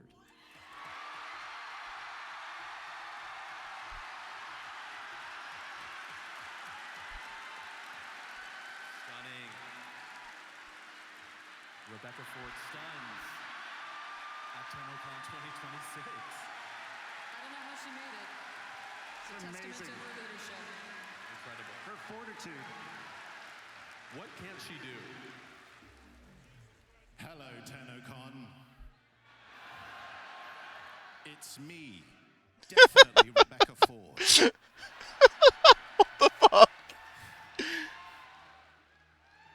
Reb, it's so wonderful to see you. Can you look at us? Can you believe this? I can't believe it. It's amazing. It's amazing to be here. And, you know, unlike Ben Starr, who's cheating on you with Soulframe, I would never do that to you. Because I truly love you. As Rebecca Ford, the creative director of Warframe, no further questions. Right. So today's panel is really a twofold initiative. We want to do our sort of informative deep dive into the world of Warframe, but also, much like last year, look into the craft of storytelling, how writing and acting and even visual art all overlap and collaborate together. So that's the plan for today. I'm going to run you through the spoiler policy. Essentially, we are covering everything up to the reveal of Jade Shadow's constellations. So I'm talking dev stream. We're talking Ryoku, Vina, Orion, Sirius, but we won't, dive into the quests because people are working through things at their own pace. We would hate to spoil something so fresh. Having said that, I would like to kick things off by taking us back, way back, to the old piece. Last year's Tenno Live was where we first showed this off, and since then, the quest has released. Ryan, you have been with Digital Extreme since the mid-2000s. You've been responsible. You've worked on Warframe since day one. You have been there cashing very old 13-year-old checks. What can you tell us about the process of cashing old checks, but finally taking players back to this old era? Yeah, well, we've certainly written a lot of checks over the years and bits of dialogue and codex, and I hope that we've come in to cache them, especially in the Kim system. But there was one check, it became clear at our writer's room last year that we still had to cache, and we hadn't done it. And actually, Reb, you were leading that meeting. Do you want to tell the story? Thank you, underling Ryan. Hellstrom. You truly have been a good servant to me over the years. But I do... Damn. It's a wonderful point you raised, because I remember vividly being there in January 2025, and the story that we wanted to tell is the story of tonight. It's what we're going to be revealing at Tenno Live. But what we realized in that meeting that I was definitely there for... Yeah, I don't have the Hellstrom on. ...was the fact that in order to tell this story, we needed to see Tau before. We needed to see where we were before, and we needed to see peace. And it was in that moment that this is where the old piece kind of derived from. And there was one thing that I desperately wanted, and that was essentially trench warfare, right? I said over and over again, trench warframe. Coin it now. It's true. It was right there from the beginning. And the problem with that meeting is, Ryan, you wouldn't stop screaming. He has that problem. Ryan, do you feel that the old piece, for the most part, matches your vision for the era? Oh, it's tough to say, because over the years we've been developing it, and we've been, in the very beginning, the old war was a notion that we would write into weapon descriptions and into little codex entries as a thing that happened. It was a mythical event in the history of Warframe. We knew bits about it, but it took all these quests and Kim system writing and all this to kind of tease out bits of detail about it. As we developed the Second Dream, as we put Teshin in the game and had Dax, we started to learn more and more about who the Orokin were in the past. And so when it came to write this, it was almost like the way that the Operator and the Lotus are excavating memories. We had to do the same thing for this quest to really understand what this era of Tau was going to be.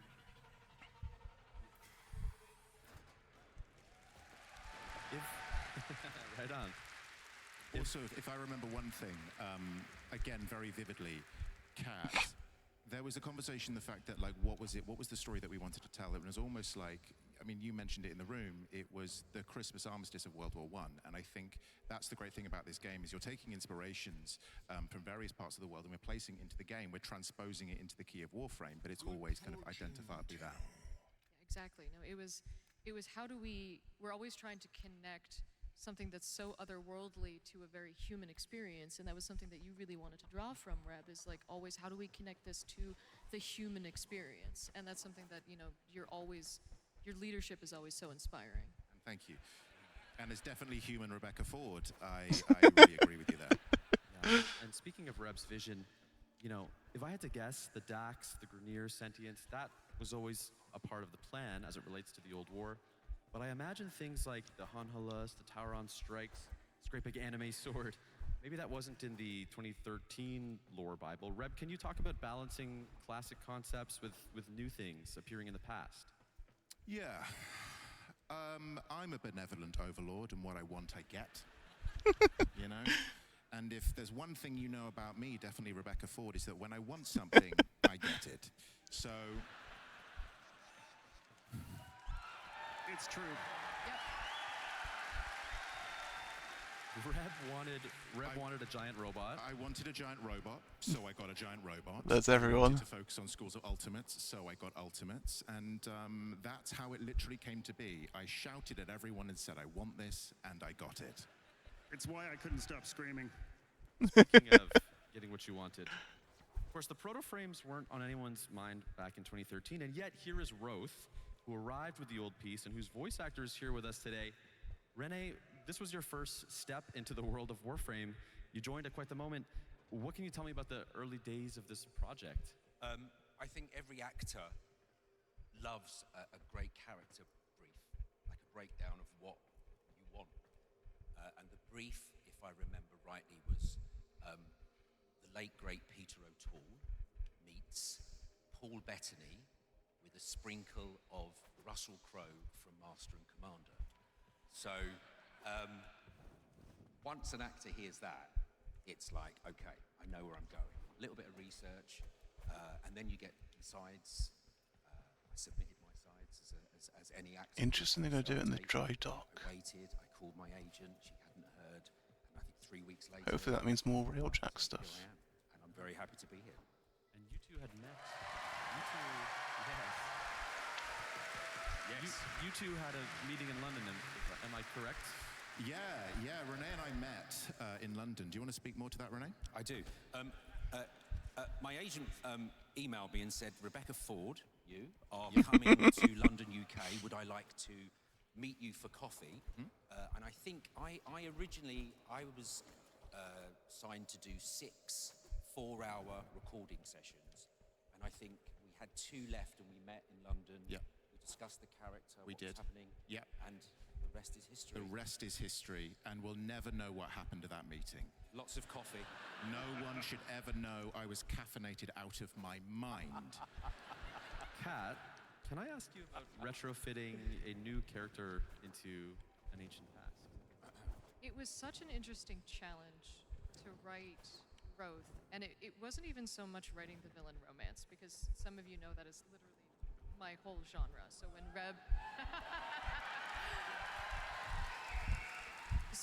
when Rebecca came to me and said, Orokin villain romance, I would say no more. But the tricky part was writing an Orokin, because here's a character who knows more about Orokin society than we do, because he lived it. And so I had to go off and create the Orokin org chart, so to speak, and sit there and figure out a whole lot, because he was there, he lived it, he breathed it. And when you're writing a character like that, who also is so smarmy and so clever and so witty and wants to hold that knowledge over you, he's a very dangerous character to write, because almost as a writer, I'm like, I think he's manipulating me as the writer. But he was so very much fun. He was like the ice cream sundae of the Devil's Triad. I literally had to save him last, because I'm like, I'm gonna write too much of him if I do it first. Add another branch, Cat. No, no more branches. No, If- no. The localization team will kill me. If you checked out our panel last year, you'll know we showed you what was called a casting sheet for Eleanor. This year it's a little different. We didn't actually have a casting sheet for Roth. Reb, why was that the case? Well, as we know, I'm collecting actors like Infinity Stones. I'll do it myself. If I want them, I get them. And with this, I quite clearly in mind had an idea for this character. And there was an actor in mind that I was particularly interested in. And Renee, you were that actor. And so we didn't actually need to write anything. It was more just finding the flavor of something. You don't need to hear the actual lines written down. It's more a sense of the character. So this is what you were given. And had you turned it down, which you never would have. Never. Never. Slightly we were threatening. More particular and put out a casting brief, but really we had you in mind from the very beginning. Thank you. Renee, I understand. Yeah, that's good. I understand you recently revisited some of the material from the Devil's Triad. Was there any line or any particular part that stuck out to you? I have a line that I'd like you to read. In the style of Rove? Yes, please. Okay. And there are many people watching. Okay.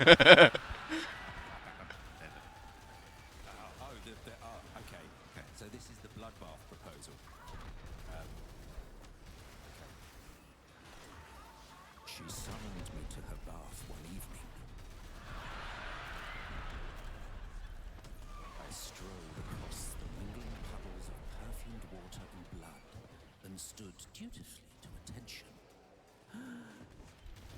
I'm bored, Rose. Let's kill all the other Orokin and take over.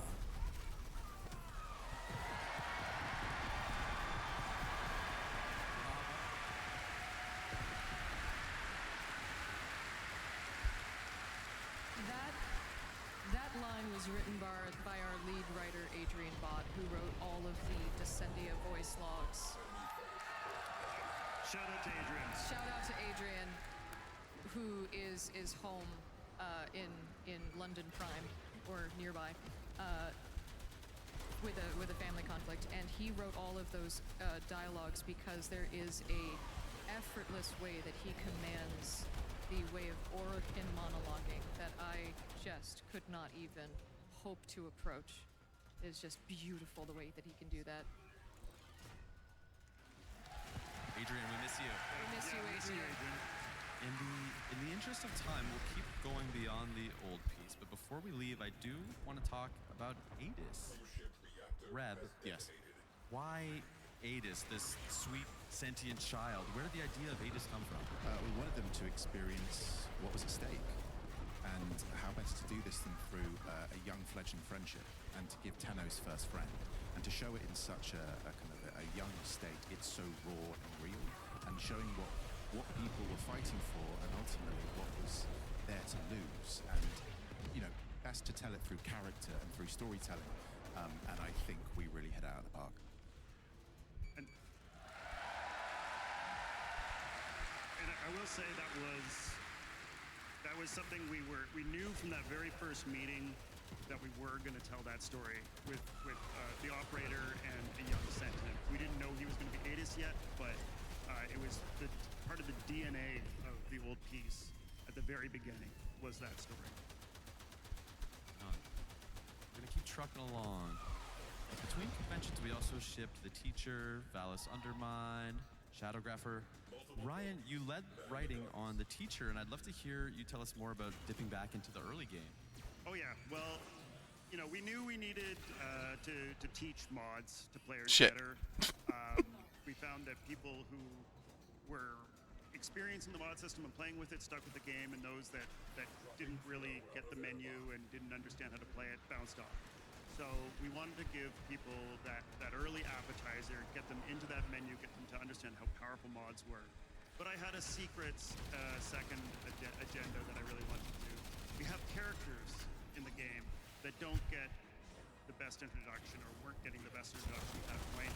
And one of the main ones was Teshin. And I really, really wanted to give Teshin a proper introduction in the game. So I was able to meld those two tasks together in that quest. And I hope it worked. Right? Did it work? I really love the teacher. We were talking about this backstage. I still haven't played It was that very yet. much like episode 3 of a TV series, right? It's like a two-parter of Awakening and Force Prize, and then we go into episode 3. That's the teacher. For sure. I mean, Warframe is very episodic in how we treat our quests. It's almost an anthology in certain respects, where we're getting different characters from all over the place, and really just to go back to those early days. One of the other things about that quest was that I wanted to write a quest that was specifically for the new players. I knew all of you who are here or vets would maybe want to go back and play it too, but I didn't want to have to worry about putting challenge in there for existing players who've got thousands of hours in the game. It really had to be for those players who had 3 hours in the game. And I think all of you appreciate that you're going to get fresh blood sticking around a little bit.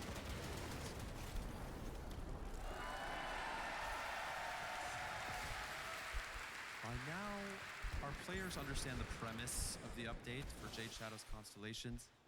Kat, what can you tell us about developing a direct sequel to a quest? It's somewhat rare for us. It is, and it definitely proposed a lot of interesting challenges, because talking about writing checks and then having to cache them later, there was a Warframe baby. There's a So, baby. Rebecca, you had sort of like gone off and then come back and had a very clear plan of like, okay, there's this, and also another check was what happens to Orb 3 and all of that. And so it was a very, very interesting a world of like Still waiting on what Orb 3. to do with this and how to embrace it and how to take that forward in an interesting and yet also unexpected way, because one of the things we really love to do with Warframe is what to do, but how to do it in the most unexpected way possible. There were a couple callbacks to Jade Shadow's one, specifically a bit with Ortis. Right, Ryan? Yes. We got to go back to back in the Orbiter with Stalker and Ortis. And actually, I don't know if you noticed, but Ortis sounded a little bit different this time, because we had our brand new voice actor, Warframe alumni, but new to Ortis, Kevin Lim, doing the voice.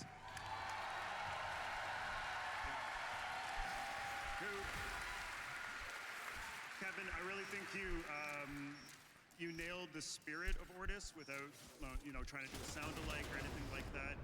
You really took the mantle that Mike Leatham, our retired Ortis, developed and ran with it, and I'm so happy with where we are. Can we give it up for Mike Leatham? Oh yeah, and one for Mike Leatham. OG Ortis. So that is everything we wrote and shipped between the last Tenno Con and this one. Before we move out of the past and start contemplating the future, there's one member of the writing staff who could not be here today, and Adrian Bott, the lead writer on Warframe, insisted on sharing a short message with all of the Tenno here today and watching all over the globe. This one is for the lorehead, so grab your notebooks, class is in session. Hi Tenno. So I really just wanted to follow up on last year's narrative panel, where Corey asked if there was anything the players should have brushed up on prior to the big Tenno Live reveal, which of course back then was the old piece. Back then I could only make vague and half-assed references to old lore and Hunhow's comment about how we severed worlds. That was because one important background detail for the old piece is that the Sentients did in fact complete their solar rail between the Origin system and Tau. That's actually something we've known about for as long as we've known about Tau at all. It was first mentioned in Mag's Prime Codex entry way back in 2013. And on the topic of the old piece, I also really ought to address the question of how come the operator is up and about instead of in a cradle on Lua. The second dream is a transient state, one which they were put into for therapeutic reasons, as well remotely. It's not the same thing quite as the long sleep or the long dream, which is when the Lotus put all the Tenno into their pods shortly after the night of the Naga drums, and they stayed there. One question that comes up a lot is, did the events of the old piece actually happen? Yes, they did, although bear in mind we are seeing them as the operator remembers them. They are not Eternalism shenanigans. We've actually only used Eternalism twice for serious story beats, once for the operator and Drifter's existence in the New War, and once for Sirius on Orion. Hello? And a one, and a two, and a howdy. Which leads me neatly on to the Amir? what is the indifference really, and what does it want? Well, I can now reveal for the first time. I don't know. It's some old Britannic guy. Just overlay the signal. I couldn't believe it either. But the big question everyone's going to have is, are they romanceable? Well, I have special permission to tell you. Well, hello, Tenno Con. Guess who just broke the fourth wall? Hello, Amir.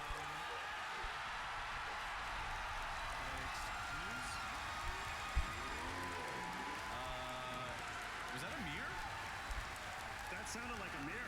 That did sound like Amir. What's Kat? Amir's up to? Kat, do you have any idea what we just saw? He's back. Coming to an Origin system near you. Amir from the Hex is taking over Nora Knight's broadcast temporarily. He is. So coming in August, Amir is giving Nora a bit of a vacation and taking over for a very special Nightwave.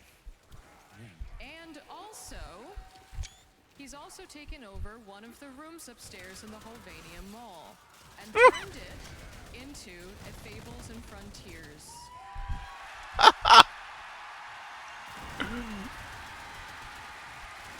Nice. So, you can, for a 6-day mini text adventure in the Kim system, you can join the Hex for their little mini text adventure. But I warn you, not all is well in the land of Holvendime.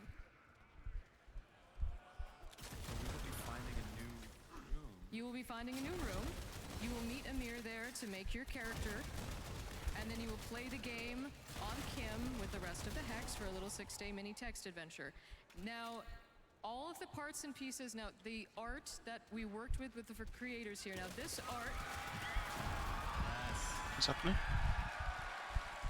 This art was created, this concept art was created by Briggan. Now Briggan is in the audience tonight. Can that please be a skin?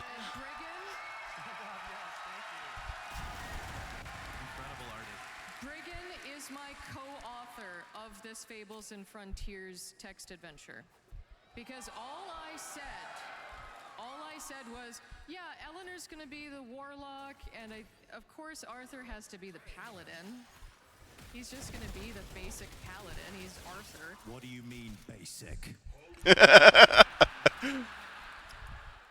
Is something Ben Starr would say. Exactly. And Briggan was off to the races, and I barely even scratched the surface of the art that Briggan created.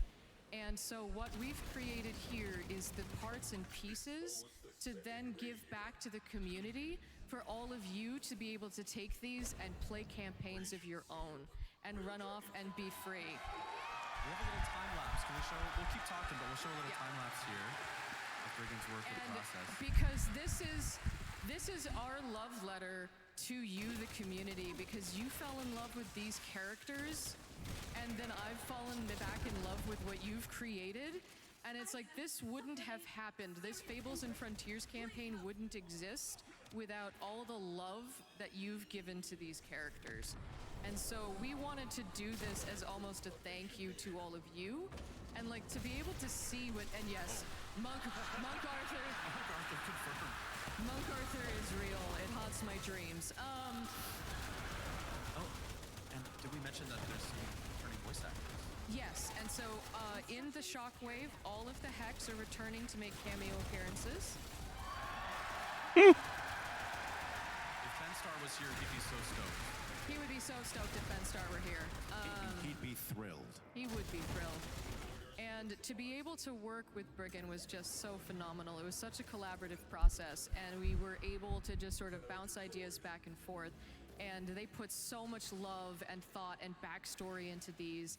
And Why just the like the fuck are you Eleanor, over oh here? my god, like they have a guillotine around. She has a guillotine around her neck, and like is the patron, like her patron is like this eldritch, like infested death patron. It is so cool. It is so amazing. There's a few more things coming in this update as well. And so we have these amazing glyphs. This needs doing first. Aoi is a barbarian fashioned after a bone widow, and it is so cool. It's gonna rock. It's gonna rock. And if you were watching the sound panel, you may have heard that a new online track is on its way, and that will be arriving with this update. Might also be a little bit of Tenno Gen, maybe a few more Tenno Gen signals. You didn't hear it from me. A little bit more art. And we have some of these character sheets that I drew up with all of the amazing concept art. So these will be coming with the update so that you guys can all take these and run off and play. And that is, have fun translating all of that, guys. I have a new respect for the art team, and I get to do that line by line in Photoshop. Yes, if you can translate that Tenno bet, feel free. That is Lord Allen V. and Greg.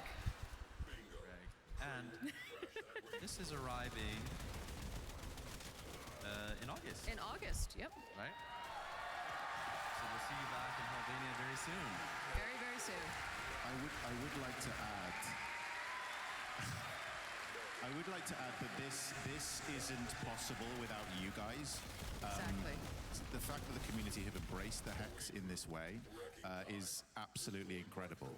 And you have responded so brilliantly, and I think it's the vivid drawing of these characters by our amazing narrative team that means that they can be placed into different contexts. And the fact that you guys are so excited means a lot to us, that we keep getting to do this, and we keep getting to revisit these characters again and again and again. So thank you for turning up, and thank you for kind of giving us life so these characters can keep giving us life. So you're amazing. Absolutely, well said. Absolutely. Kat, did you have any final notes before we move out of this segment? You said it all. We'll see you in August. We are entering a segment of the show that I like to call Ask the Director. Yes. Last year, Adrian, Kat, and Ryan, they have to plead the fifth a little bit, because some of my questions would be, why 19? They would say, oh, that's really a Reb decision. She would have to answer that, but Miss Rebecca Ford is here on the stage with me today. Yep. And now I get to ask you. Ask me anything. I will ask whatever I please. So I know we said no JS Constellations spoilers, but we agreed to make one exception. There was just one particular line that I want to dig into. Hunhao tells the stalker, quote, "Nata can never know. She must always believe in a future." I know this line caught a few people's ears, and it certainly caught mine. Why is it that Nata can never know what happens in Jade Shadow's Constellation? Hunhao can burden it. He can deal with the burden of the knowledge that the future is fundamentally doomed in some capacity. He can shoulder that burden, but in order for Nata to keep going, he is giving her the one thing that enables her to keep going, and that is hope. The belief that there is a better world after today. And I think that is a gift and a beautiful thing that a father can give a child. Cruise ship has gone by. I want to get... He has to have been briefed for that. You've been studio intern, community manager, community director, now creative director, and all that time you have been the voice of the Lotus. Yes. How has your relation to this character changed over this time period? Well, first of all, don't I sound great as the Lotus?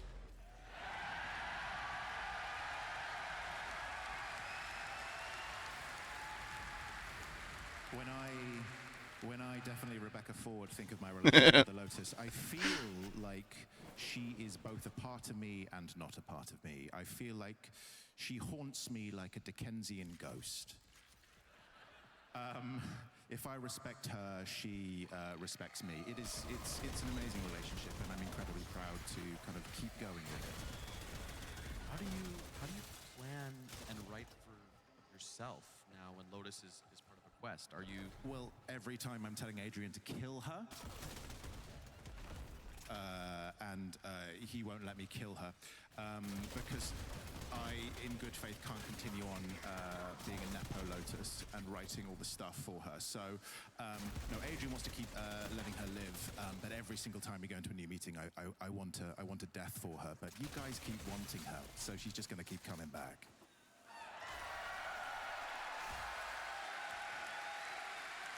How do you decide where her story should go? Do you feel an investment in her that is different from some of the other characters? Well, Kat and I actually had a good little chat about this recently, and we both decided that she has one, a tease, she has one big important thing to accomplish. So I think we can tease, stay tuned, Kat?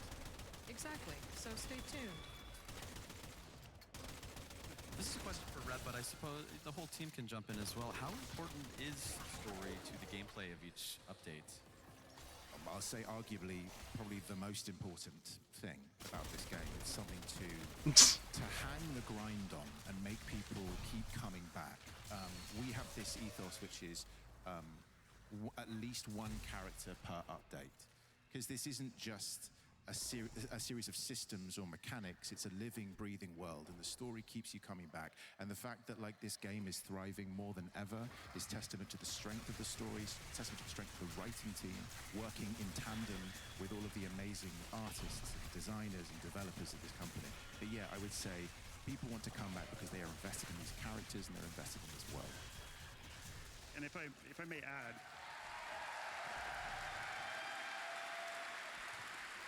well said, Rebecca. Thank you. If I might add, when we first started working on Warframe, Is that a we fucking didn't terror know list? that narrative and story was going to be as big part of what it was. Those of you who are founders, I know there's a couple out there still. That's amazing. You'll remember the stories in the early part of the game were much more simple. They were much more humble. Yeah. Our character presentation was much more simple and humble. This is why, we were using our UI artist, Mike Leatham, as Ortis, and our marketing manager, Rebecca, as the Lotus. We were just trying to make a simple game, but the more we made it and the more we got your responses, we realized that delving deeper and deeper into story was what was keeping people around, and that's what people were telling us they were playing the game for. So we just kept on doing more and more, and here we are in the hockey arena talking about everything that's coming. I can't believe it. It's amazing. Thank you. Thank you, Tenno. Reb, I have one more question for you. Do you really have a plan for the story? And if so, how far ahead are we planning? Oh, okay. So back in 2022, when I definitely, Rebecca Ford, took the job, I gave myself 5 years. There was a 5-year plan, and currently, if anyone's checking their calendars, we're currently at 4.5 years of that 5-year plan.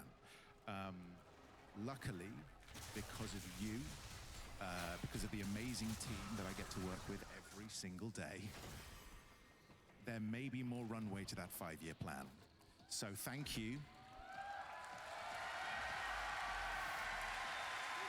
I can tell you by what you are going to watch later on this afternoon, there are some wonderful surprises in store, and that is because of your support. So thank you so much. Let's get another 5-year plan. I would like to talk to the group about advice and influences. Reb, we saw you bringing anime and heavy metal to Jade Shadow's Constellations, but on the performance side, Renee, what are you bringing with you into the booth, mentally, emotionally, physically? Apples and grapes. Actors love apples when they're recording. Apples have a natural acidity that cuts through throat mucus. No, please tell us more about that throat mucus. We're live. Yeah. It can sort of aid in the production of saliva in your mouth. So anyone that's ever had to speak in public, has dry mouth or clicking lips, an apple can sort that out. Any type of apple? Granny Smith. Granny Always a Granny Smith. Ironically, any Granny Smith fans out there? Granny Smith fan. Shout out to Granny Smith apples. Granny Smith I was apples. just going to say, ironically, I could really do with the Granny Smith right Yeah. now. And grapes, because I just love grapes. But yeah, constantly drinking. But also, if I could say, having the team, because, you know, we're in London, UK, having you guys on Zoom, having a great engineer, a great director like JC, and Rebecca directing. You're welcome. Thank you. It's, you know, we're set. Great scripts. As an actor, you couldn't ask for more. Shout out to all the great engineers and sound recorders and studios that we work with. Syndicate Sound, Side, Liquid Violent, so many places. Too many to name, but you're all helped make Warframe come to life. Thank you. Reb, have you ever spoken with Ben about his process? Well, as Ben Starr's official photographer, I feel like I can speak on behalf of him. I feel if Ben were here, he would say that other than apples, which is great, but also there are other types of apples available. Pink ladies also are excellent. But really it's collaboration. I think one of the great things that Digital Extremes does incredibly well, and I'm incredibly proud to be the creative director of Warframe as a result of it, is the fact that a performance of a character is not one singular person. It is not a voice. It is more than that. It's the designers, it's the writers, it's the people who conceive it at the very beginning. And this whole process is collaborative. I remember speaking to Ben back in 2024, and we helped build the ethos of Arthur together. And there were many questions. There's a joke that he's lactose intolerant because Ben Starr is lactose intolerant. We are so collaborative. And it is a joy to get to work with performers. And there's a reason why I, Rebecca Ford, am collecting actors like Infinity Stones, because actors want to work in a free and creative environment. And it really is an absolute joy for all actors to come into this space, to be welcomed and to be appreciated and to feel like we are part of a collaboration, but understanding that actors are not just, they are one part of a much wider piece, and everyone has a say in it.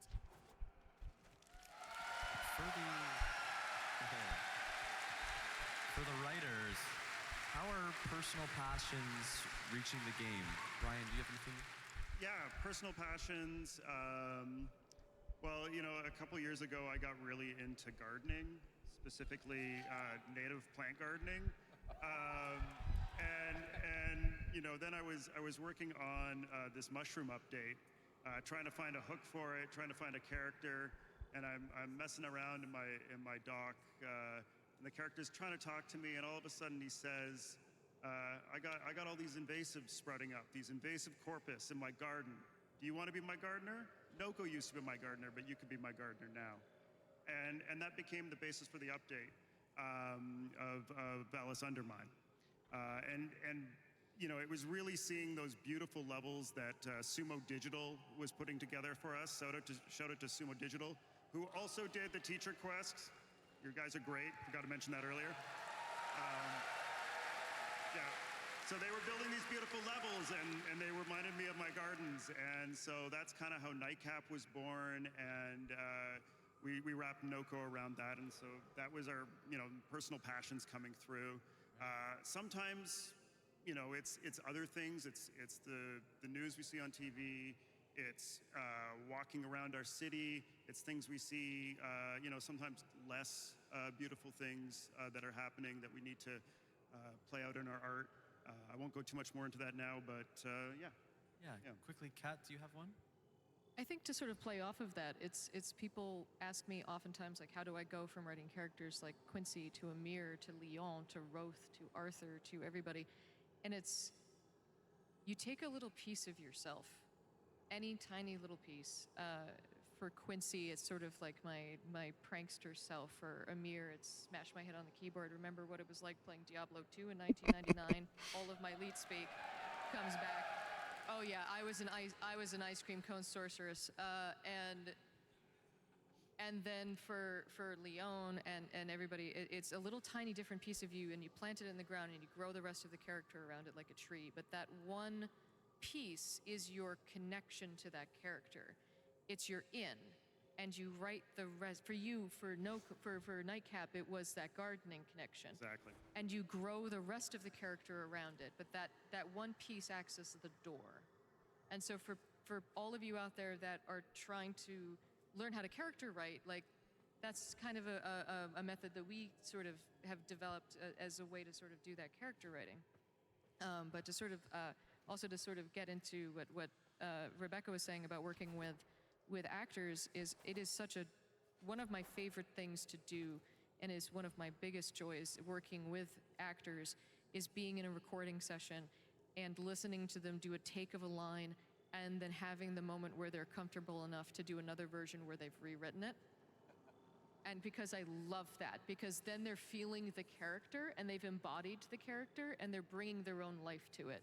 Because that second take, they've now brought, it feels twice as alive. Yeah, and as an actor, it's especially the sessions that we had, and you were responding to what we were doing, what I was doing, and it just sort of gives you the confidence to Because it's like, to me, what I write is a starting point. It's like, to me, it's like, here's the character in my head, but to me, the voice of the character is what the players are going to hear.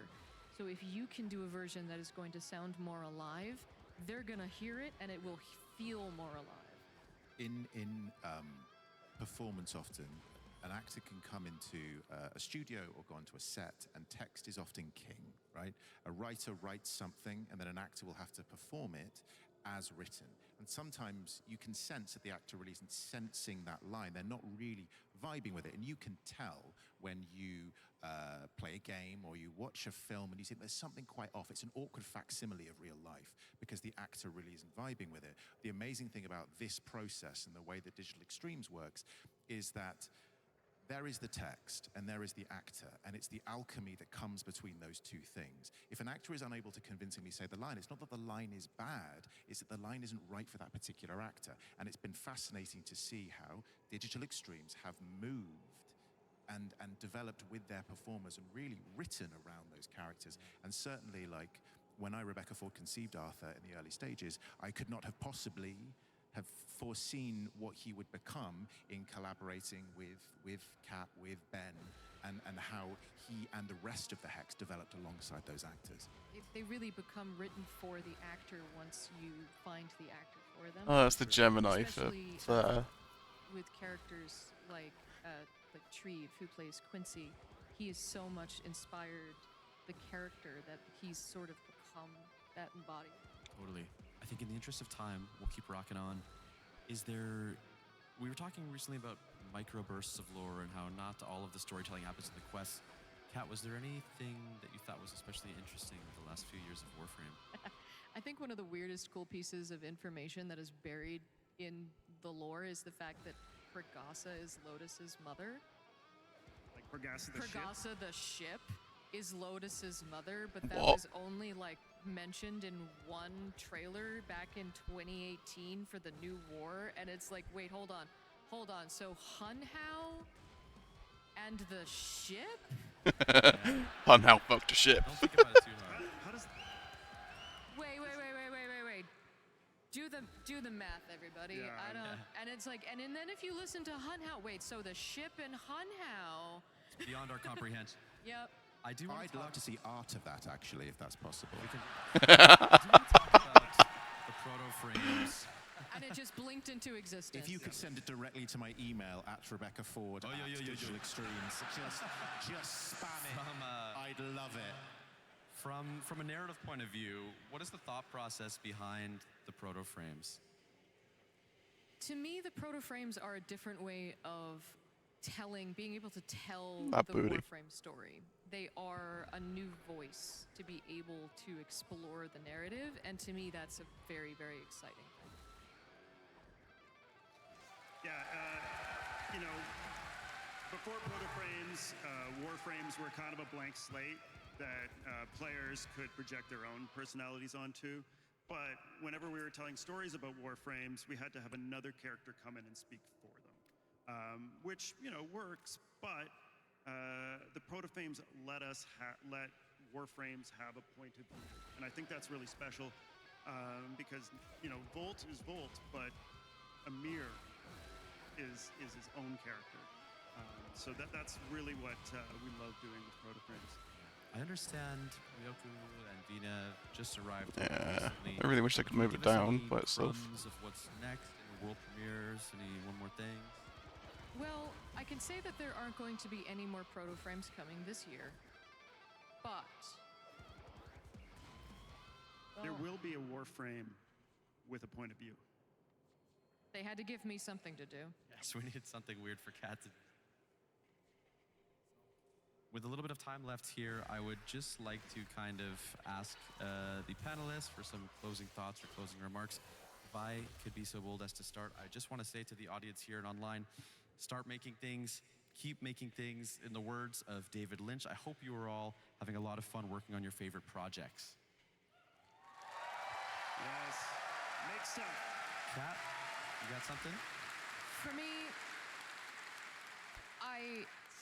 I hope it's so clear to all of you how much I love and appreciate all of you. So last year I almost cried telling you all how I will write for you to the heat death of the universe, so I won't repeat myself. So instead this year I will say that I have met so many of you this week who have told me and shown me your amazing artwork, and I tell you how beautiful it is and you say, oh, it's nothing.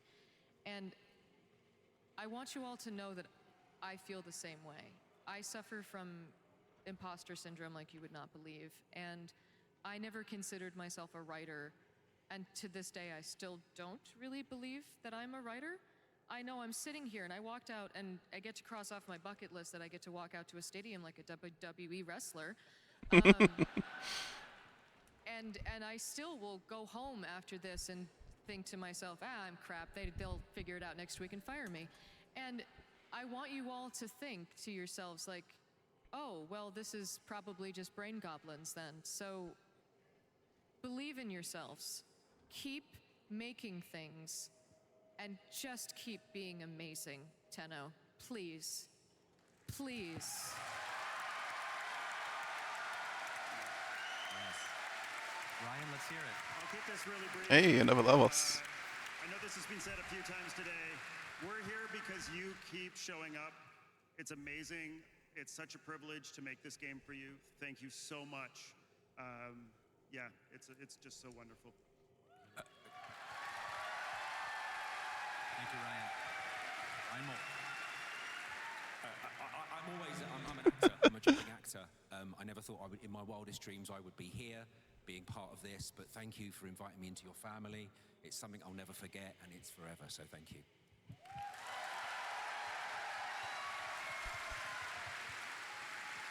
If I may speak about myself, Rebecca Ford, in the third person,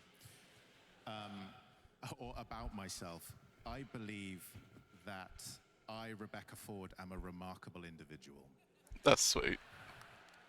It sounds like hubris, it is not. I believe that I am so proud to be here. I am devastated in ways that I couldn't be here. I'm devastated that I couldn't share this with you right now and instead had to get the actor Ben Starr to dress up as me. Wait, what? Guys, I'm not really Rebecca Ford. Oh my God. You idiots! It was me, Ben, all along. What? But what I would like to say is you are an amazing community, and I know Reb would have loved to have been here. And she, from a personal view, is one of the most remarkable people I've ever had the pleasure to be in the vicinity of, let alone work with in a professional capacity. And I know that she loves every single one of you. I've seen the way that she is at work, where she's with you as a community, and I'm so proud to call her not just a colleague, but a friend. And I would it would do me a great honor if we could all together say, "We love you, Space Mom." Is that okay? Okay. Three. You ready? One, two, three. We love you, Space Mom. Thank you, Tenno. That is our narrative panel. Tenno Live 2026 is coming up. Bye-bye.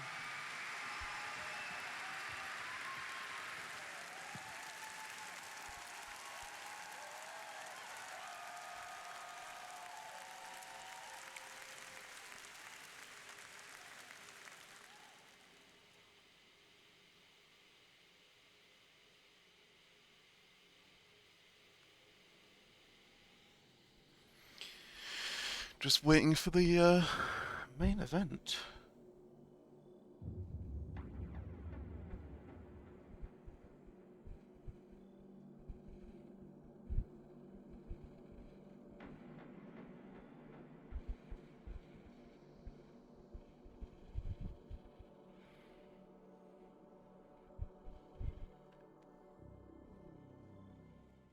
Hey, you! Do you want to take your summer vacation game to the next level? How about Spade? Introducing the Lisette Pool Floaty from Digital Extremes. Play like a Warframe. Relax like a Warframe with your very own Lisette. They're floating on my ancestors. Visit the merch store at Tenno Con or store.warframe.com to purchase this 100% real Lisette Pool Floaty. Hold my calls. I'm in flow state.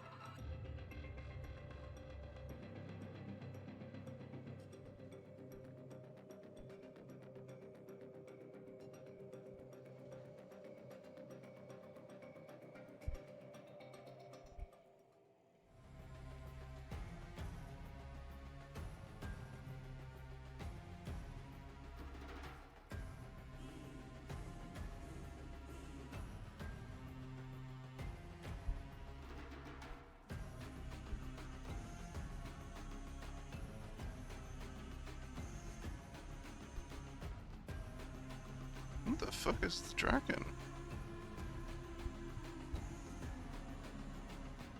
Oh, it's a fucking build, Christ.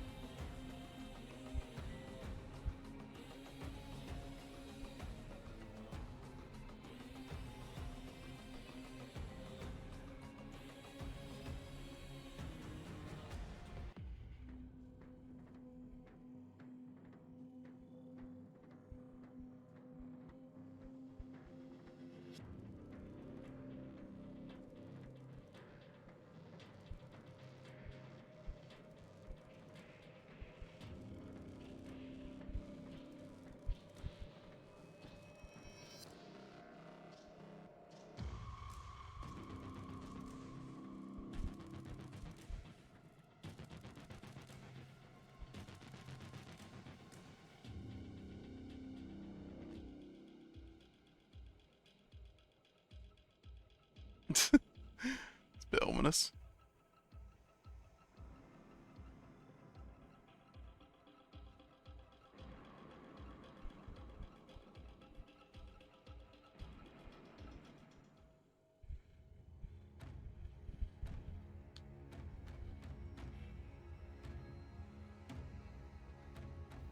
Rivers give trees their light.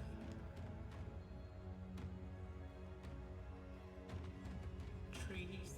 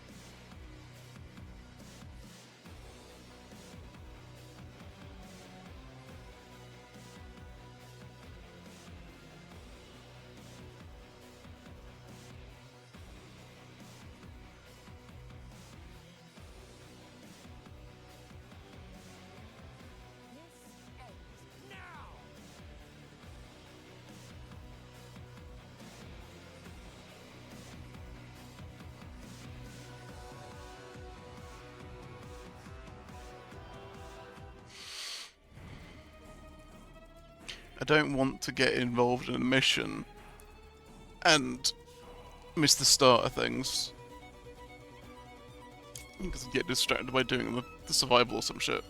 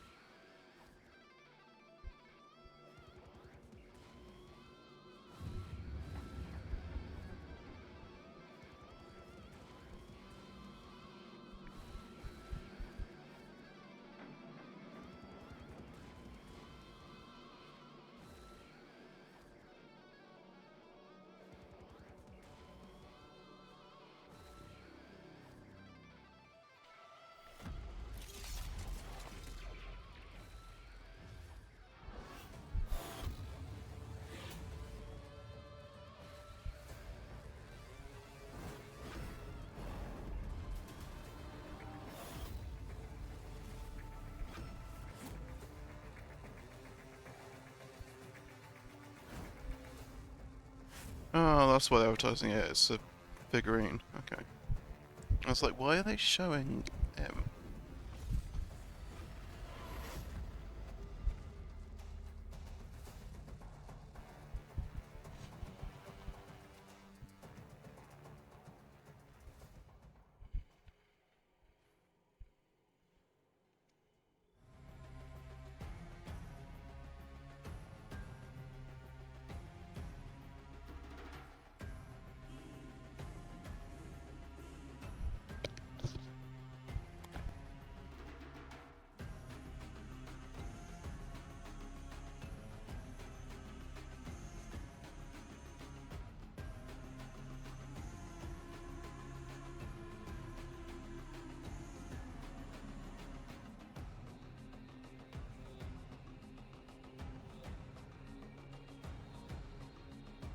Oh shit.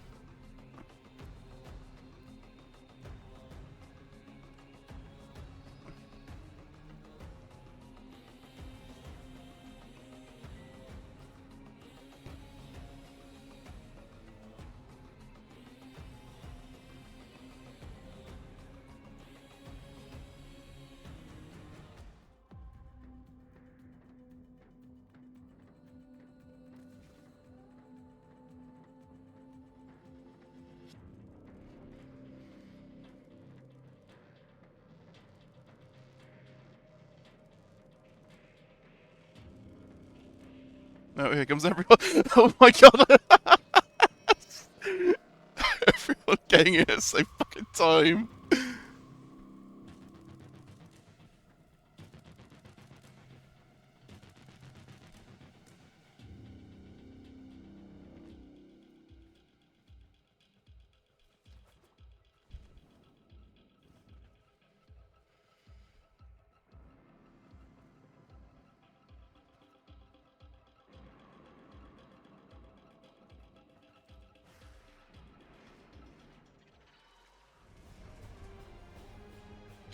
Da, da, da.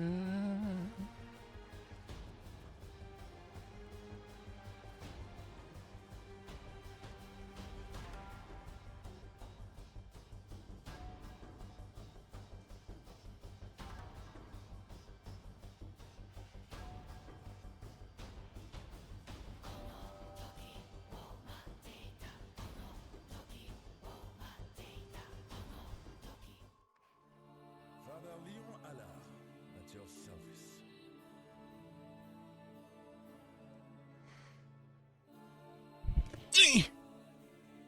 All sins can be forgiven.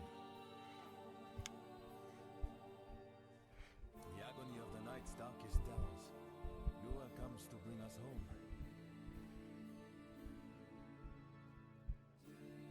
Beneath the sadness here, there is a serenity.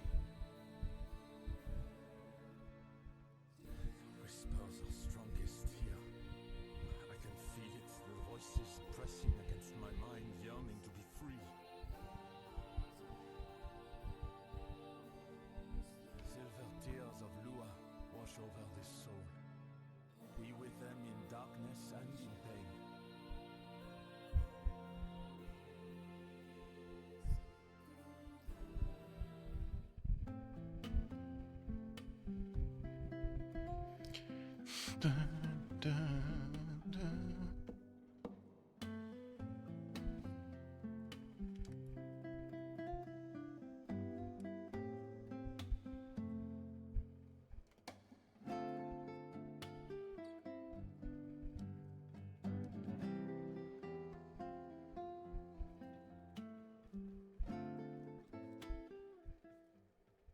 everyone, my name's Jeff, and I'm going to take you on a little behind-the-scenes take of Noko. One of the biggest design challenges was balancing his character. Noko is playful. He has this whimsical trickster energy that makes him feel alive and unpredictable. But at the same time, It's nice to see Mesa on her foot. I was wondering because the card shows lines over her foot saying Mesa. So every sound had to walk that line. Lighthearted enough to sell his personality, but never so silly that it took away from the gameplay. To build that identity, we wanted to stay as close to nature as possible. A lot of Noko's signature is actually simple Foley recordings. We experimented with things like a rainmaker, wooden shakers, branches, plants, anything that gave us those earthy, natural textures. This rainmaker became one of my favorite source recordings. It has this soft, cascading texture that immediately reminded me of spores drifting through the air. Can't see shit. Wooden shakers gave us a natural rhythmic movement that felt alive without sounding mechanical. And then there were all kinds of natural items like bark, branches, dried plants, leaves. Noko also has a little vocal personality. Believe it or not, that's actually my own voice. I recorded a bunch of playful quips, coughs, squeaks, little vocal performances, then manipulated them by pitching and layering them until they became something that felt less human, more like this curious little fungal creature. It's amazing how much personality can come from something as simple as a voice recording once you start transforming it. Once everything was recorded, the real fun started. Each of Noko's abilities is built from several layers, with every layer serving a different purpose. First is the organic layer. This is where all those natural recordings live, giving the sound its earthy, fungal identity. Then we add our magical layer, which brings in that mysterious fantasy element that helps sell the spores and fungal energy.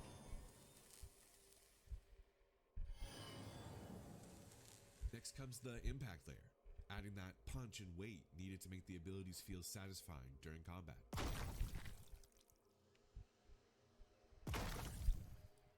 And finally, Noko's voice.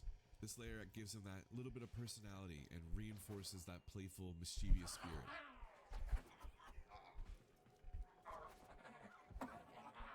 But it's only when all of these pieces come together that Noko really starts to feel alive.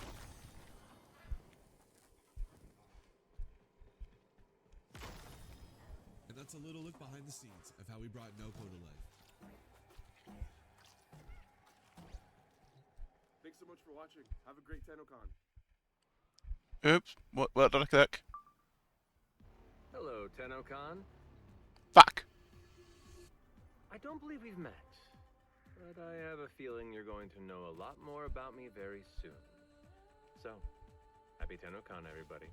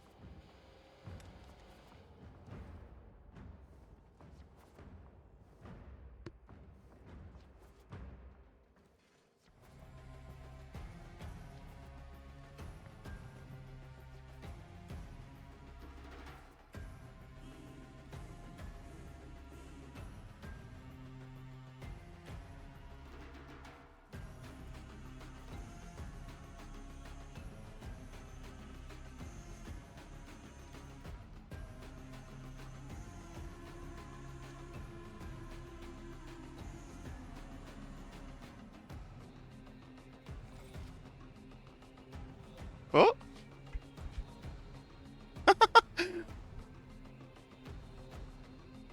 Cool little drone.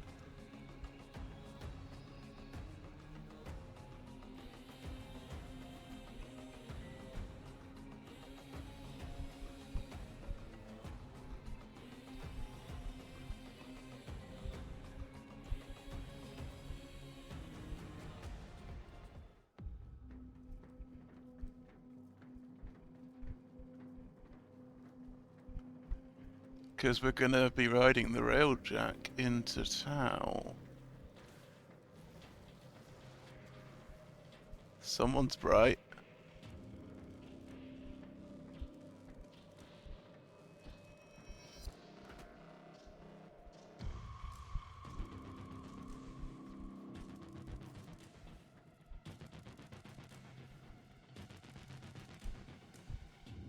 Yeah, let's just sit on the screen. Ass imprint ID.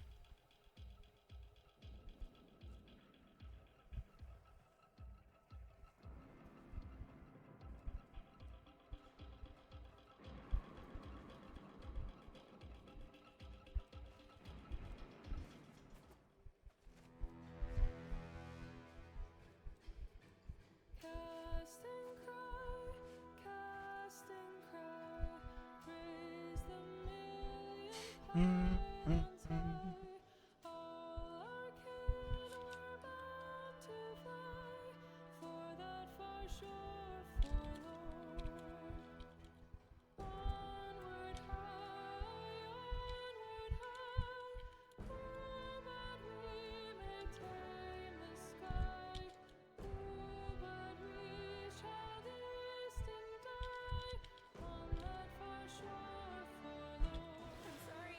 I didn't want to. It was him or me. Him or me.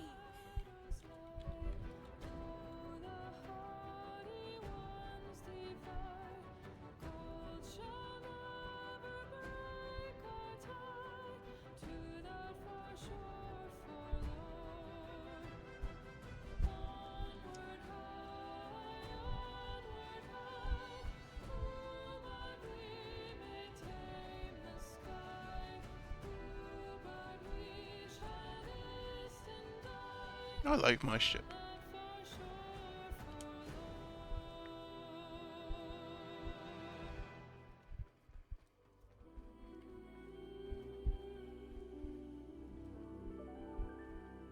Tenno, I heal.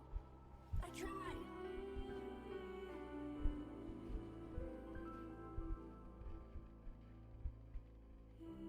My light goes with you now.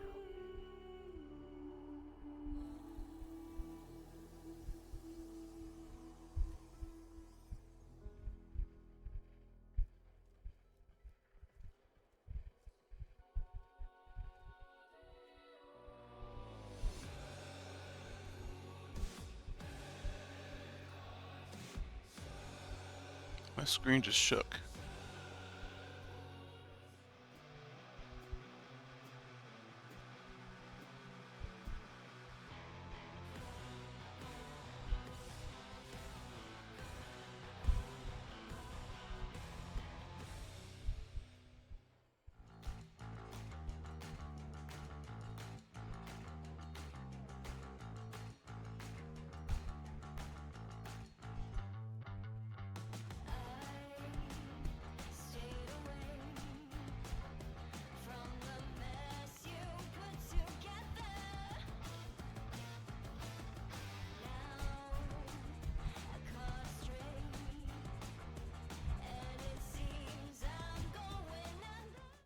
Hi, Tenno.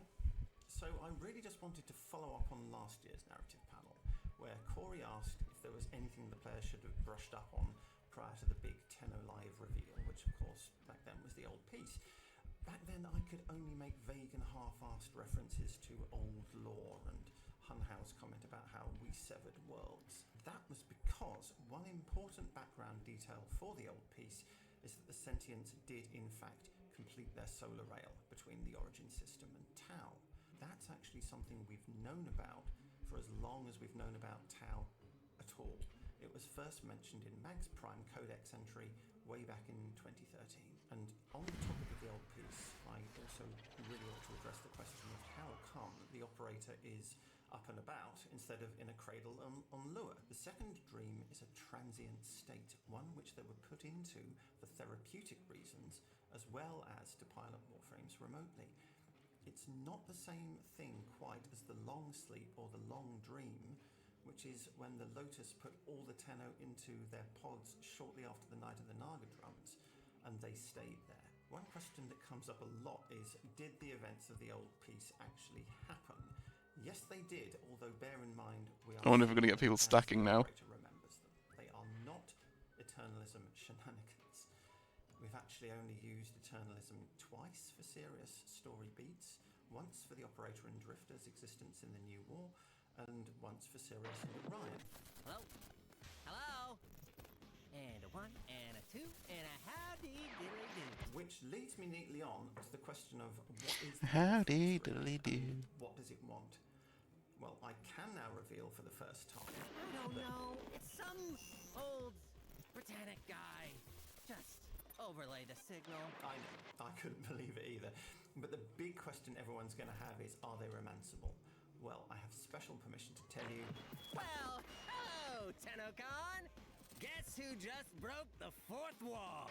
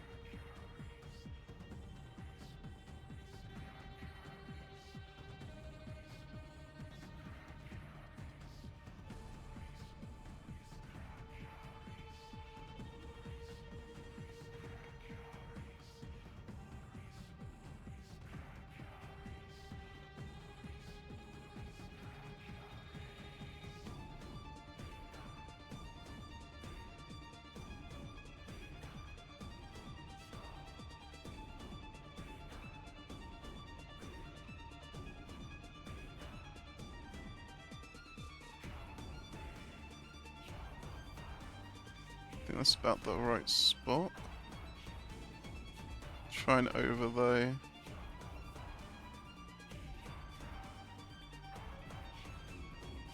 No, we're too far forward.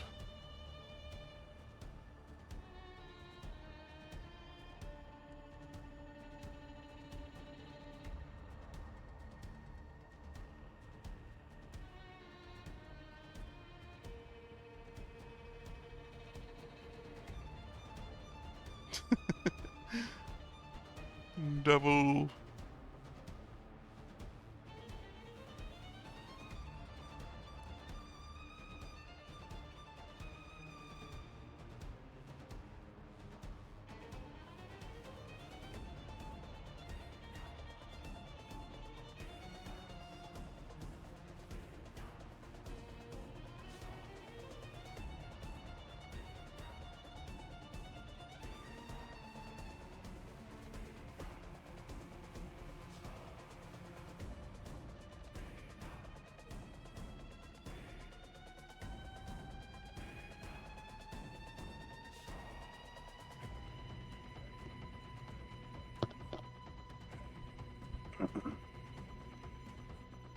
Thicker.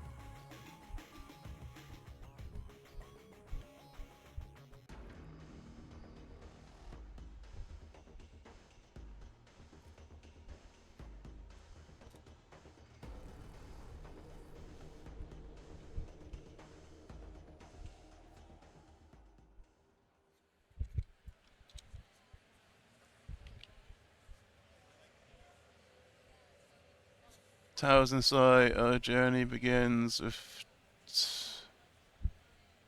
Oh. Here we go.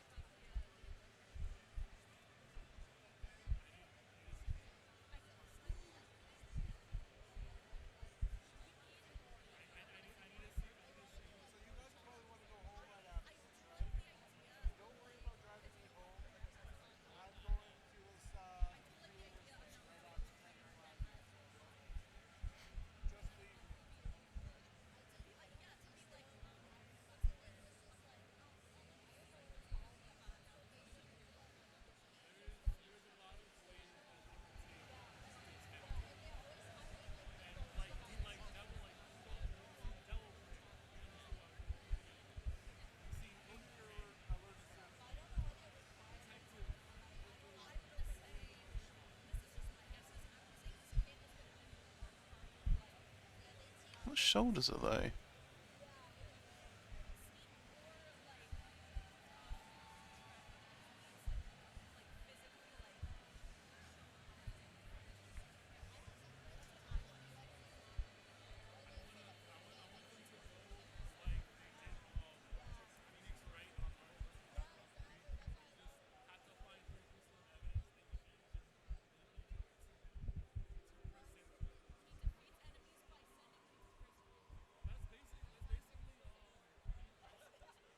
My camera just changed? It did. My camera just zoomed out. Why did my camera just zoom out?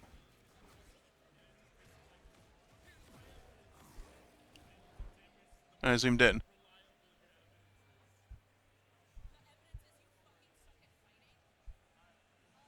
What? The evidence is you fucking suck at fighting. Woman talking in the background.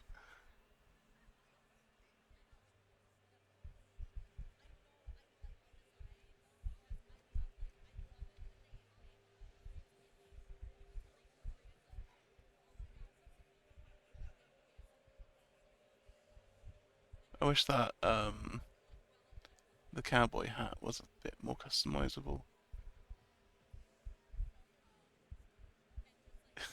Looks like she's got a bald spot through the hat.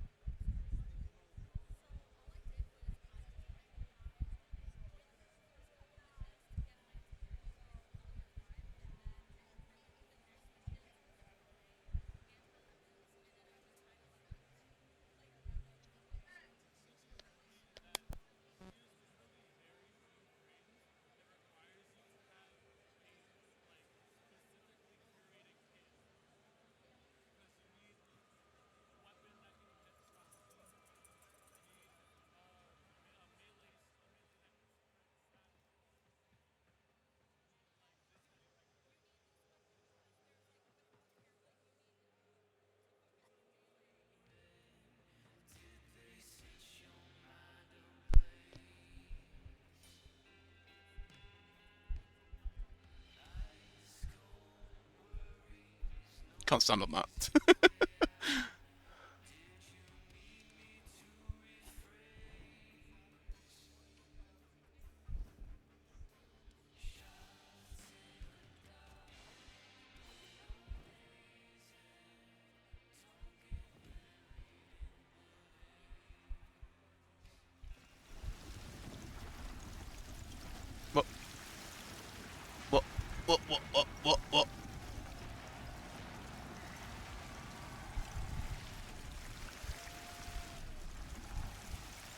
now, 5 minutes.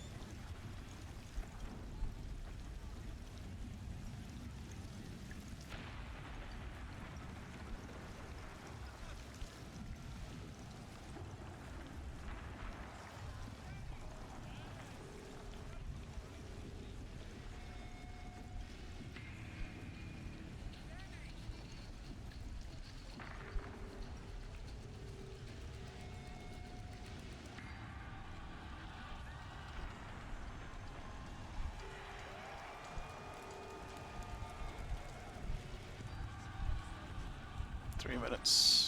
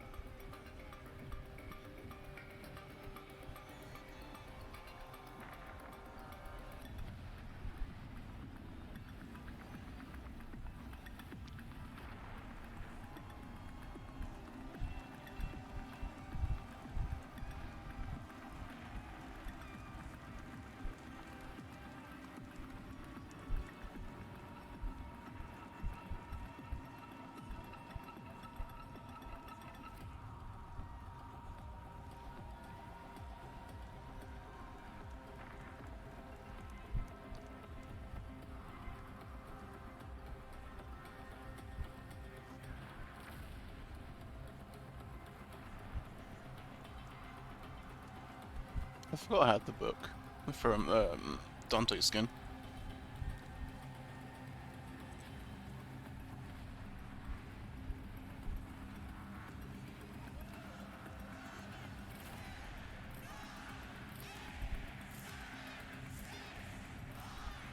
Four, three, two, one.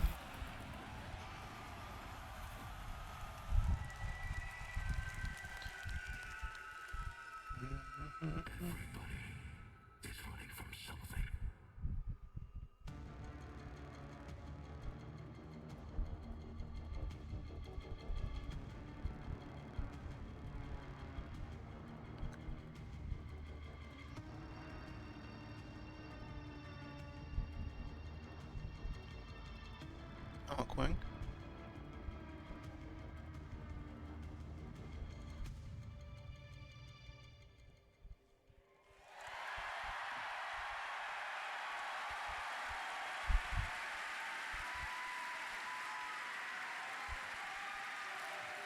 Ladies and gentlemen, Tenno and Envoy, welcome to Tenno Live!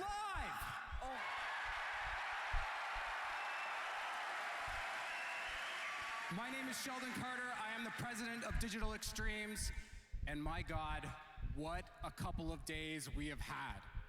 Panels, meetups, amazing cosplay, and even a full symphony. Are you guys having a good time?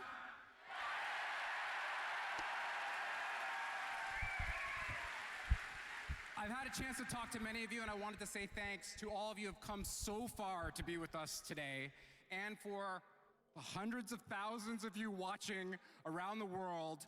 We want to welcome all of you here to Tenno Con.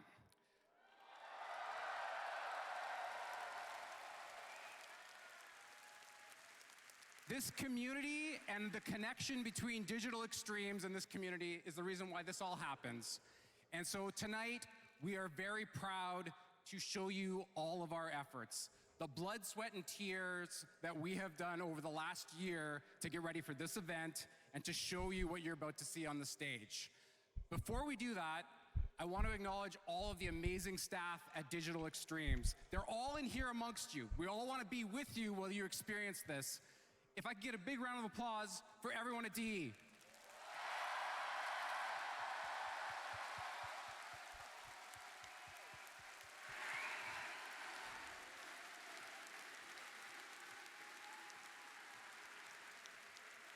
So, this Tenno Con has been great, but I think we all know that there's a piece of the puzzle that's missing. Some of you might know our amazing, talented creative director, Rebecca Ford, is not here because she had a serious medical procedure yesterday. But I can tell you that the surgery was successful. That's good.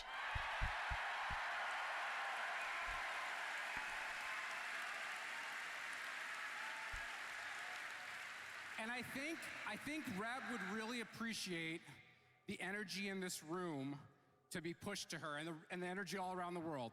So in previous years, I've had you guys cheer, and I've had you guys chant. This year, we're gonna go one more. We're gonna have you sing, because this is DE, and we like music. Now I see people squirming in the front. They're like, I gotta sing? It's a tune that you all know. It's Happy Birthday, okay? But it's with a small bit of lyrical change, okay? So I'm gonna sing it, oh God. I'm gonna sing it to you, and then we'll put the lyrics up on the board, and then together, all of us, if you can sing, sing. If you can't sing, hum. And if you can't hum, just feel it in your heart. But I'll give you the Sheldon rendition before we go to the lyrics. So it's, happy recovery to you. All the Tenno miss you. We love you, Rebecca. Hope you feel better soon. You guys can do that? It's kind of sweet. Okay, you guys, I know you've all sang this song at the top of your lungs at least once. You have practice. So you're gonna do it with me, I'm gonna count you in, and then we're all gonna sing. Are you guys ready? Okay. 1, 2, 3. Happy. All the. We love you.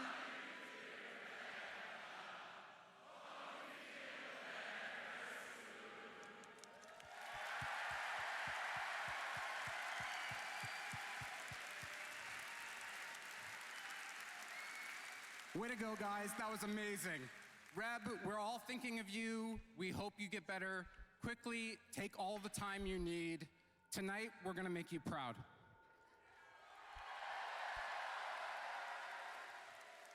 And to do that, I get to introduce you to your panel.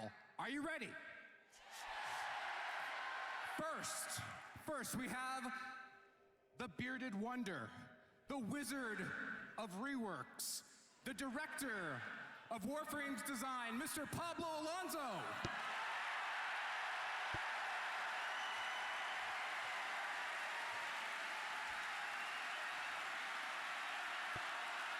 No, I can't stop it.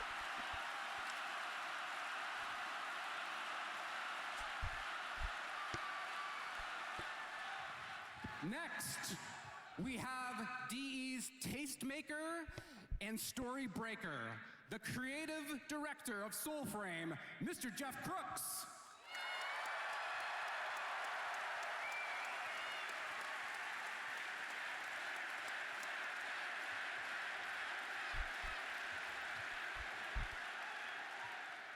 Next, we have your host, the one who can keep this entire panel and community under control. She is never tongue-tied, and she is tonight the big dog, Megan Everett.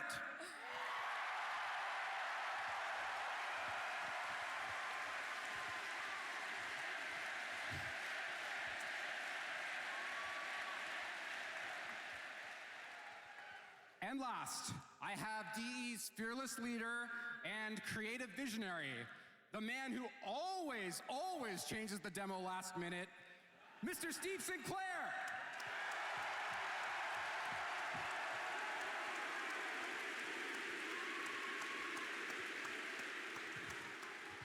Thank you very much and enjoy Tenno Con. Thank you, Sheldon. Thank you, Sheldon. Thank you, Sheldon. That was great singing. That was really sweet. Yeah, too. you guys sounded great. Poor Meg, he's breaking Megan backstage. I had a little moment, but that's okay. We're prepared. Hi, everybody. How are we feeling?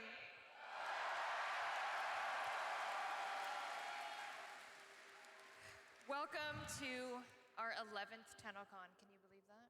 That is crazy. That is crazy times. And just looking out, this is like, we're beyond fortunate and grateful that this Nope. is even happening. This is incredible. 11 years of How you doing, Finn? memories, 11 years of your support, loving us. This year we have a record-breaking attendance. We have unlocked a new location. That's so many people. It's crazy. It's so many people. You all look great. Just waiting for all the stuff to happen. Brian Adams is going to be in this stage. Oh my God! Is it a Canadian reference? Is he Canadian? He sure is Canadian. Is he Canadian? Oh yeah. Come on, of course. I'm Brian sorry. Adams. I'm Okay. sorry. I'm I think maybe uncultured. we're too old. Very exactly. Aren't we all full of goo? As we typically like to do, shall we get some housekeeping out of the way before we start the party? Yeah, we love it. I know. Housekeeping. I know. I'm sorry. First though, Twitch chat. Oh, I should have. You're supposed to be watching Twitch. My bad. Pablo's locked in on the Twitch chat. What are they saying? Oh, you're not gonna believe what they're saying. What? Clem. No way. Clem. Surprising. Oh, wait. They're saying bring Balco to Warframe. Oh. Okay, maybe that's Rebecca's alt. That's Rebecca's alternate. Okay, so we'll do it. Also asking for Balco. We'll get on it. We'll get on that right away. Okay.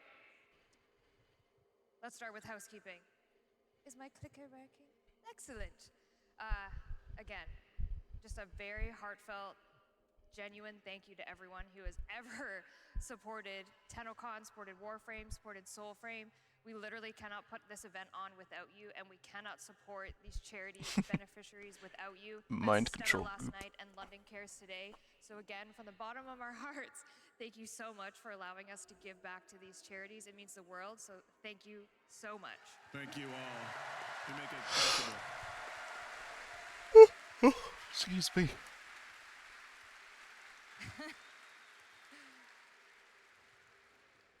And as another reminder, if you are in-game right now, the relay is live. Yep, that's where I am. Maybe a hotfix or so. We had a couple. Did we have more than one hotfix today?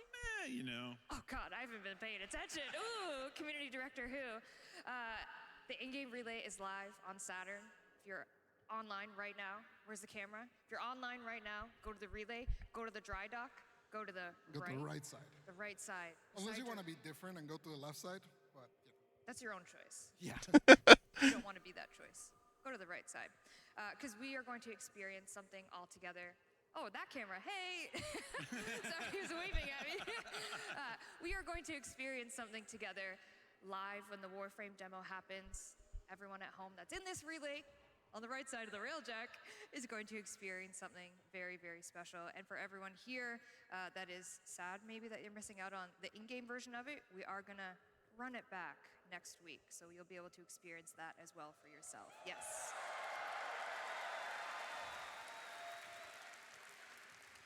And right now, if you're watching, you're linked. If you watch Zach's video over and over about Twitch linking, Hopefully you'll soon. be earning yourself a Mesa Prime. Obviously, everyone in the audience is getting one as well from via email. You probably already got your email. Redeem it, get it. Yes, there you go. Mesa Prime, everybody.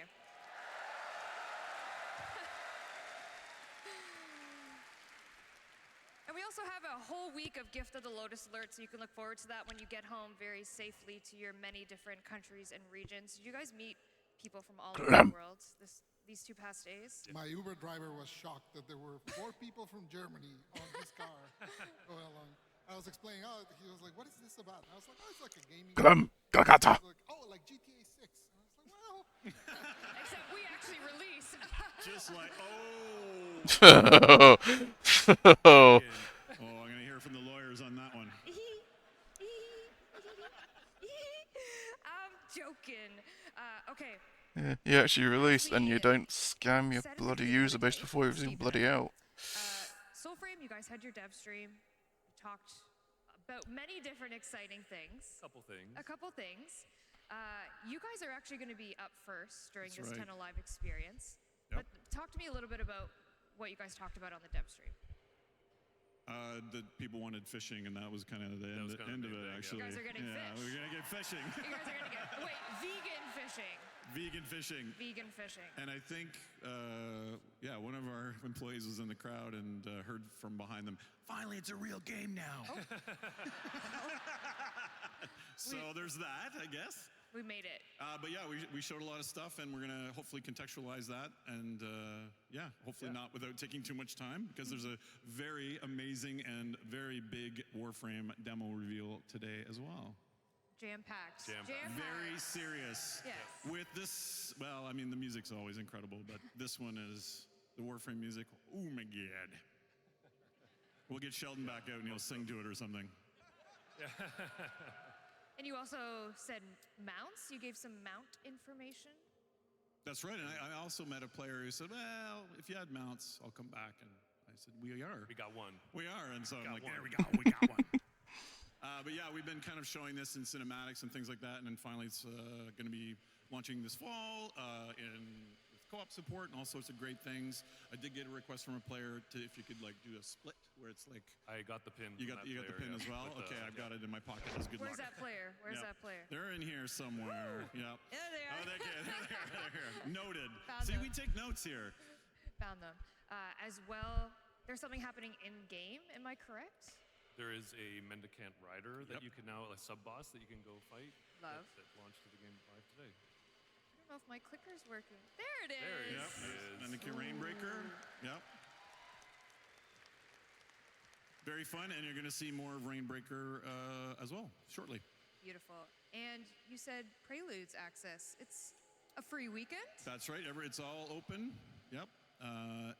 If you've signed up, you'll be in. So make sure you sign up. And if you haven't signed up this weekend, sign up. And please feel free to wishlist us on Steam. Oh yes, thank you, Jeff. I'm supposed to plug the wish list. The Corpo. God.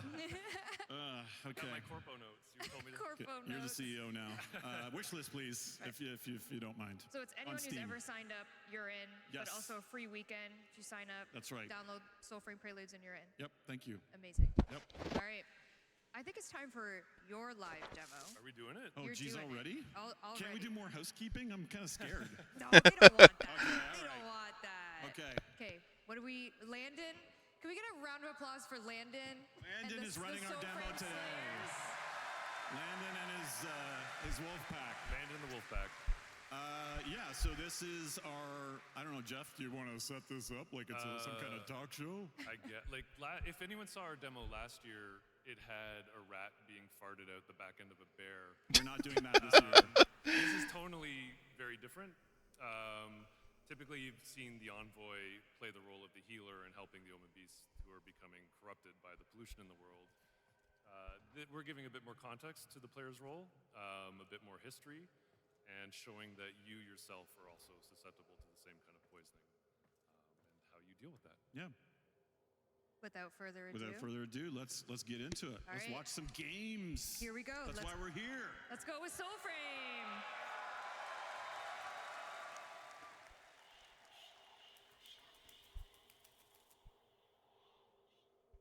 A splinter in the heart sings in the tree.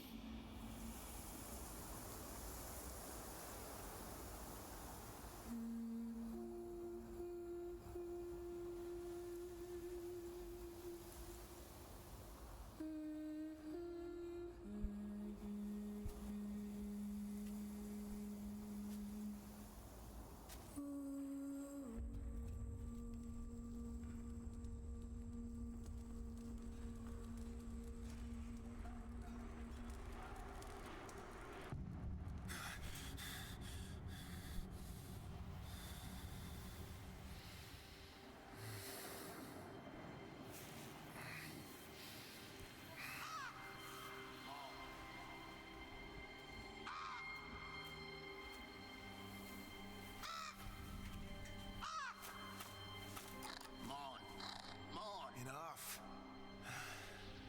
I'm up.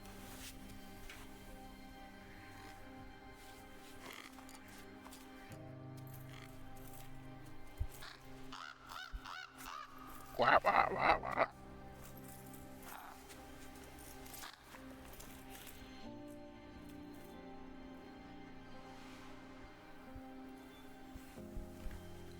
Here, Crest.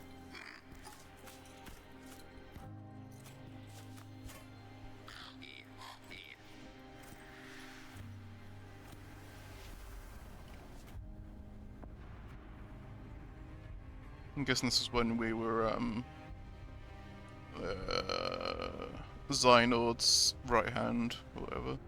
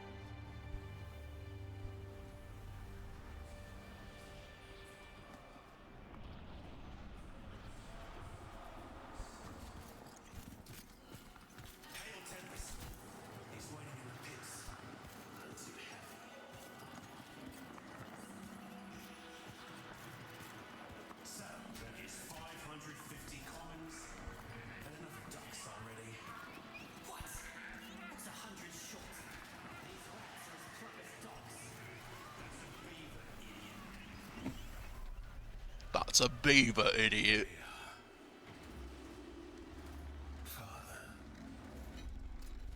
They demand more, always more. Voters met, and so they double. I run them piss pits night and day. Furnaces gorging on elder oaks and omen firs. Time's teeth gnaws away. The star. We need stronger stock. I need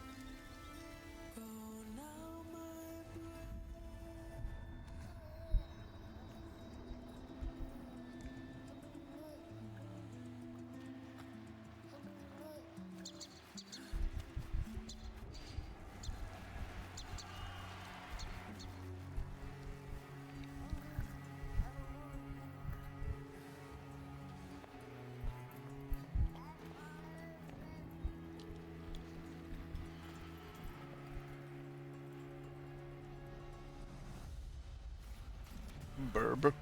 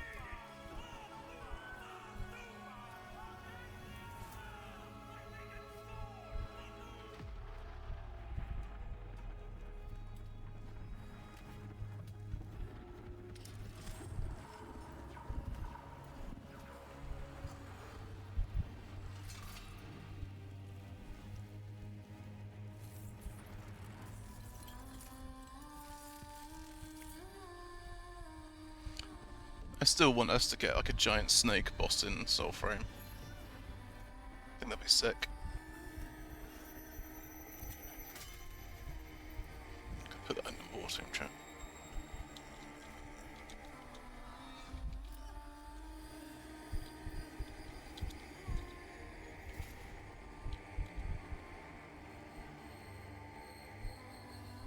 It's a cruel pain, they say.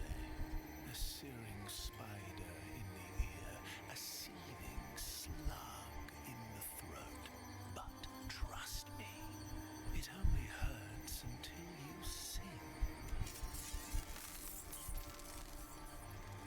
So sing with them.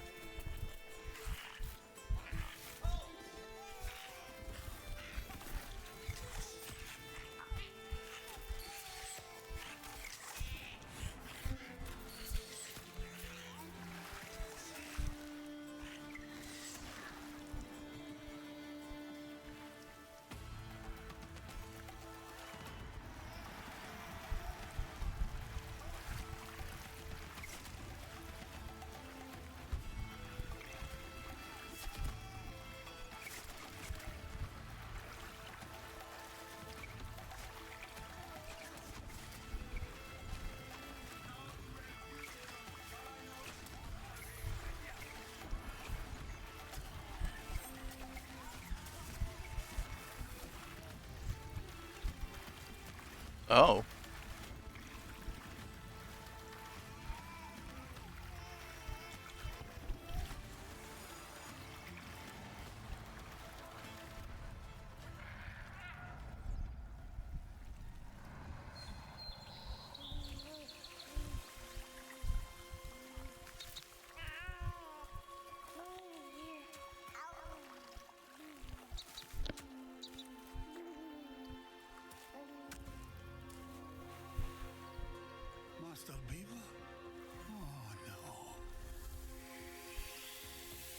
What's this you pulled from the clear?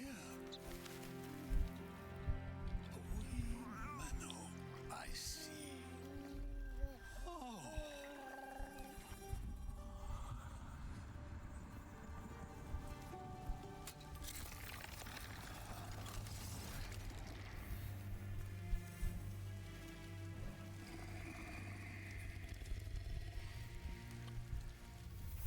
From courage comes wrath. Wild bring doom. Let spirit come death in this Icarus womb.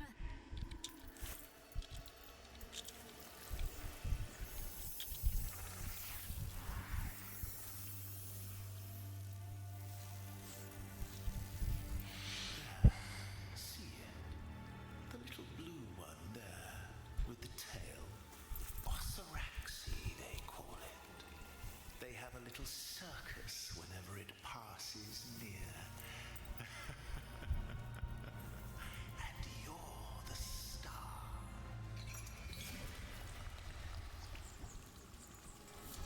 Embrace it, become it, or drown.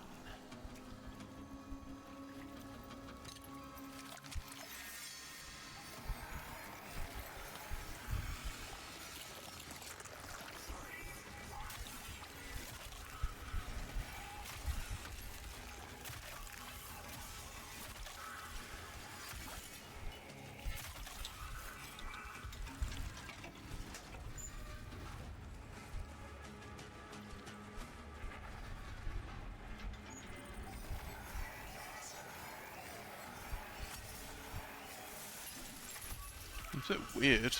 Everyone's getting. Those people are getting kicked.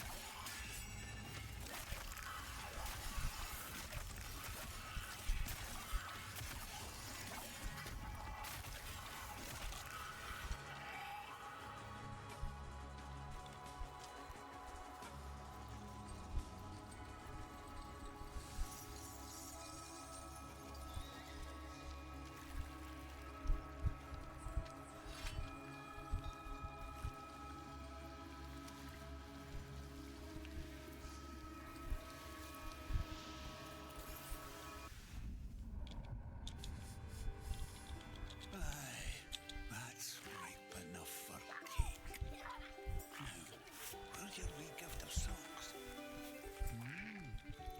Doesn't he feel like sockish? Oh, a bent waggy. Who'd want such a thing? Oh, happy birthday, Minnow. Now then, off you go for more bangle nuts. You've a cake to bake.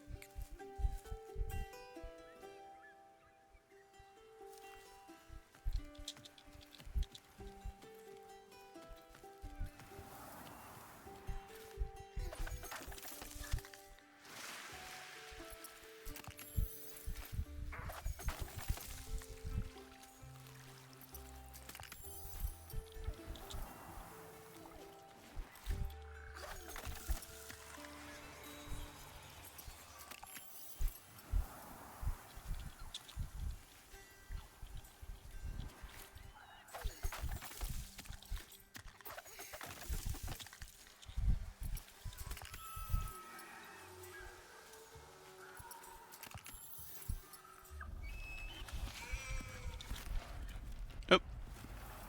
I did that.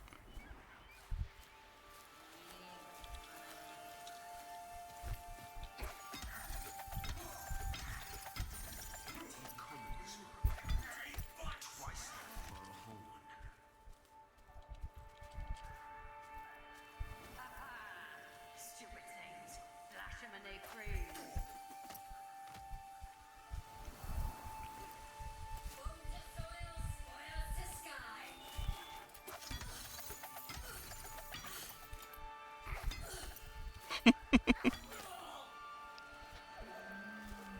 So,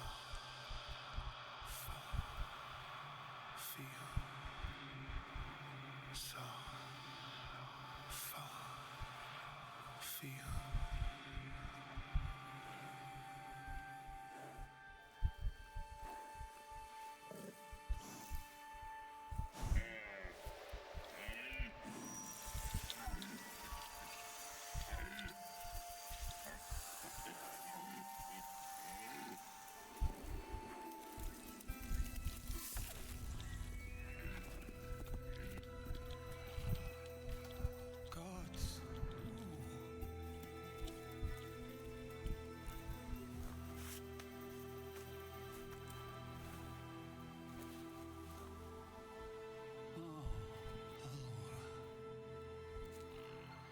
slow in lessons, are they?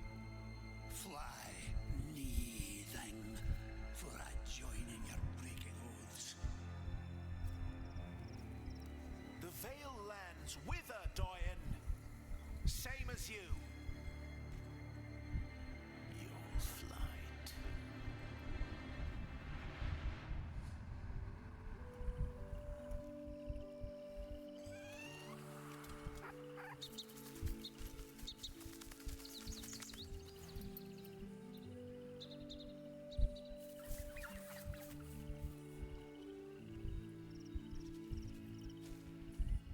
We're born a shimmer, fishes, flies, or folk. Then back again as finners to seek the ponding yoke. Now, get your spool, Minnow, and your wisp hooks too.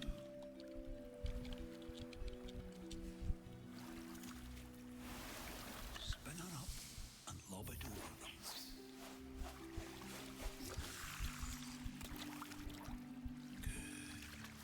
Really gentle, a wee dip. Right now, mind the line while it's fighting. Let it tire, then draw it.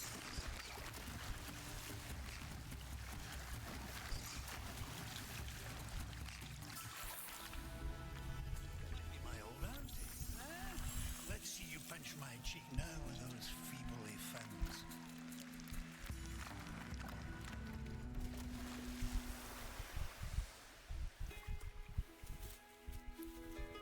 Well, the other day, what came over you?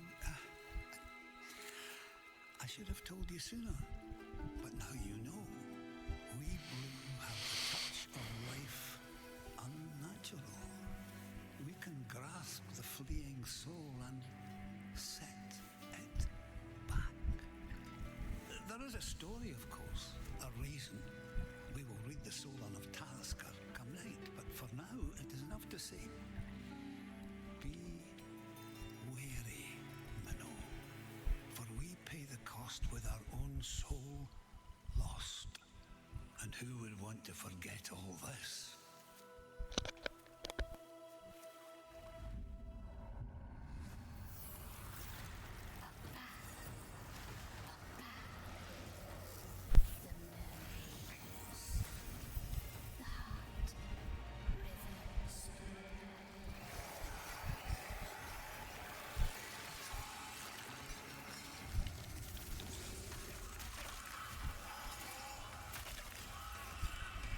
My beasties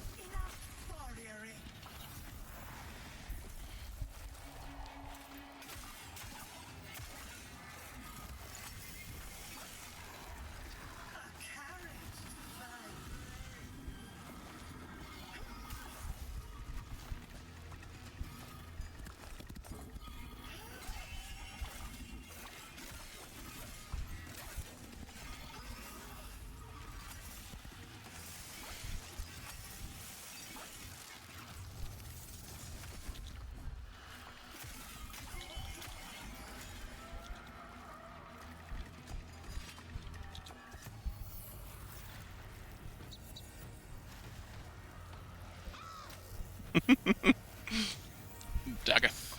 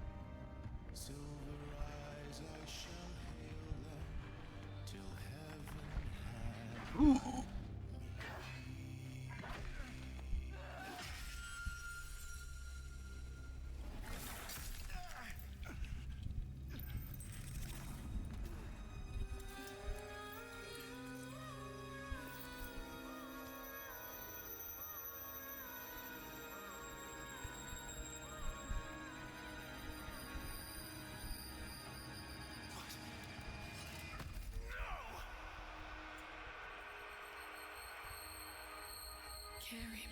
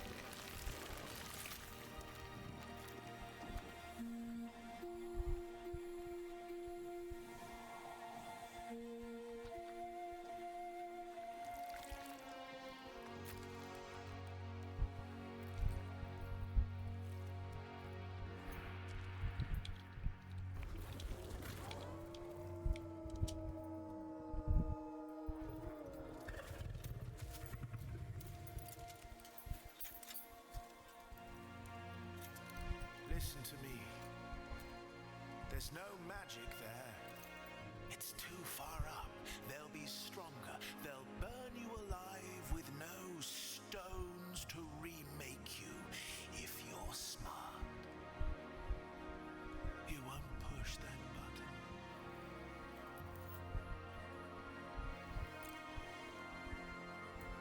button. I'm not. Boop boop ba doop.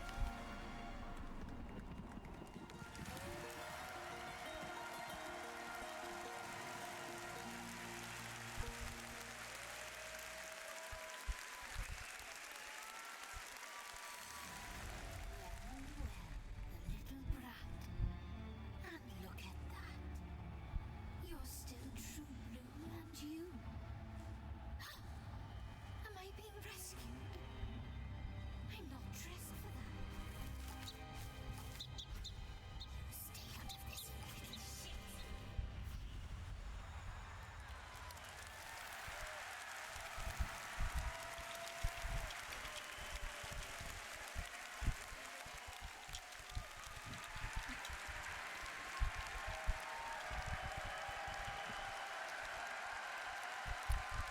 Great work, Landon. Good job, Landon. You killed it. Amazing, Landon. Oh my god. The beaver survived. The beaver lived. Yes. Yes. It is not a dog-sized rat. It's a beaver. Beaver. He's the true hero. What did we just witness? Do you want to leave it at that? A very relentlessly paced, condensed version of half of War Songs. That's the first. That's a condensed version of the first half of the War Songs quest. Yep. I'm still confused by it, but a lot of amazing things in it, and the team just did an incredible job with a very complicated time-traveling, time-swapping boss fight as well. So, very proud of it. It was quite the task. They killed it. I hope you liked it.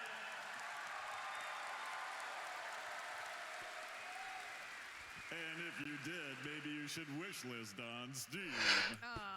Corpo. All right. I think we need a little bit of a breather. Oh, you're not ready for your demo yet? Emotionally shattered. Okay, sorry. I'm gonna need a minute. Should we do just a little bit of our classic giveaways? Yes. Giveaways? Yes. Let's give some giveaways. Okay. I believe a box is being a box is being wheeled out as we speak. It's even themed. It is even themed. Is Rebecca in there? Oh my god, please. That'd be so cool if she popped out. Woohoo! 3, 2, 1. It wasn't. No, Rebecca. All right. All right, Pablo is going to help me with this. Nice. And we do have some DE volunteer runners because obviously new location unlocked. I just can't give it to you. You're too far away. Okay, we are going to start with, also online, let's run a power plat of 100,000 platinum, please, Rue. Power plat. Power plat. Too much. Couple dollars. Wow. Well, thank you, Rue. We'll also do 100,000 platinum to someone lucky here. Shall we? Yes. All right. Wouldn't be bad. We're digging. Thank you. All right, Pablo's going to read it out, and we have DE runners on the side ready to come collect your information. If you're in the bowl, I believe we're going to do a come to the box office and show us you're legit, and we'll give you your gift because. So I didn't ask you this, but do I say the in-game alias or do I dox them? No docs. Okay, no docs. You sure? Doxing, no docs. Onion Aid, congratulations. Do we have an Onion Aid in the house? Onion Aid? Oh no. Where are you? I see. Oh, by the Canada Life sign? Plug. Are you like right there? Yep. There's so many people. Oh, do you see him? Confirmed? We're coming. Confirmed, Okay. confirmed, Canada Life sign. Confirmed? We're coming. Okay. Confirmed, Canada Life sign. Excellent. Danny and Nella are on their way to confirm your validation. 100,000 platinum to that person, everybody. Holy. All right, Pablo, can you please grab that Nidus statue over there? Ooh. Who got their hands on a Nidus statue? Yes. All right, this Nidus statue is going to a lucky. There's a lot of stuff in this box. Oh, Lord. Pablo? And the winner is Angry Screech. Angry Screech. Do we have an Angry Screecher out there? We have an angry. Oh, they're Okay. Yeah? Angry Screech? I know this one goes with it. The spotlight is, oh, is that them standing up in the green shirt? Hi! All right, it's being delivered. Zach is running. Zach And has it. just confirmed the 100,000 platinum on Twitch. The winner is Toxic_J. Congratulations. Congratulations. Toxic_J. All right, our next giveaway is the 7-piece dice set, and this poster here is signed by Rebecca Ford. Those are rare this time. These are, so rare. All right, the winner is, oh, that's a great name. Goat Gun. Goat Gun. The Goat goat of underscore the gun. guns. We have a goat gun in the house. A goat gun. Oh, I see the hands are pointing. What a name. They're There, up on the, they're up on way the top. up Yeah, way there. up there. Okay, please come to the box office after the show, and we will get you your prize. Thank you. All right, our last prize is the one, the only Letty and Amir floof. Anybody get these this weekend? There's my mom over there. Who this Wait, is your mom character actually is here? named after. Hi. Oh, hola. I bet Mango would love a The winner Amir of Amir floof. and Letty floof is, I'm going to the bottom of the barrel, guys. Ooh, she's folded. Here we go. Letty and Amir. Oh, good luck. And the name is Tali Lolo. Tali Lolo? Congratulations to Tali Lolo. Tali Lolo in the house. I see arms, I see lights. Lights. It's searching. Tali Lolo. Are you walking down? Hi! Amazing. All right, those are all our giveaways. Zach is getting some cardio there. Zach is getting his cardio in. Run, Zach. All right. Good luck, Box. Woo. Poor man.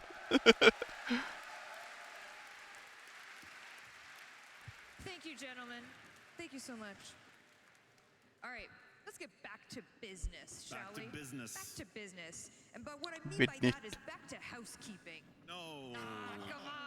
Come on, just a couple things. Dog Days is coming back, everybody. Everyone's favorite summer event. I know. August 4th, get your noodles, get your soaker trons, get soaked. Is that what she says? Get soaked? Sure, get soaked. It's coming back. In addition to this one, our brand new glyphs designed by Space Waifu. Yeah. Jeff, what's your favorite one? I like the Arrow one. You like the It's Arrow a one? cranky Arrow, yeah. I like the Air one too. They're amazing. They are amazing. And a bunch of other rewards are coming, so just a little fun summertime activity back for you. Okay, as we know, our next heirloom went live this morning. why don't we take a closer look, shall we?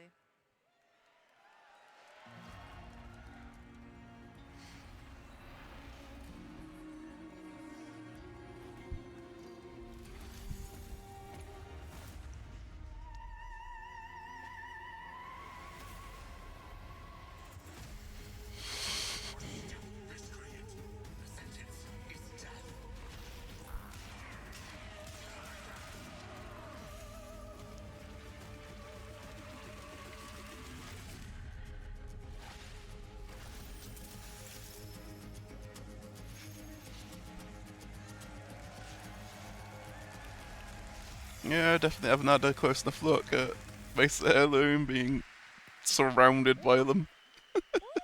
My goodness. My one contribution was being the prude that said we need to cover her up a little bit. That was. You're gonna take credit for that? You can check the. I was slot gonna say, results. if you wanted a real closer look, you would remove the duster. But Oh, team no duster. Team no duster. Your team duster. I like having the option of the duster. Wow, divided couch. I'm team no duster. All right, she is available on all platforms. Thank you so much for your excitement over the Heirloom collection. We're very excited about Mesa, designed by Liger. Another one, incredible Liger designs. Killed it. Killed it, as always. Okay, now this next announcement would be one that Miss Rebecca Ford would have been absolutely feral to announce. She would have been barking to announce what's this year announcement. But the best alternative that we could do with our budget, because Lord knows this man needs a paycheck.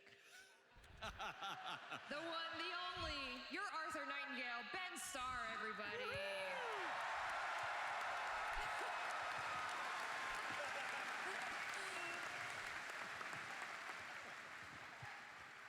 Hello. Ben.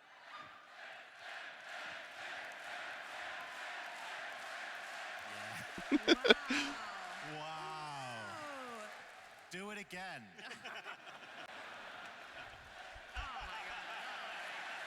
Damn, and they did it. All of you get 100,000 platinum. That's not legally binding. That's not in the contract. Not in the contract. Ben, you changed. I did change. I still wasn't able to get the eyeliner off. I told you that was going to be permanent. Yeah, for those of you who didn't tune in, you missed out on a great narrative panel where I was dressed up as Rebecca Ford. Megan did my makeup, and I still have the eyeliner on. So just enjoy my face for a second. Can we get a close-up zoom in? Really zoom in on those eyes. We getting that? Zoom. Oh. Thank you. Thank you, guys. I couldn't see it, but I'm assuming I looked stunning. You do. Okay. Thank you for having me on here.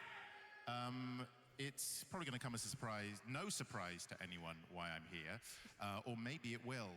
Probably my best known role in all of video games is probably the role of Tenno in Fortnite, right? Who? Everyone's like, that Ben Starr from Fortnite, he's great. Well, for those who don't know, I'm in Fortnite.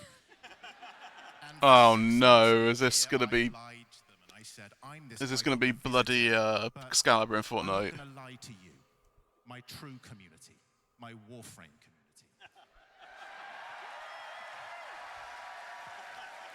No.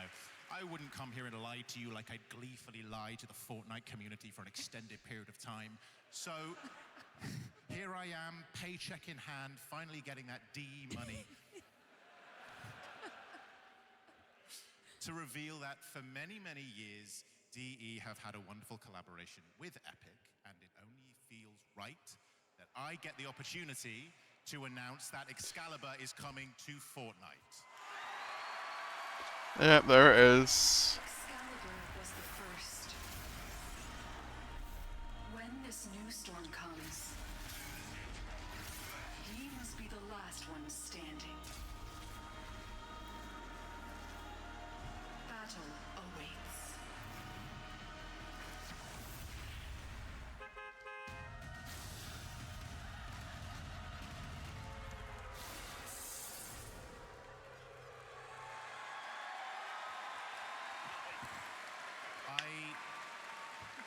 I would love it if all of you could wear my skin. I want every single one of you to wear my skin and wear it with glee, okay? Thank you. My skin is yours. Okay.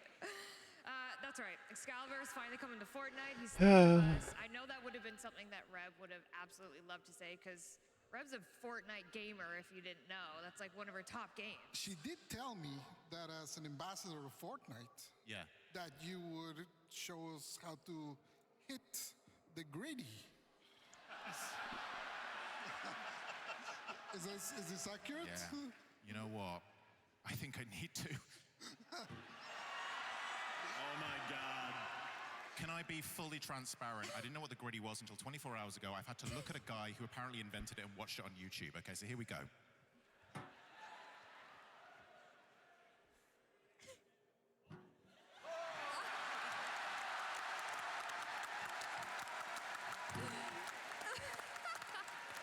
Thank you. Thank you so much. Thank you. Thank you so much. Am I done? Do you need anything else of me? That was beautiful. Thank you. That was absolutely beautiful. So yes, Excalibur is coming to Fortnite, and there is a way in the Epic Game Store if you want to purchase Warframe packs, you can get Excalibur for free in Fortnite. Just a little way of our longest partners with Epic. That's right, yes. It's like a legacy thing. We've been working with them All the way for... back to Unreal, that's yeah, right. Yep. we made Warframe, they made Fortnite, and now we're coming back together. Yep.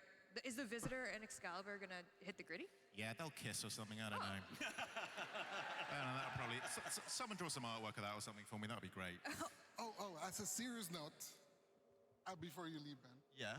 Loved your song in the Oh, trailer. yeah. The first time I heard it. That was him in the literally Soul Frame. chills Yeah. The first time I heard it. Ben is our bear. So I played Bayer in Soul Frame, and I did that little song at the end where the guy was singing during the fight. You know. Yeah.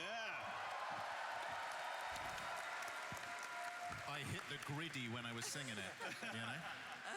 Do you have anything else you want to plug while you're up here? You know what? I think you guys. I don't know if you guys know a game called Warframe. Oh, okay. You should really play. It's really good. All right, everybody, thank you, Ben. Thank you, Ben. Thank you.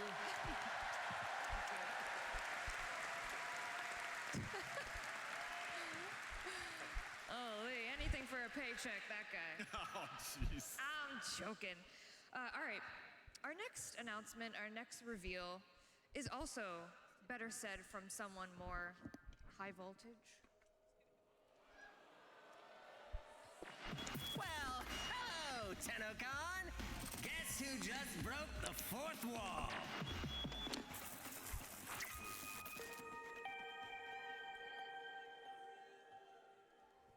Yeah, that's right.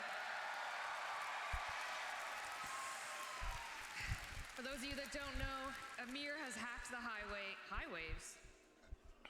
What am I trying to Airwaves. say? Airwaves, thank you. I'm not tongue-tied at all, like Sheldon said. Amir has hacked the airwaves. He's taken over for Nora Night, and in August, you're gonna get a themed Nightwave featuring Amir. Yeah, it's been a while since we've done like a custom Nightwave. And when this idea came up, including this part. These are not official skins. I'm sorry, unless you really want them. Unless you really insist. Oh no. I'm cashing checks, I knew that people would want that as soon as they saw this. Oh my God. But yeah, it's a very fun new twist where the Hex are coming back. Amir is putting together a game for them. That's right. Oh wait, I skipped something. I'm sorry. Rue, go ahead.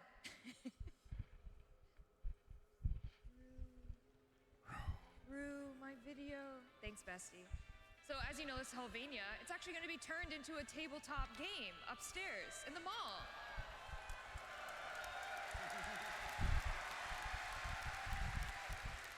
In every tabletop game, you gotta have a master of the games.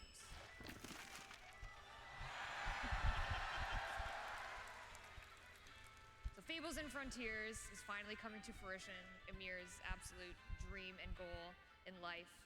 And that's gonna permanently stay in Helvania, so you'll be able to go up there and look at it, partake in Frontiers and Fables. These are just fun, not real skins. Not real skins, but real glyphs. Yet, that's right. And these are just fun player cards that, you know, we imagined with the classes that they picked.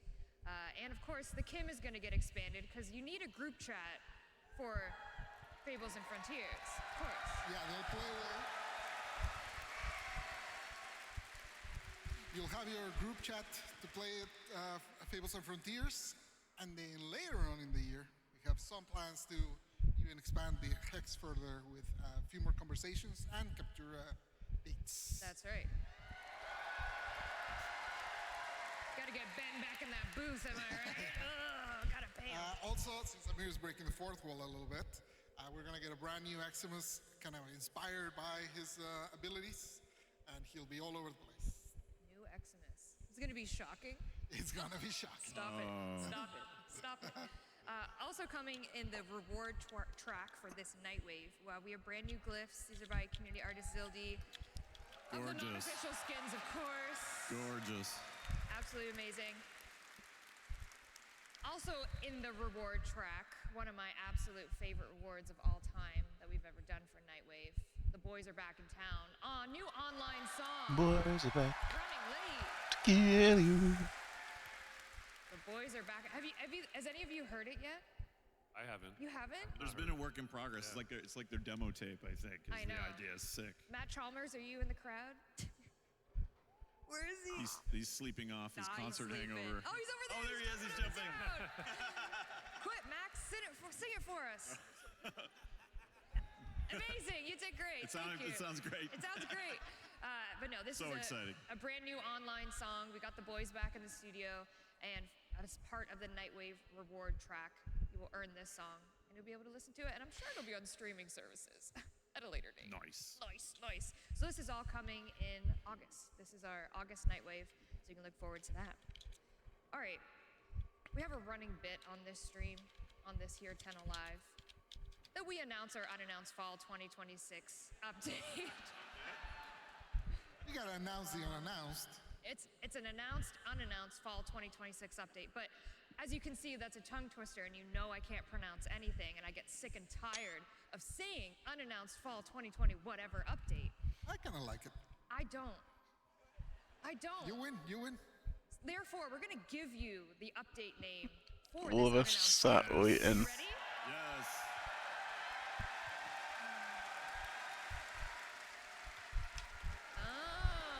Ooh, what does it mean? What does it mean? What could it be? Tell me. Well, this update will include Naren, of course, because it has to, which is a brand new Frost Warframe. She is very different from the one you know. It's been over a decade since we made a Frost Warframe, so very excited to give it a new twist. Oh, jeez. A new female ice warframe coming this update. Yep. We There you go. all you ice lovers out there. Whoa. That was a lot. Because no one else does ice but Frost, right? We went 13 years and said, no. A few dabbles, Chroma dabbles. Okay, dabble. Don't say the word chroma. Oh my God, don't. How about? Don't say it. I apologize. Or fine. New Warframe come this update. We will tell you all about her and all about this update in our September dev stream, which we're going to get to in a little bit. We'll set the scene for that. What else is coming in this Ice Blade of Naren update but Citrine Prime? Oh yeah, look at that. Any Citrine lovers out there? I met a couple of Citrine mains. Very enthusiastic Citrine mains. I love it. So Citrine Prime will be coming in this Ice Blade of Naren update. Also coming, Corvex Deluxe. Yes, the gargoyle.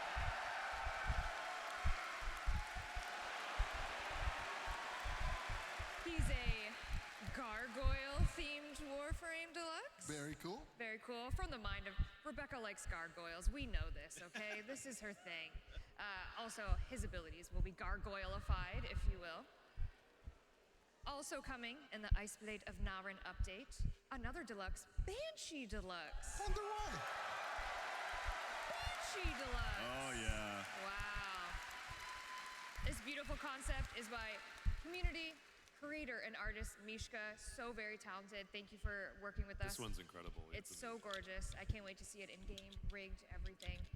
So she will be coming with the Iceblade of Narn update. But why would we do a Banshee Deluxe? What do you mean? Why? Why? Could it be? Is it time?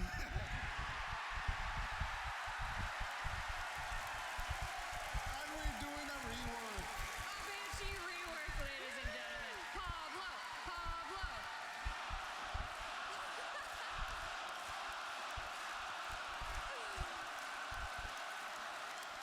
We're gonna get a rework. Banshee is a very interesting one because actually the people that really know how to use her, she's actually really strong. So I think most of our emphasis is trying to like. That one guy, yeah. There are very few that actually know how to use her. She's very strong. So our idea is mostly trying to bring that power that already exists there and make it kind of easier to access and make it more kind of the natural part of her kit. Yeah, another 2013 Warframe that is just kind of sat there for a bit. Not gonna lie. All right, Banshee Deluxe, Banshee Rework. All this is coming in the Iceblade of Narn update, like I said, in our September dev stream.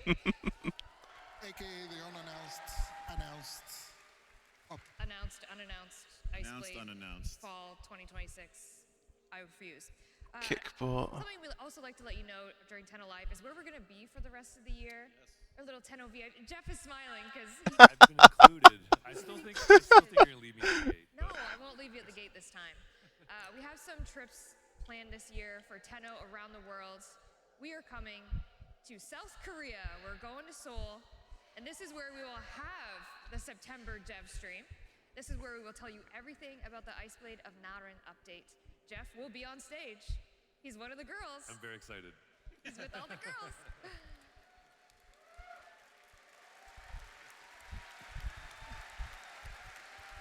And then we're taking a trip to China to see our Chinese Tenno again. Very excited. And then we're gonna go skip to the pond. I don't know. The other London? Skip to the cool London. We're coming back to London. Hey. Let's be honest, okay? I know. The big one. They have cool cabs. It's way better over there. We're going to London, UK in October, and then we're going to I almost did an accent. We're going to Glasgow. I will not do it in an accent. I butchered it the last time I did it. So this is where you'll find us kind of around the world for the later end of the year. But we love dates. We love to give people a heads up as to where we are. What if we give them the date of Tenno Con next year? Oh no. Oh man. Too scary. Should we give her the date for next year? Yeah? July 16th and 17th next year. An attitude to do. Did I just see Brozyme hit the 6-7? Brozyme, did you just hit the 6-7? I saw that. Yeah, there it is. Yeah, of course. Save the date. We'll have obviously a lot more information about Tenno Con. Maybe we'll be in this space. Maybe we'll be somewhere bigger. Ooh. We actually can't get any bigger than this. This is actually as big as I think. Okay. This is big We as have it to go gets. to the other London. We have to go to the cool London. All right. I'm done my housekeeping. Really? That's it. So what follows the housekeeping? I There's wonder. nothing left to do now, right? Anything left to do? Well, I think it's finally time for everyone to experience the live demo. Yes. The live future of Warframe. Yes. Are we ready? We're ready. Let's go. Finally. Let's go. If you caught some of the panels earlier, we've been kind of teasing a little bit of, tune into Tenno Live, tune into Tenno Live. And one of the things that we are extremely excited about is welcoming another member to the voice actor family.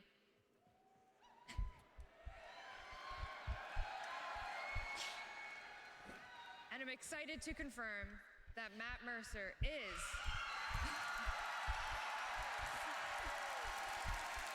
voicing our new Warframe.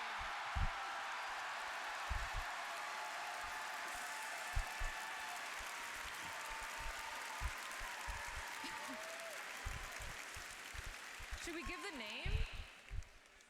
Briscoe. Briscoe. Is Briscoe our detective-themed Warframe? Interesting. I love the tie design. I'm just gonna say. He's a So very good. dapper guy. But of course, warframes don't talk. But that's not a Very mysterious. Very How's this going to How's work? that gonna work? Yeah, I don't know. Well, you're about to find out. Maybe we should watch the demo. In our live demo.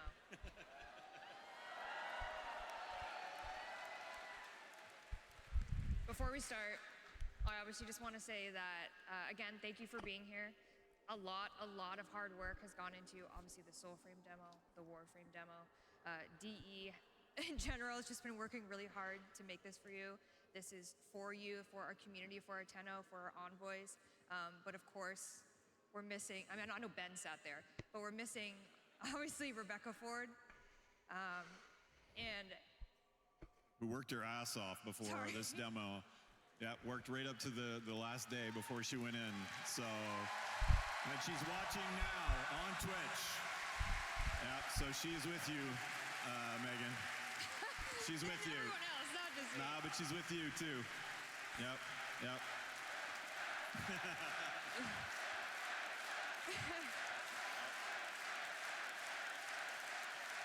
So we're gonna do this for you. We're gonna do this for Space Mom. Any words before I head over there? You're gonna kill it, Megan. Oh, thank you. You got this, Megan. You got Thank you. this. All right. Space Mom did actually prepare a few words, pre-recorded words for you.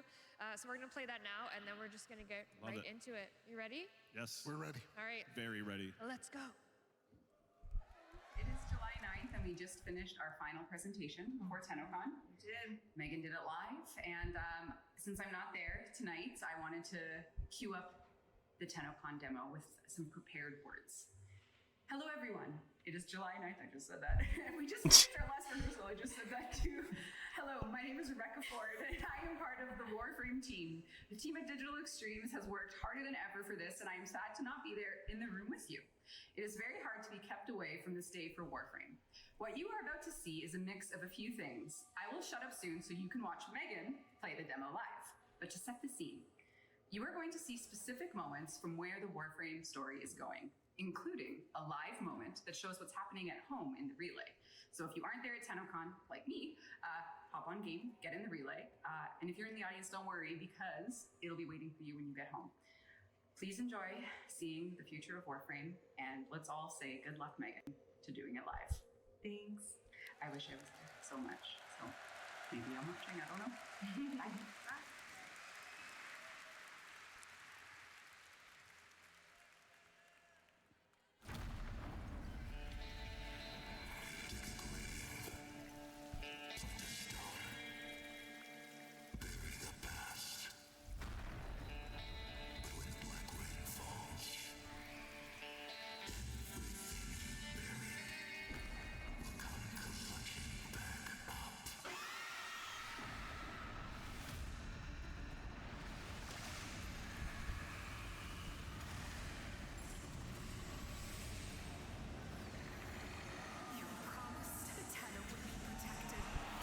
She's moving like Wisp.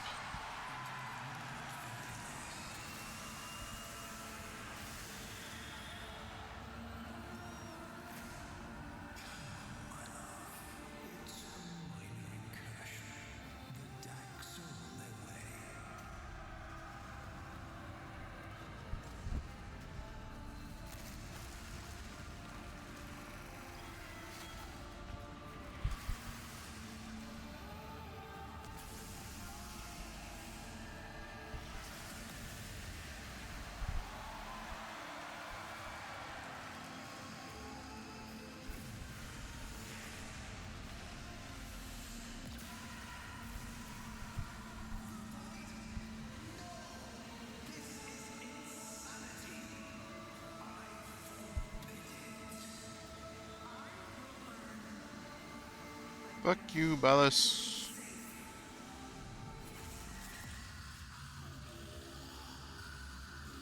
Hello, Wally.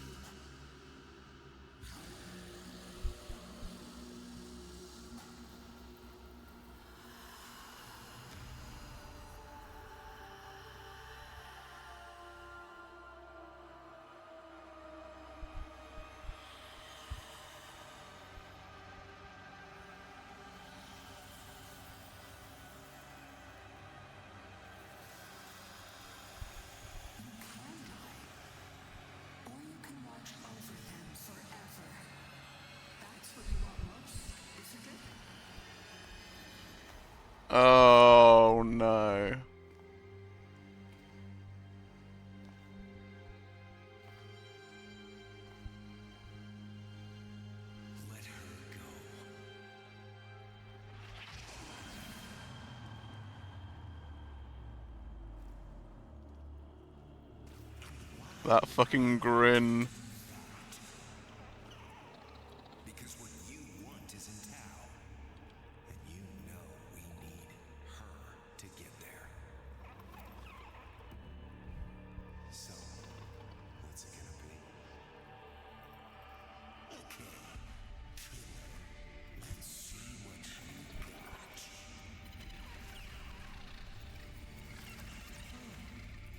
What the fuck is that?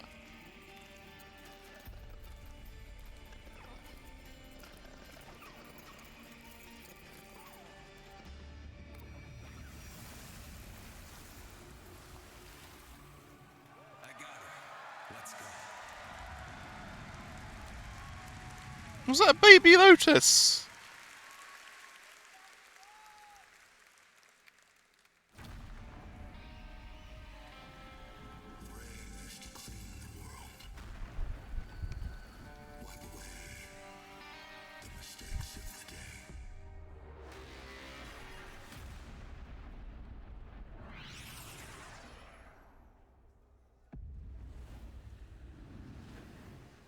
If you're at home right now, in the relay, we're all about to experience the same thing. And if you're in the audience, this is going to be waiting for you at home starting Monday.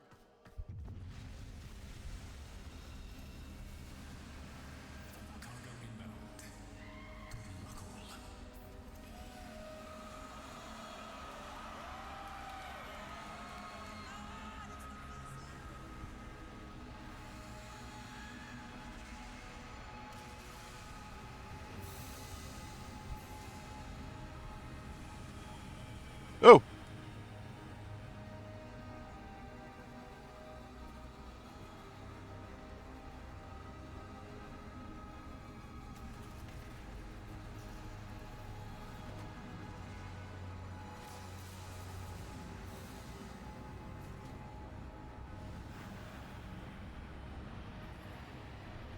Do we get to play as a vessel? Meet Arturus and Zioa. They will awaken when they hear your calling later this year.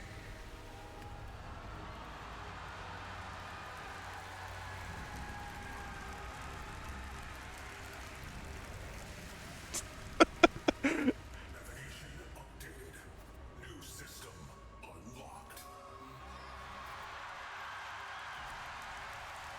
Did he say a new Oh!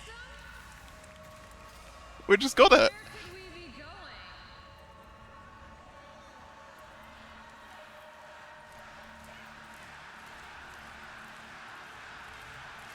Should we go?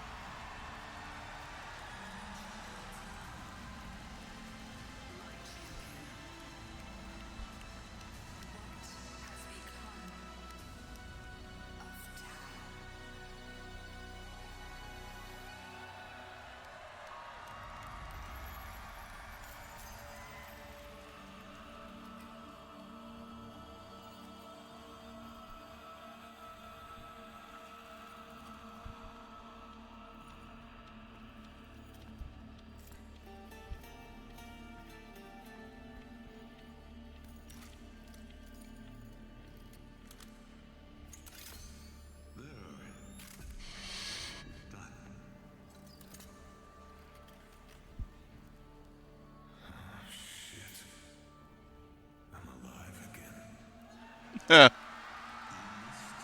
shit, I'm alive again. None of your kin remain functional. You are the last. Same goes for you, doesn't it, my maker? I know you want a voice of your own. Have patience. I guess I can keep my thoughts to myself. Better that way. They are finally on their way. Your relatives. And my old friends. Exciting, is it not? Being beaten to shit down in the docks was enough excitement for me. Let us improve your powers of negotiation. If the Hunra is still in power when they arrive, there will be war. I need you close to him, Briscoe. Keep running his errands, but feed me his plans, his thoughts. And if the Hunter figures out I'm working for you, not him, there won't be enough left of me to put back together.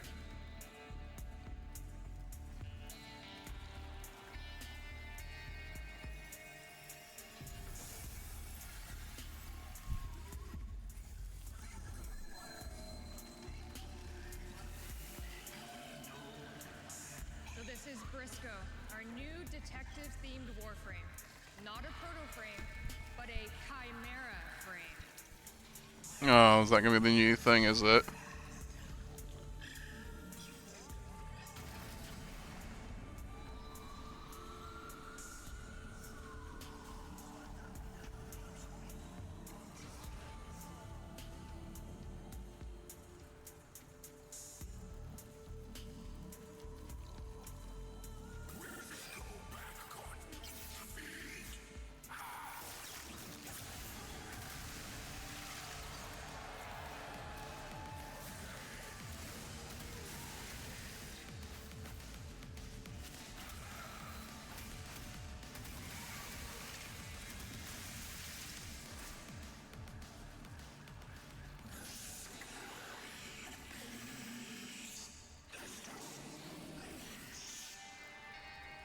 The black rain seeps in everything. Nothing keeps it out. And when it gets into your head, this screaming starts.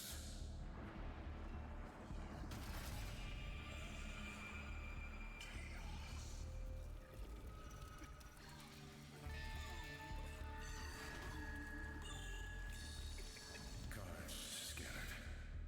No firearm damage on the bodies. Only moderate users going through sprout lights. Someone just smashed their heads together.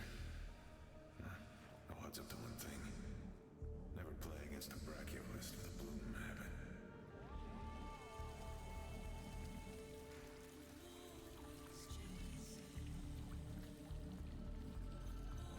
Bloomer's treating him alive. He doesn't care. When the black rain is boiling your brains in your head, the bloom makes it all go away.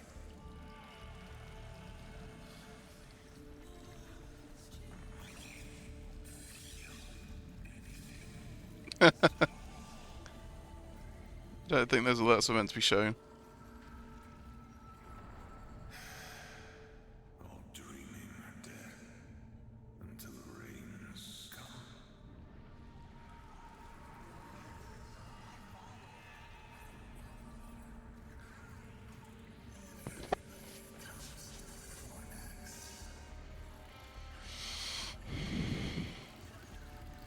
The ones who struck out for the old system can never have kids again.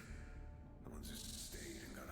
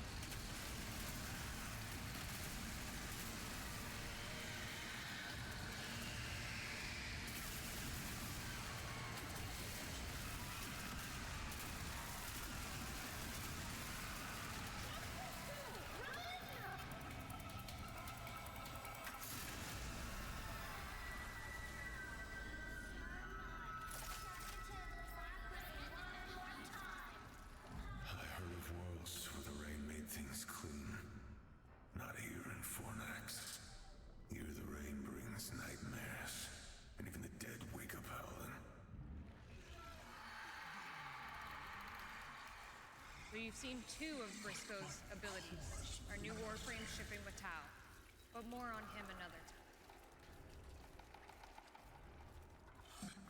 Got a dose. You're the frame. Yeah, the last.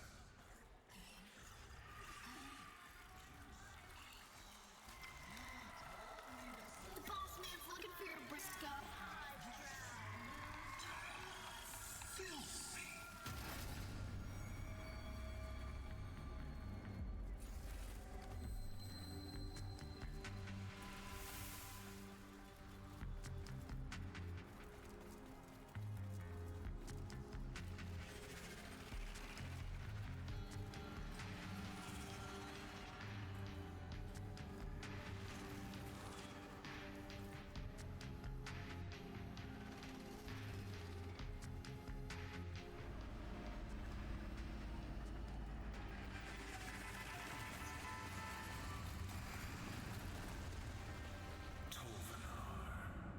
Messenger boy of the Hunra, right on time. And his driver, my best buddy, Rasmus. You're looking well, Briscoe. Real well. I told Goldeneye you're beating up real bad, but I guess you made a liar out of me. As you suspected, Jeldin and Zoff have the missing shipment. Your assignment has been upgraded to Tarnish. The twins. Dock supervisors. Also small-time blue smugglers. I shall await you at the docks. Give my love to the twins, Briscoe.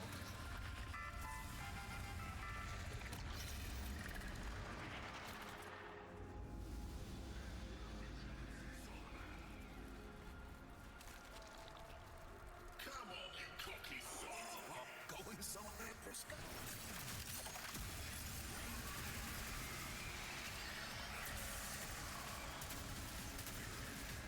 It's a bit macery.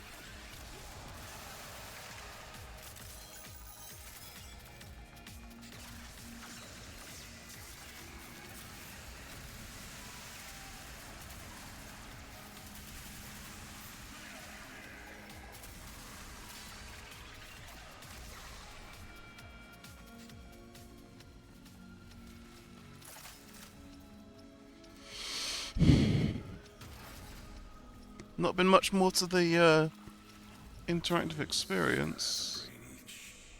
I guess that makes them dumb enough to steal from the Hunra, even after a warning. Nobody gets warned twice.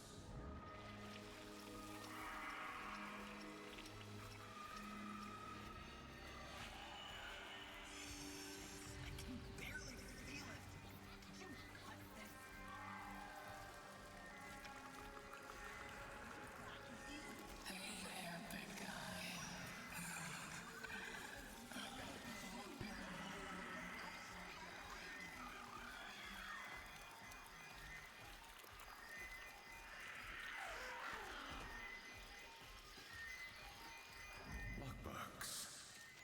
Wonder if I've got any luck left.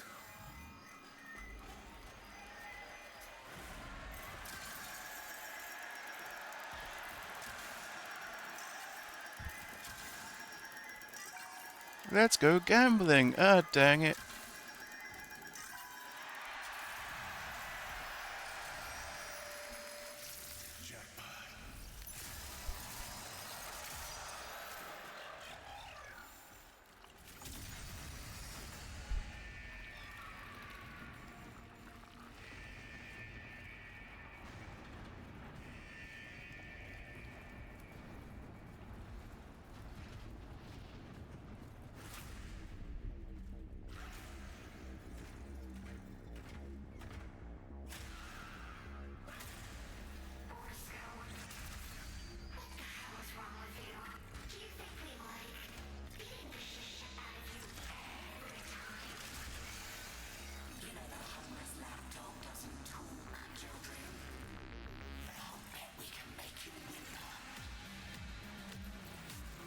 What the fuck?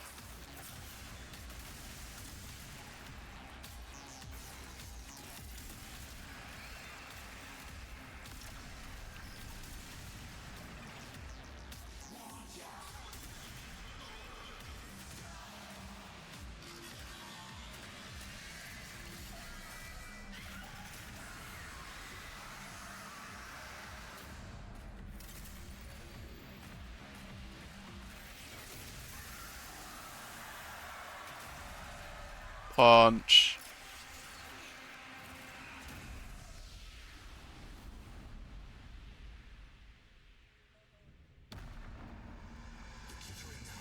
Say I traded my heart to the devil for power. No. There was no trade. I tore it out and burned it. That is what I do. Kill liars.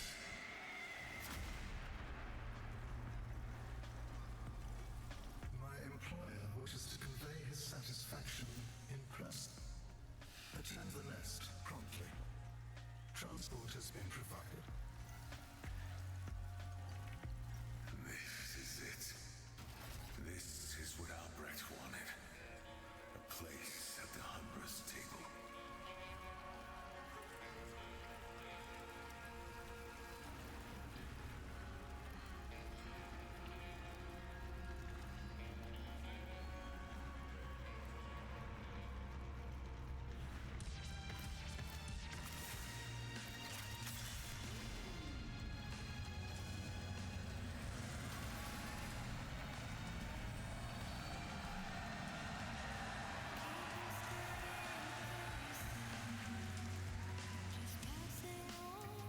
So it's Warframe Noir.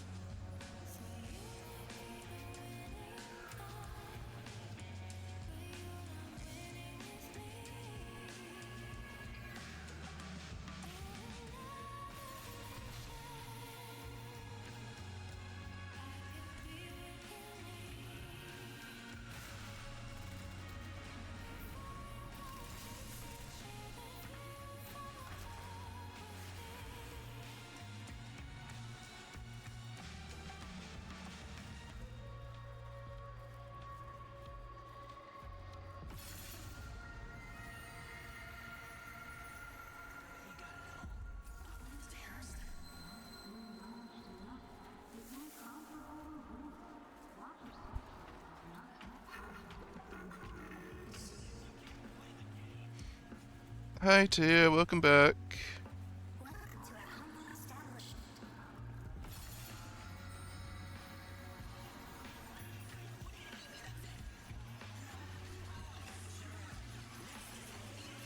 How are you doing?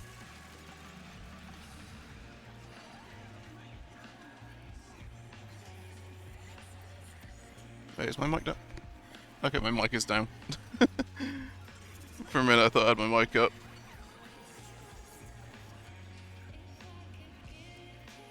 Oh. Well, it's nearly time, right? Because you said 7 hours. And I've been streaming for about 7 hours.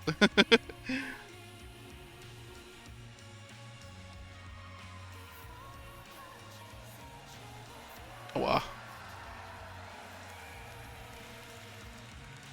Sentient lady. With tentacles.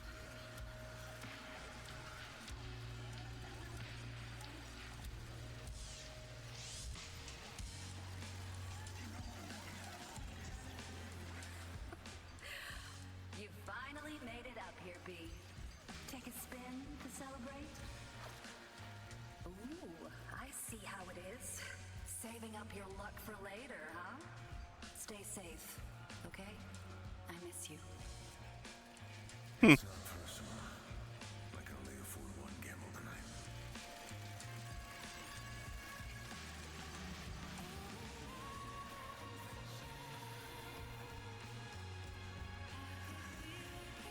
So... That's a full-blown fucking casino on Tau. Okay.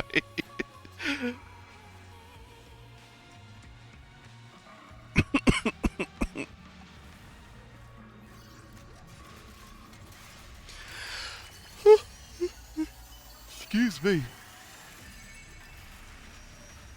Wasn't much of an interactive experience. It's We've just got Big Man and AD forming, and that's been about it. Is that how you remember it? Let me feel the sunlight. Adis, I'm sorry, but you're dying. Tenno? My light. You're taking it all. You're right. Man on the wall.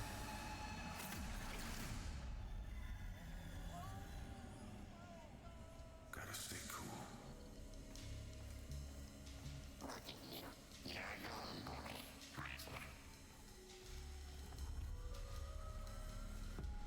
It's a bit Star Warsy, isn't it? Like droid speak. In less civilized times, they tortured your kind, placed wagers on how long you could endure. Tonight, though, you are my guest. Join me, please.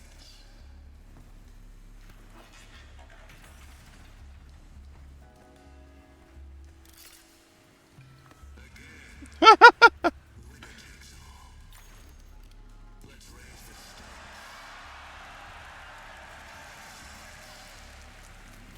Truth about what is coming back to town. About the noon. Warframe's first official card game, for Tau. Let the games begin. About who created you. And why. If you lose, It's kind of freaky. He takes the head up, the helmet off.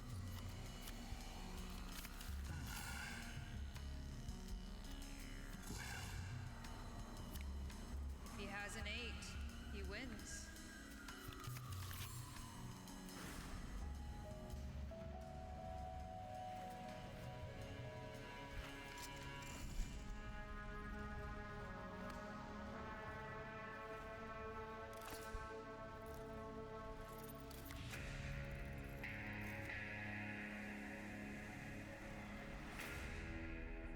Oh, they're pissed about that.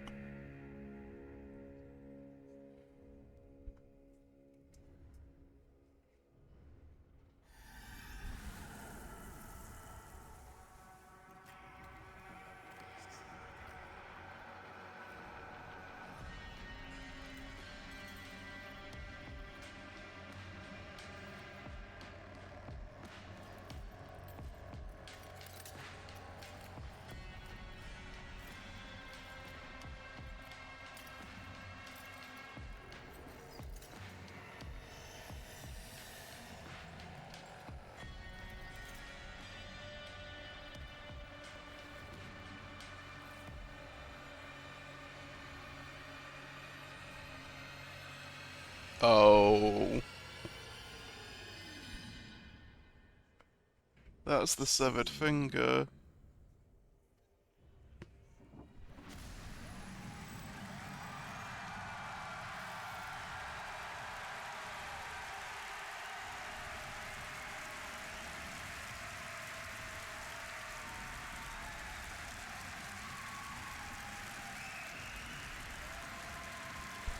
You did it! You did it, Megan!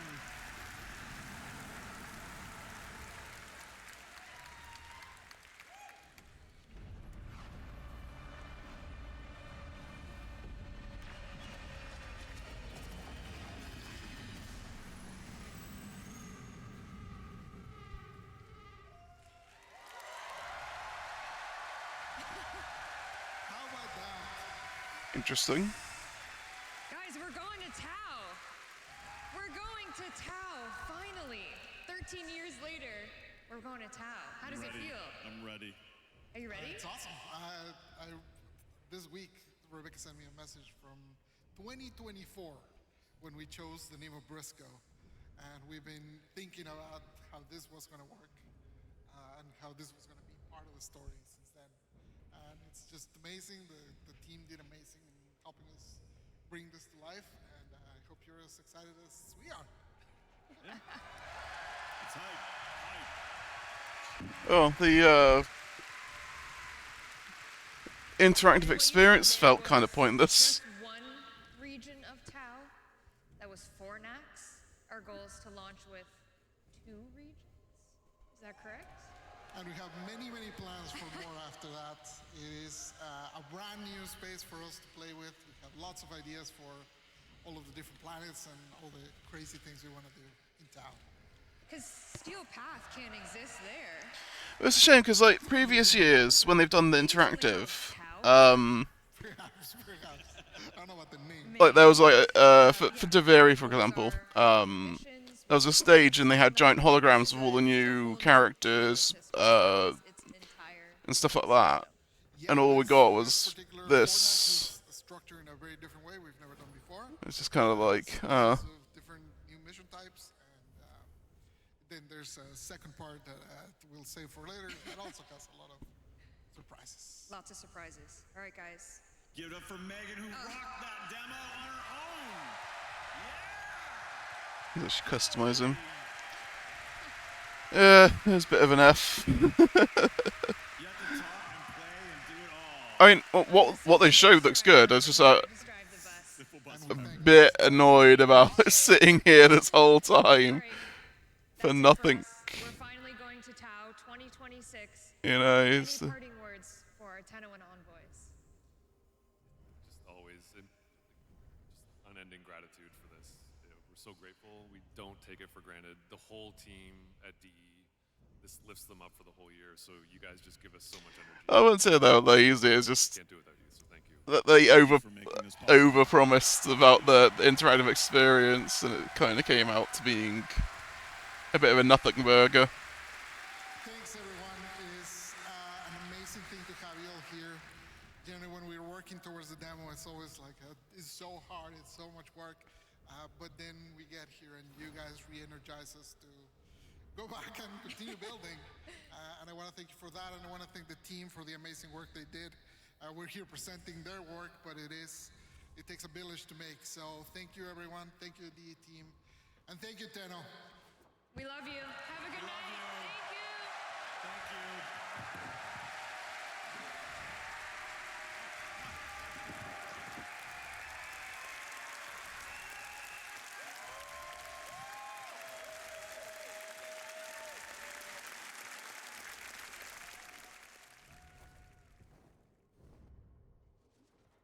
Shame you can't climb with him. Alright. That looks like it's it.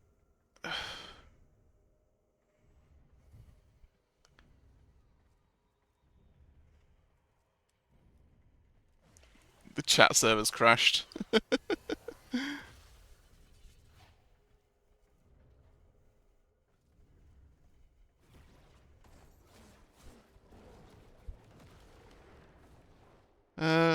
How long have you got left till end of work, Tier?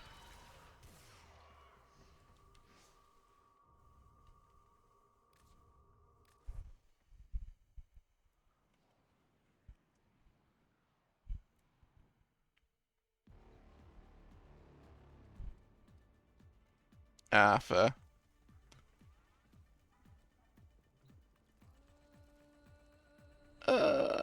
I could do for the gifts of Lotus stuff.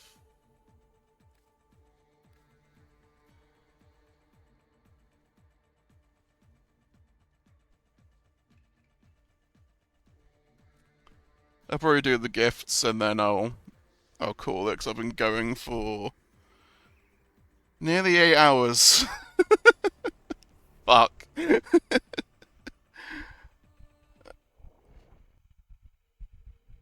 I mean, like, yeah, I wasn't doing stuff the entire time, but the majority of it was.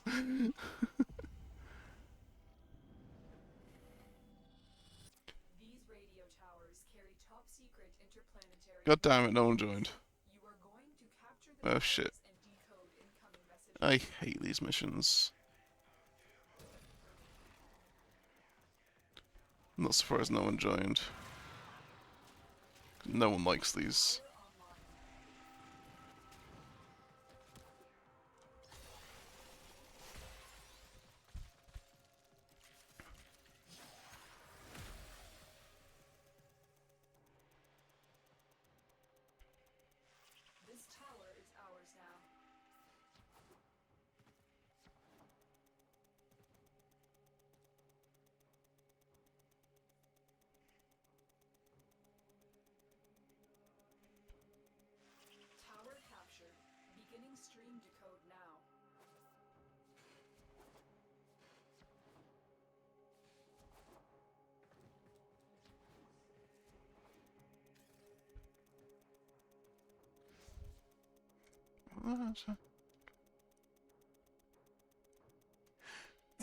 The operation completed. Error. I'm currently playing as Lavos. Lavos Prime.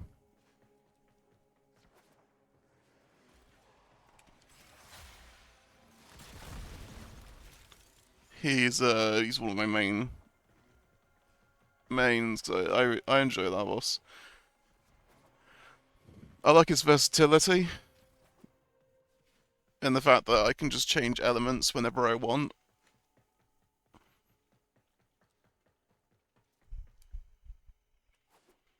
It's really handy.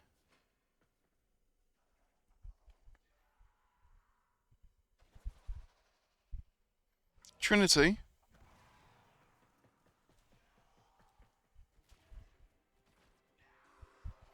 Oh, well, you should come join me sometime. I'd be very happy to have someone else to play with. I think you'd be surprised, if you've not played it in a long time, I think you'd be surprised by how different it is. Where's all the enemies?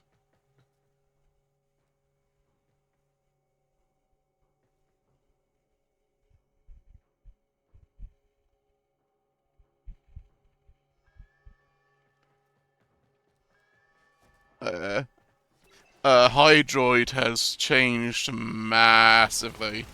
Like, they did a huge overhaul on Hydroid.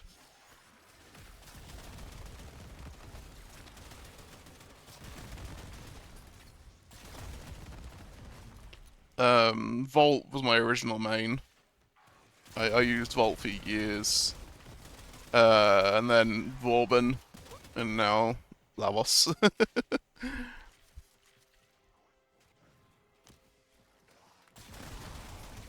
Eesh.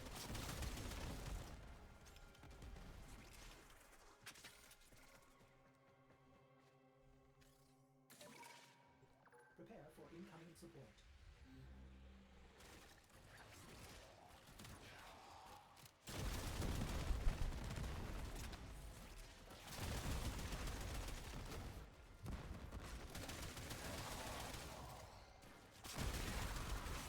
You have decoded the message. The remaining enemies must not report back to their command. Eliminate everyone. Try and capture another signal. Be careful, though. The enemy has surely rallied stronger reinforcements.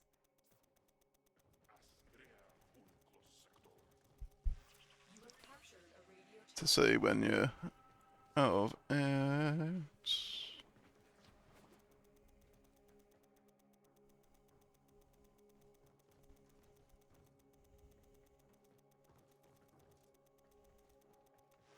tower online. Do do do. You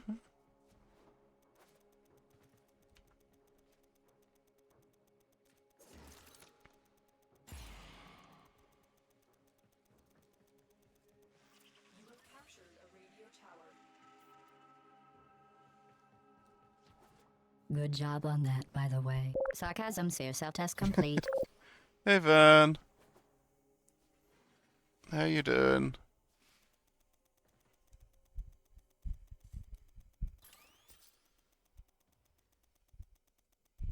I can probably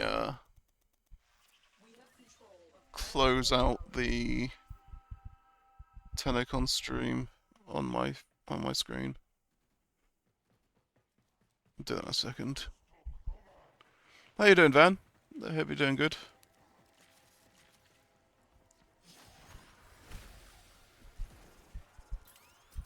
That's fair.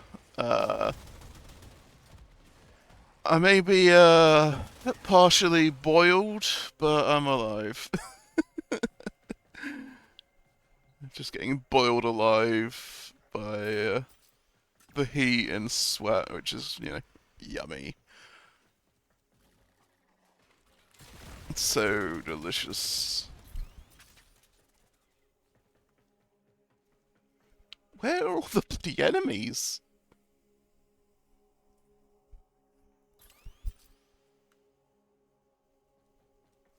Down there. Should be more.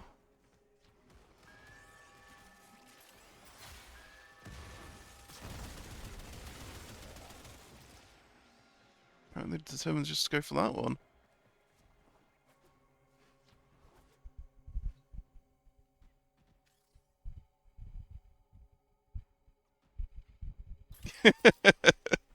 Indeed.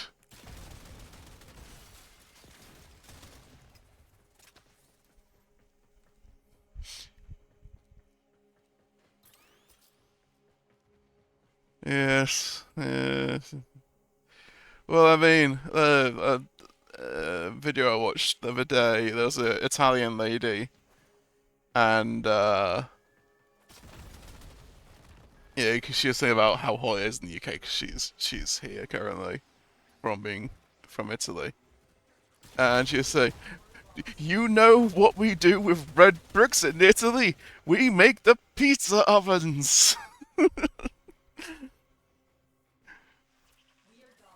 Because a lot of British houses are made from red brick. So yes, our homes are ovens. We are being cooked.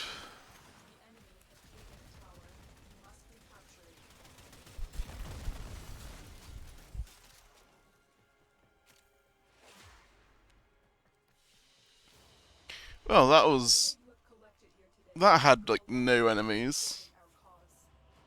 That was weird.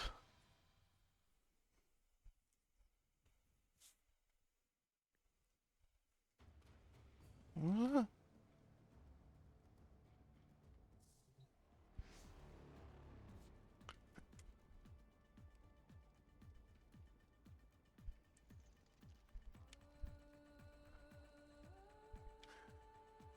I was just talking about the thing. Uh, Hang on, I'm gonna have to look it up. I don't know.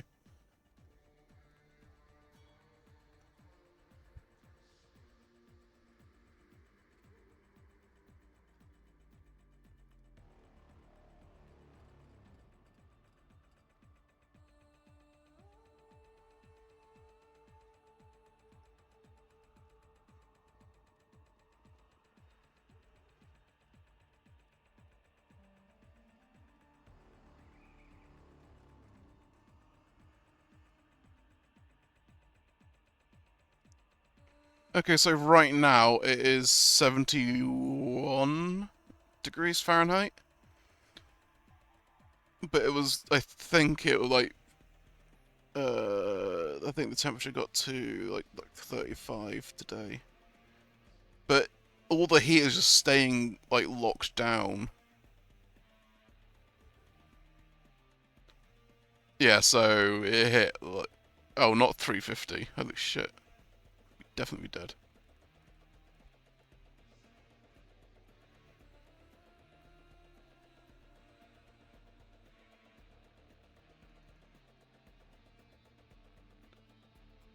No, 35 C. Yeah, so 35 it hits like 95. Yeah, so it hits like 95, hit 95 through the day. You have to remember the humidity is very different here, and our houses haven't got air conditioning and all this. Our homes are built to keep heat in. Because it's cold 99% of the time here. So all these houses are built to keep all this heat in. So just get radiated through the day, and now we're just baking through the night because it's all holding in the heat.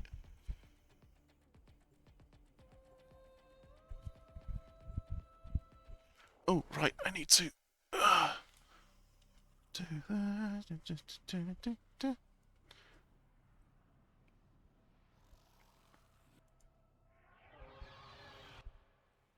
Operator, incoming transmission. It's from Fortuna.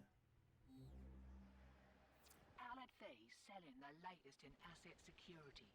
conduits. Put the key in, and you can pull the shinies out. Right. You've got to wait to open. Oh. Something happens to the conjure before you can pull the goods. You don't get the goods ever. AC's not a thing here, really. It's in shops, but the majority of homes don't have it at all. That and our glorious government has been basically punishing people who do have it. Conduit keys are carried by high-ranking muckety mucks. Knock 'em down. See what they've got. Yeah, First key. they've been, yeah, they've been charging people who use AC here during the heat waves. Demo unit's on its way.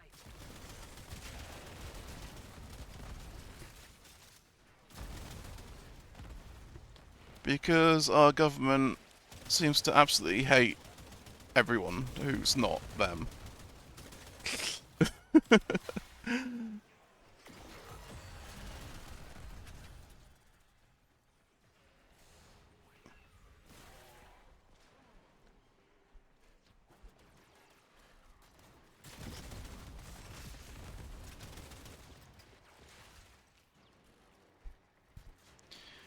Yeah, there's that, and like, well, one of the things that's kind of stupid is the fact that they've had to stop the wind turbines generating energy because it was generating too much and they weren't able to store it. But now they're like, saying that, oh yeah, we've got to conserve energy even though we've apparently got too much energy. It's like, oh, what the fuck? You can't have both. You can't be whinging there's too much energy and then whinging that people aren't using enough. It's like, what do we do? Yeah.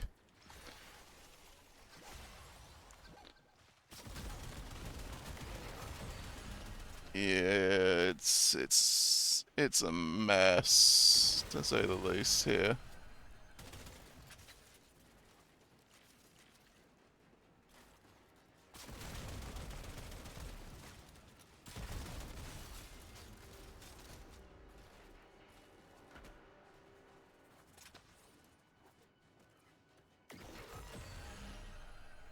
Taking squared away. Right, same again.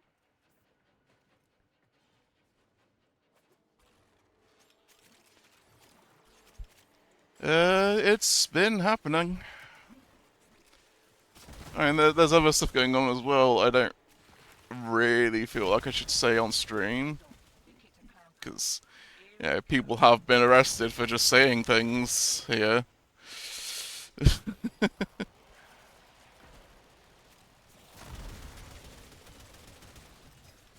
Literally, people have been arrested for criticizing the government, which, yay. That's that way.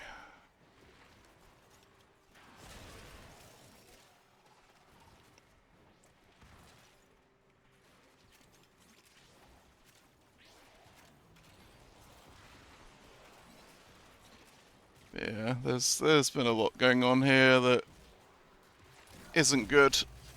Right, they're having a go. Keep the demos away from that conduit.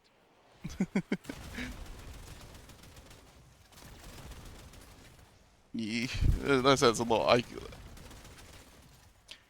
A lot with what's going on here that things can't be said here.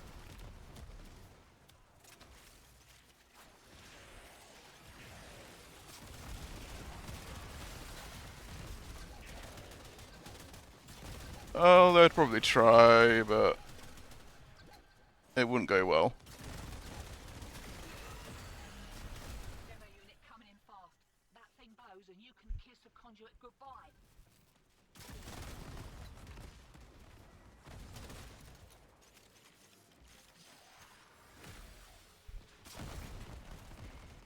Yeah, as I said, I can't comment.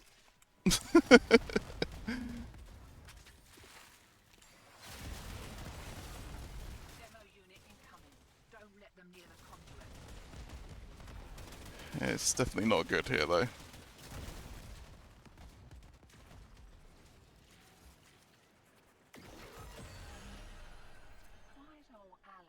Oh, time to go.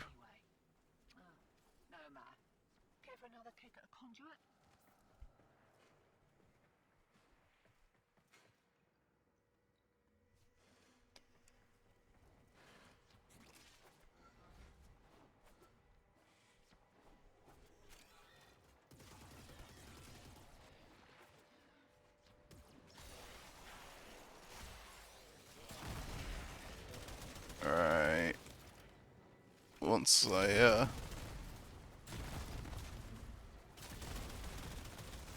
am done here, I'll see if there's anything else going on, like, with, like, the event stuff. If not, I'm gonna call it, because it's been, like, 8 hours. And I was just doing the Gift of the Lotus stuff.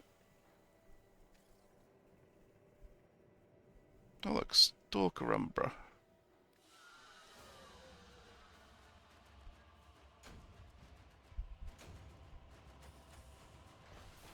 Oh shit. One of each, nice. That's actually not a bad gift.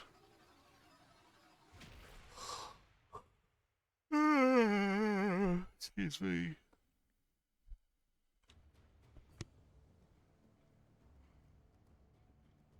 Well, my PC didn't explode this year, which is nice.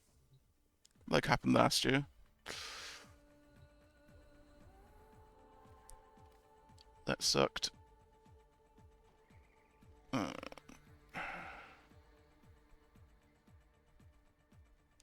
Alright.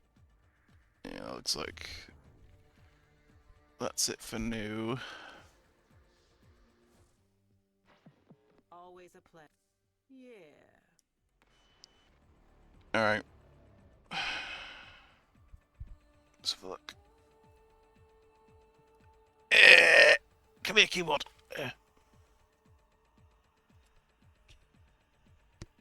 I need to rest my brain.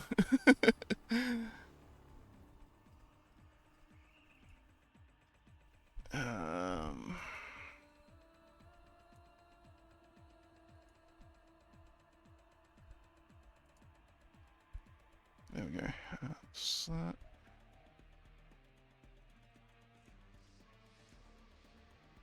Anyone I know about?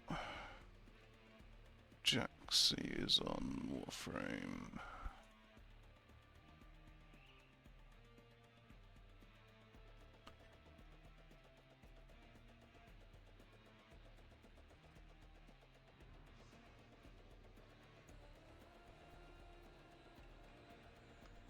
Alright.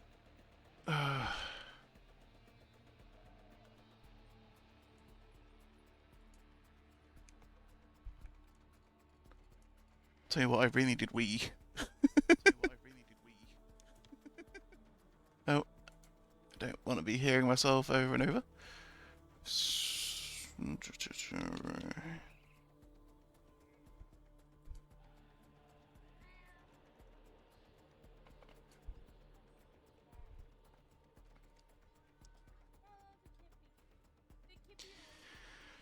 Alright. I'm gonna get some rest. I think my brain's a bit cooked. It's been very hot. I can do that quickly. I've got my drink right here.